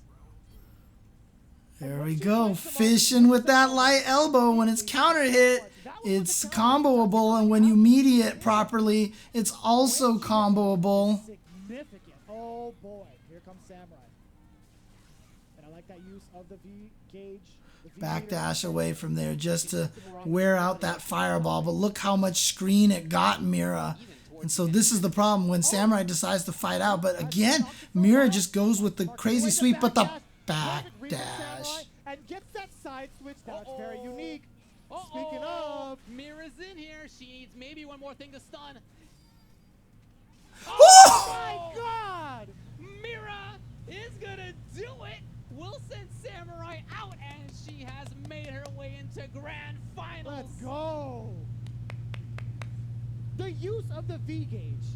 That was so sick. I'm going to V shift and then I'm going to dash in, because this is not what you're thinking I'm going to do. V shift looks like I'm running away, but instead V shift dash back in to get the command through. That was so good. Nicely done. Oh yeah. God, it's so hard, right? It's so hard to because, like, you know, I want Samurai to win. I want Mira to win. It's like, what do I do? Like, I'm rooting for everybody here. Ooh, what a match, dude. That was amazing. Good stuff to the players. Good stuff to the players. Yeah, V-Shift is such a nice mechanic.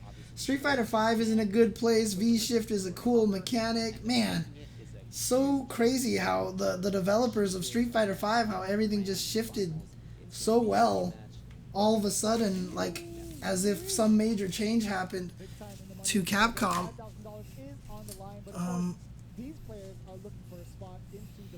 And here we are, grand finals. Now, Nephew did blow up Mira, and I did say that Mira has the ability to do well against Nephew. I've seen it in the past, but Nephew really just took out Mira. But winning against Samurai just now for Mira might be a really, really good, good confidence booster, and maybe kind of like one of those reset buttons that now she's like, okay, I can do this to Nephew as well. I just gotta play calm, don't be nervous, etc., etc. Here we go. Yeah, there's a lot of truth to that, Gilly Boat, and that's actually kind of interesting to think about. Gilly Boat, I like that. I just realized what that is. Twist on Billy Goat. For Mira, I am hoping that the jitters that I think we saw at the beginning of the Samurai set. Oh, he's saying the same thing. And by the way that set ended, I think that might be right. But certainly, she's coming into this with less experience in a huge tournament grand finals than Nephew has. And you know, she has to do that 2 times over, sitting in the loser's side. That is a tall order, considering Nephew was the one that sent her to losers to begin with at the top of the show. Yeah, so, David was saying that he feels like the jitters that she had, it looked like she had at first. As well. So it seems like... it was strong. Look, yeah, I mean, there's no sense in avoiding the topic. It's going to be an uphill battle for her. Nephew, we have often said, came into it this weekend as one of the favorites. No, without a doubt. Again, with that track record that he's had in multiple stages, it makes sense. But Mira, again, does have the capability to do so. Again, has to really figure out what went wrong in the Nephew matchup. Right. Take the momentum. And no blowout. Yep. From I agree, Peter 0611. Really pull out all the stops. You must. This is it. You have to do it 2 times over. Yeah. And it's tough to I was saying at the start of this top 16, I've just been waiting for Mira to have the breakout tournament. And even at the start of top 16, I said maybe this could be the one. If she gets second place, still a pretty good breakout tournament. But if she gets first place, oh, that will be crazy. Samurai was in the corner and backdashed a command grab. Like Isn't it better to jump? I'm awful at the mental side of fighting games, and it really helps to hear the concepts and strats spelled out. Oh, thank you, Grokthar. That's the whole idea of this, is that I don't have to react to everything. I can take my time and explain things. So thank you, Grokthar. Appreciate that. So Nawamp, I mean, backdashing in the corner also punishes regular throws, and I think Samurai was just reading throw as opposed to command throw. If he goes for the regular throw and you neutral jump, the person on the ground still can anti-air you out of the air. And so you go for the backdash just in case they do the regular throw. But we've already seen this already from Nephew here. The way Nephew has been winning the footsies really well has largely been coming from the use of stand heavy punch. Stand heavy punch, his timing on the stand heavy punch has been just causing Mira nightmares. So let's see if Mira can figure out a way to get around that. And wow, what a backdash. So Mira had one success getting in with that one time, and this time tries it again, and Nephew actually gets away from it in winners finals. But Mira has a lead here. She has to play calm here. She can't push herself too far forward, or otherwise, just like against Samurai, she's going to walk into those. See, there you go. Let Nephew push himself in. Nice. and then punish that with that. Yeah, don't let her out of the corner. Oh, God, you thought she wasn't ready, but look at this. You thought he wasn't ready, but Nephew was like, nope, I'm still good. Here we go. Here comes my pressure. I've shimmied you before. Stun. And now Nephew here can come so close to taking this. Gonna set up a mix-up instead. Yeah, you can't V-shift me. I already have the mix-up ready to go. I already have the awareness to punish that V-shift. Nephew right now definitely looking like the more experienced player here. Oops.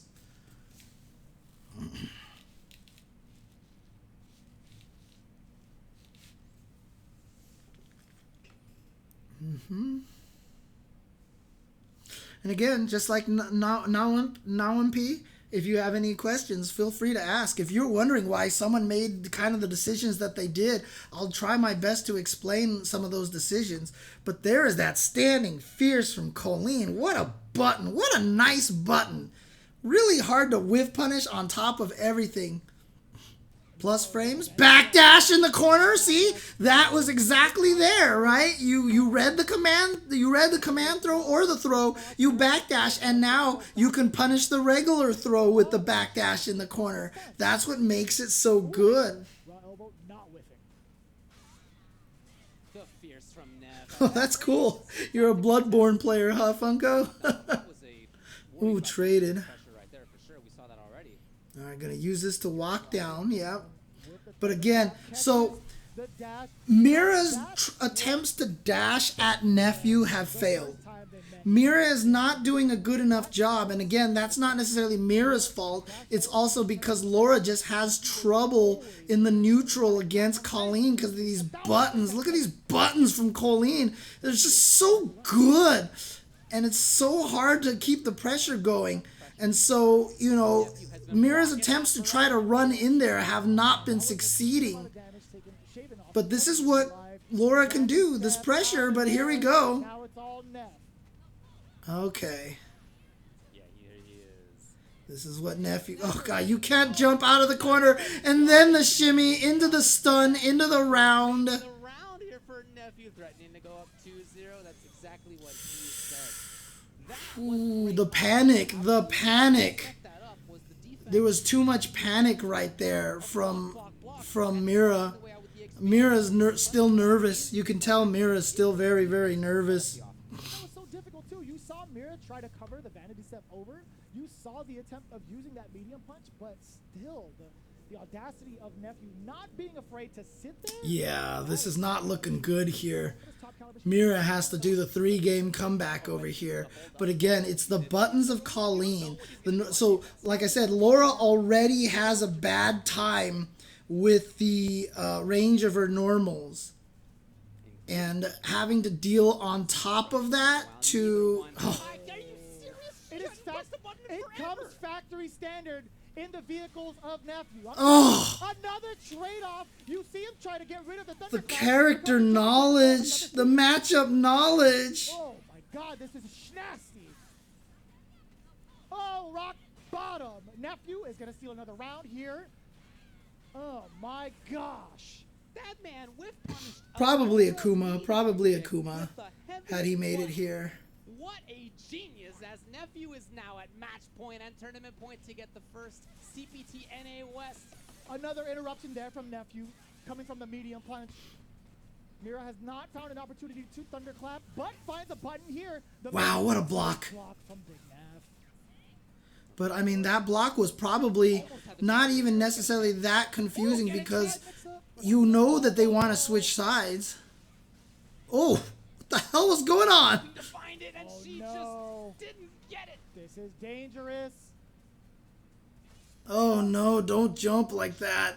Oh no, back throw, excuse me. Tried to fake the throw, tick throw. Oh no, that's more than enough. And Nephew is your qualifier. That standing heavy punch. Mira never solved the standing heavy punch. She was never able to figure out how to stop that move, how to whiff punish it, how to do anything to it. That standing heavy punch basically was the story of that tournament. Mira just had no answers for it, sadly. Ended up taking that one 3-1 as well. So for Nephew, it was just everything. It was everything that you want. It was the defense. It was the amazing reactions in whiff punishing. It was fantastic pressure and mix-ups. And it was experience. It was experience of being here before. Again, last year he also qualified for the CPT NA West. He's been in this exact same situation. And just like last year, he ended up doing it. Just one of the best we have in North America. Absolutely. Yeah. Congratulations to Nephew. What an impressive round of stats. As you see here in the semifinals, we could even take it back to the top 16. 3-1, 3-0, 3-0, dude. Nephew's too strong. Like I said, that's something I would have to lab to see what Laura can actually do against that standing heavy punch from Colleen. But that was really mainly what it was. Maybe trying to crouching medium kick under it. Again, this is just something that I would have to go to the lab. That standing heavy punch was causing so much problems for Mira. I don't know what the answer is to that. Like I said, I would actually have to go into the lab and test it out and see if I could figure it out. But it almost looked like intentionally making you pay for those mistakes. Yeah, I just heard Vicious say something about fierce, and I was wondering if he was talking about the same thing. Top 16, and as you said, Nephew only lost one game in that top 16. Well, I checked all the way back through the tapes, and he beat Ranks 2-0. He beat Filipino Man 2-0. He beat Eli the Curd 2-0. There is a new enemy for the folks in Long Beach, and it's Nephew. Maybe not new is even the right word, because Nephew has definitely been a terror for the West Coast for a while at this point. But boy, to set both of them out like that is a tough one. Both Eli and Mira, who, look, I mean, there's a lot to say about Nephew in terms of his fantastic performance. I think that really shows that he is a major threat on the world stage to even take the big one in the end. But let's talk about Mira. I mean, she played that extremely well up to that point. I mean, Nephew had her number, but other than that, the fantastic defense and offense that she brought to the table. The offense was definitely stellar. One of the biggest things that I saw were her capabilities of keeping Nephew mixed for certain situations, certain resets, right? Did get a little bit off of Nephew, but for the most part, the corner pressure, that's what really stood out for me in terms of like Nephew's defense. Like, I would have maybe liked to see a command grab, a little threat of command grab. That match was so good, Guts. That match was so good. But again, I hope everybody enjoyed the stream here, this beginner stream. Like I said, I'm going to try to do this as often as I can during the course of the season. If I'm not actually in the studios commentating the tournament, I'm going to try to do these beginner restreams. If you guys do enjoy it and appreciate it, you know, subs, donations, bits, gift subs, all that stuff. But like I said, also, if you can't help financially, which I know it's hard because of the times that we're in right now, if you want to just send me a tweet, let me know that you appreciated this, you know, tag me and be like, yo, I learned a lot watching James's beginner stream, so I can retweet those as testimony. Oh my god, what the heck? Grokthar with the 10 gift subs. Oh my gosh, to Trey Castrocino, Mr. Karaz, Guts, Wheatland, Provoking SC, Play Games, Patty, Ryan Essler, Party Wolf, Dabrel, and the first Marginal. Thank you. Wow, thank you very much to Grokthar93, Sigma Nuts Cat Butts, to Grokthar. Ooh, thank you very much. Wow. And just for that, Grokthar, you get cat belly rubs here. Oh no, now you're standing up. Oh, what are you doing, Nathan? All right, let's go ahead and feed some cats here. It's just gonna be a small window. I can't do the big window because that's against the Capcom rules. So let me go ahead and just feed the cats over here really quick.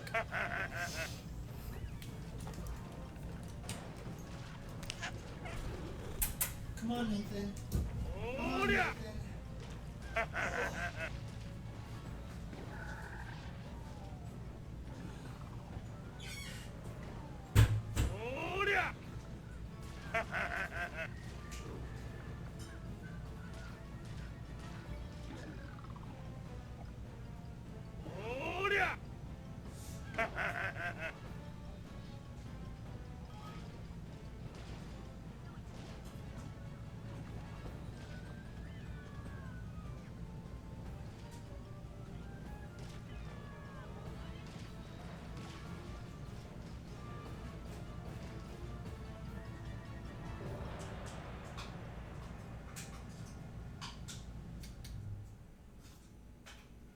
Hey, Jasmine.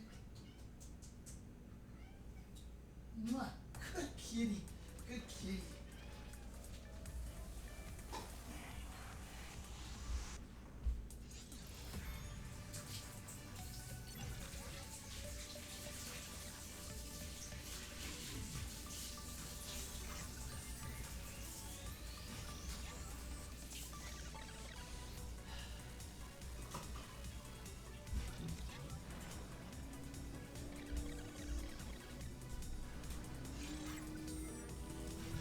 Thank you once again, Grokthar. Those boxes, those have all been from the past month over there. Those are all empty, by the way. Oh, man. As you can see, I'm drinking more water on stream now. I'm drinking more water. This is back in 1 minute. Let's go ahead and do this real quick.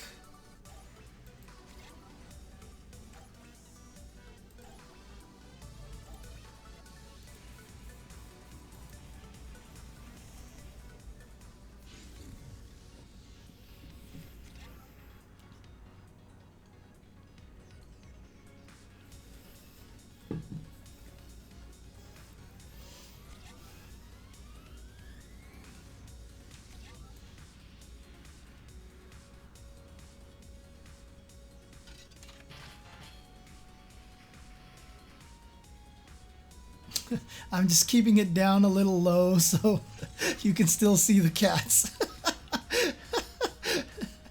We'll be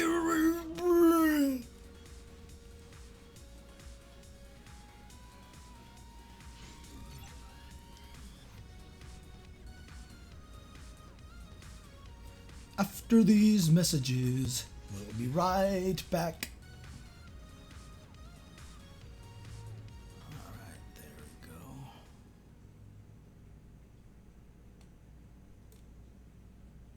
Welcome back, everybody, to the denouement of the CPT West North America #1. We have seen it taken by Nephew, as he did last year. Yep. He's able to do it again. He's absolutely one of the best that we have here on this side of the world, and maybe in the world. He just has a fantastic performance. But let's talk a little bit more about the top 8 generally. Yeah, absolutely. So we started things off, Nephew with Chris CCH. We saw how that went down 3-1. Chris was the only one to get a tip in the iceberg, if you will. Jeez. Then we moved on between Dengadias and Mira, and that was a clinic from the side of Mira, really breaking down the plethora of defense, the options that Dengadias presented, as we saw from that top 16 performance against Samurai. Moving down into losers round 1. Look at Commander those Jesse losers. Look versus how many Morty, 3-2s there were. Oh, where Jesse was the offender and wasn't even trying to move away from Morty, contrary to what Morty was expecting. Then down below, Samurai versus Filipino Man. The first set to go down to the wire, and it was Rose versus Akuma, which is exciting in and of itself. I thought that one was really fun to watch. Of course, Samurai ended up taking it. But, I just want to say great job to Filipino Man for being back in a big top 8. Something I'm hoping and expecting to see more of out of him. And same for Mortzy, as you referenced. Yeah, so again, just letting everybody know who's tuning in right now that this is, I try to do beginner restreams like this. I'm official Capcom Restream. Hope people did enjoy this. Hope people did find this very useful and stuff. I think they'll probably try to get an interview with Nephew coming up here, if I'm not mistaken.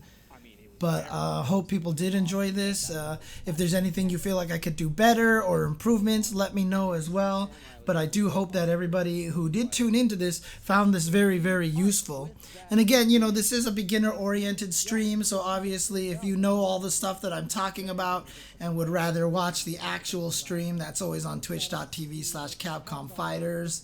I believe that there are other secondary streams as well with other people commentating. Essentially, I'm trying to serve a specific audience, a specific beginner audience, because that is my goal. So try to get as many people into fighting games as possible.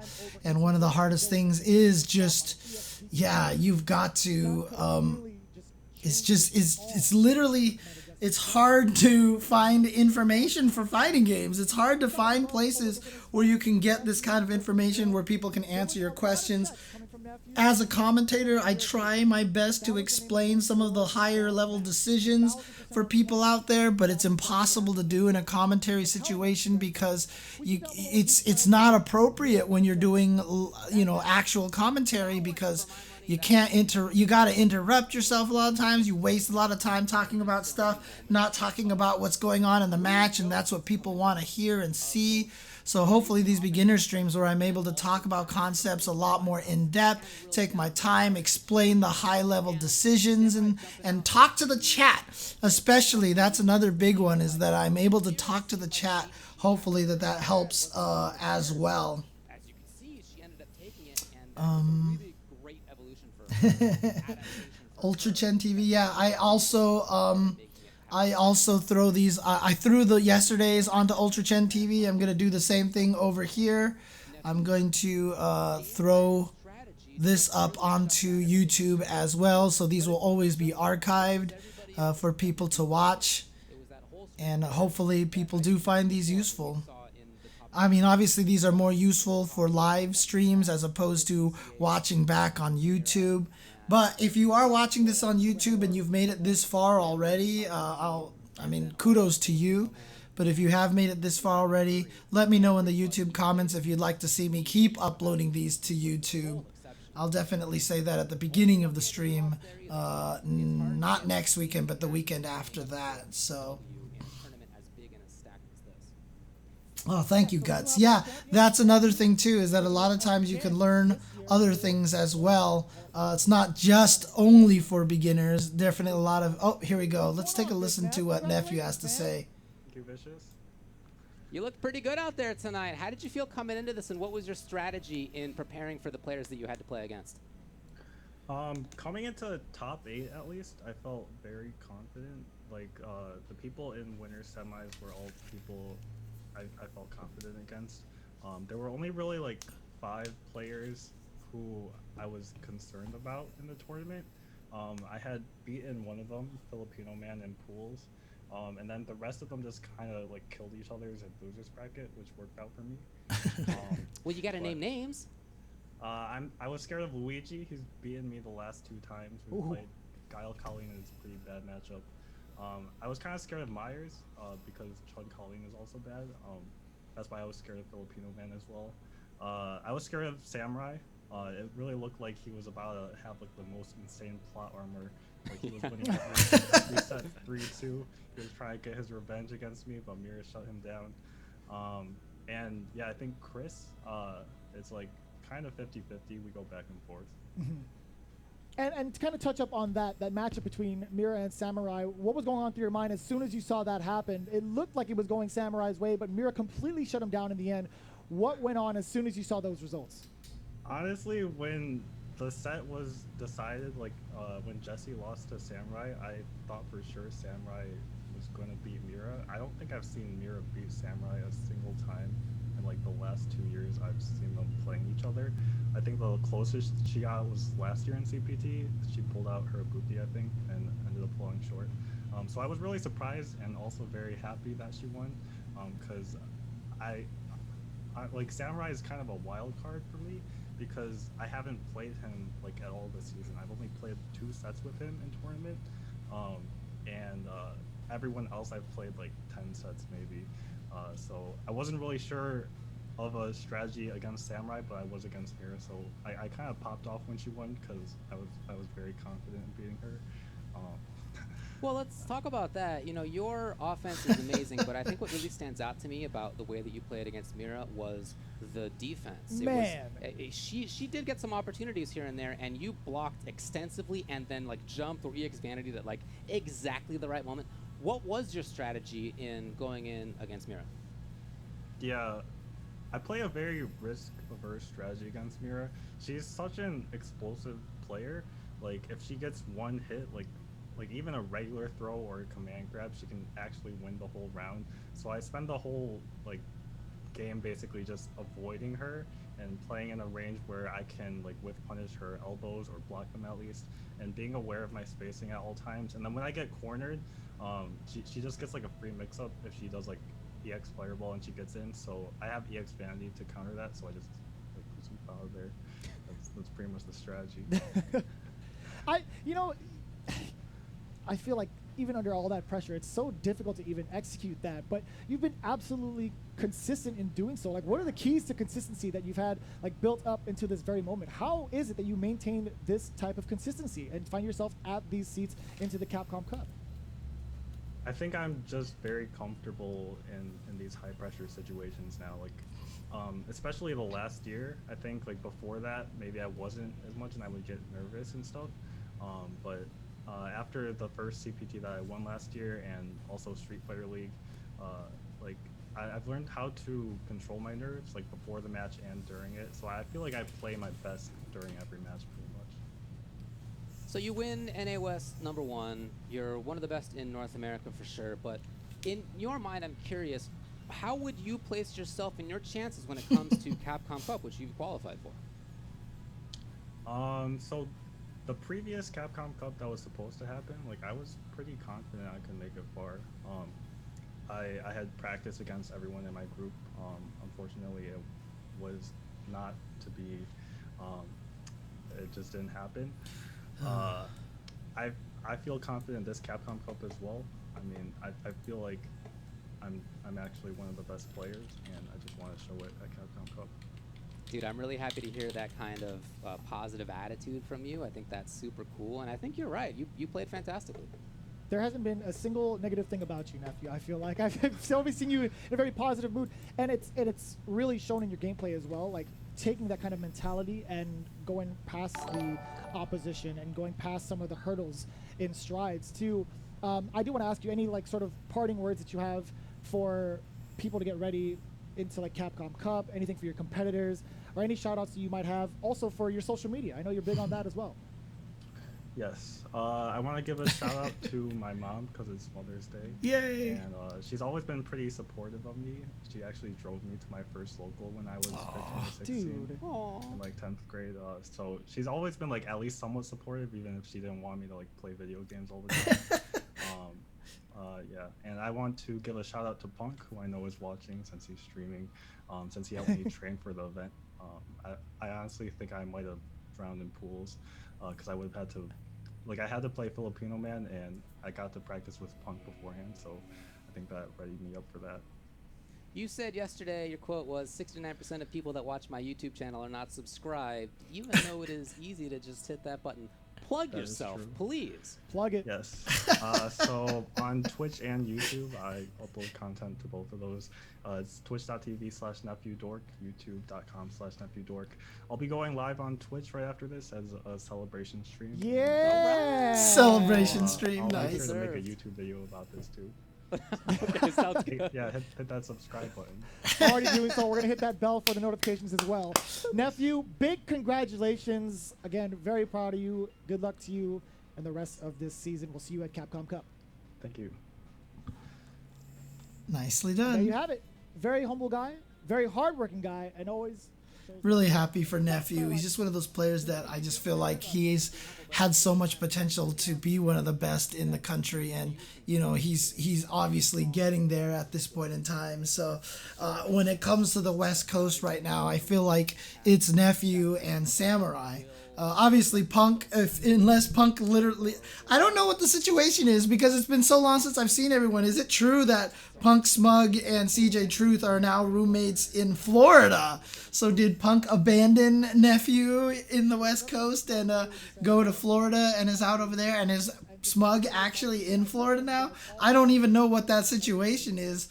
But, I mean, if Punk is in Florida now, yeah, for sure, Nephew, Samurai, probably two of the strongest players here in the West Coast. We've seen what Samurai has done on the Street Fighter League, etc. Such a good player.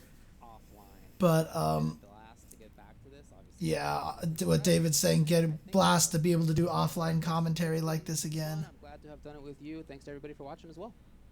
That's going to be pretty much it for all of us, really. We do have more events coming up next week and the week after. In fact, we do have signups going on. I'll be there for Asia East. #1, this one's going to be a really tough tournament for me to commentate. It's going to be late at night again. That's not the problem. It's just that on the first night, on Friday midnight, basically, I'll be fine. then I get my second shot, and then I go and do the midnight commentary for top 8. I could be half dead. We'll see what happens. After I get my shot, I'll probably try to go home and take a long nap just to maybe sweat it out or something like that. Maybe it won't be too crazy, because I've heard lots of varying stories about whether or not the second shot is going to be it has been bad. Some people said it hasn't been bad. Some people have said that it's Moderna that's the bad one. I'm doing Pfizer. I've also heard that Pfizer is the bad one.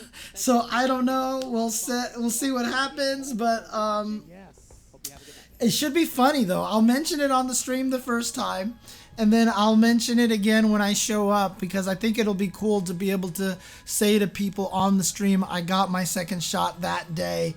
And so, you know, you guys should as well. So I think that that's a nice message to send at the same time, showing that, you know, we get the shots and our lives don't stop. So that's the way it works. So bits help a little bit. Nicholas Torres, anything helps. So yeah, for sure. That's kind of nice. So yeah, Grokthar, I've been trying. Tylenol on hand. That's a great idea. I'll bring the Tylenol there. So, but there you go. Thanks guys for tuning in. Thanks guys for watching. Hope you found this useful. Again, if you can't donate bits, any of that stuff, subscribing, gift subs, donations, if you do not have the capability to do that, also just tweeting me on Twitter. Social media is a powerful thing. If I can retweet like 3 or 4 people saying that they learned a lot on this stream, may convince other people to come and watch the stream as well. So that is definitely a very helpful thing to have, the testimonials as well. But outside of that, thank you guys for tuning in. Hope you guys enjoyed it. Hope you guys have a good Mother's Day.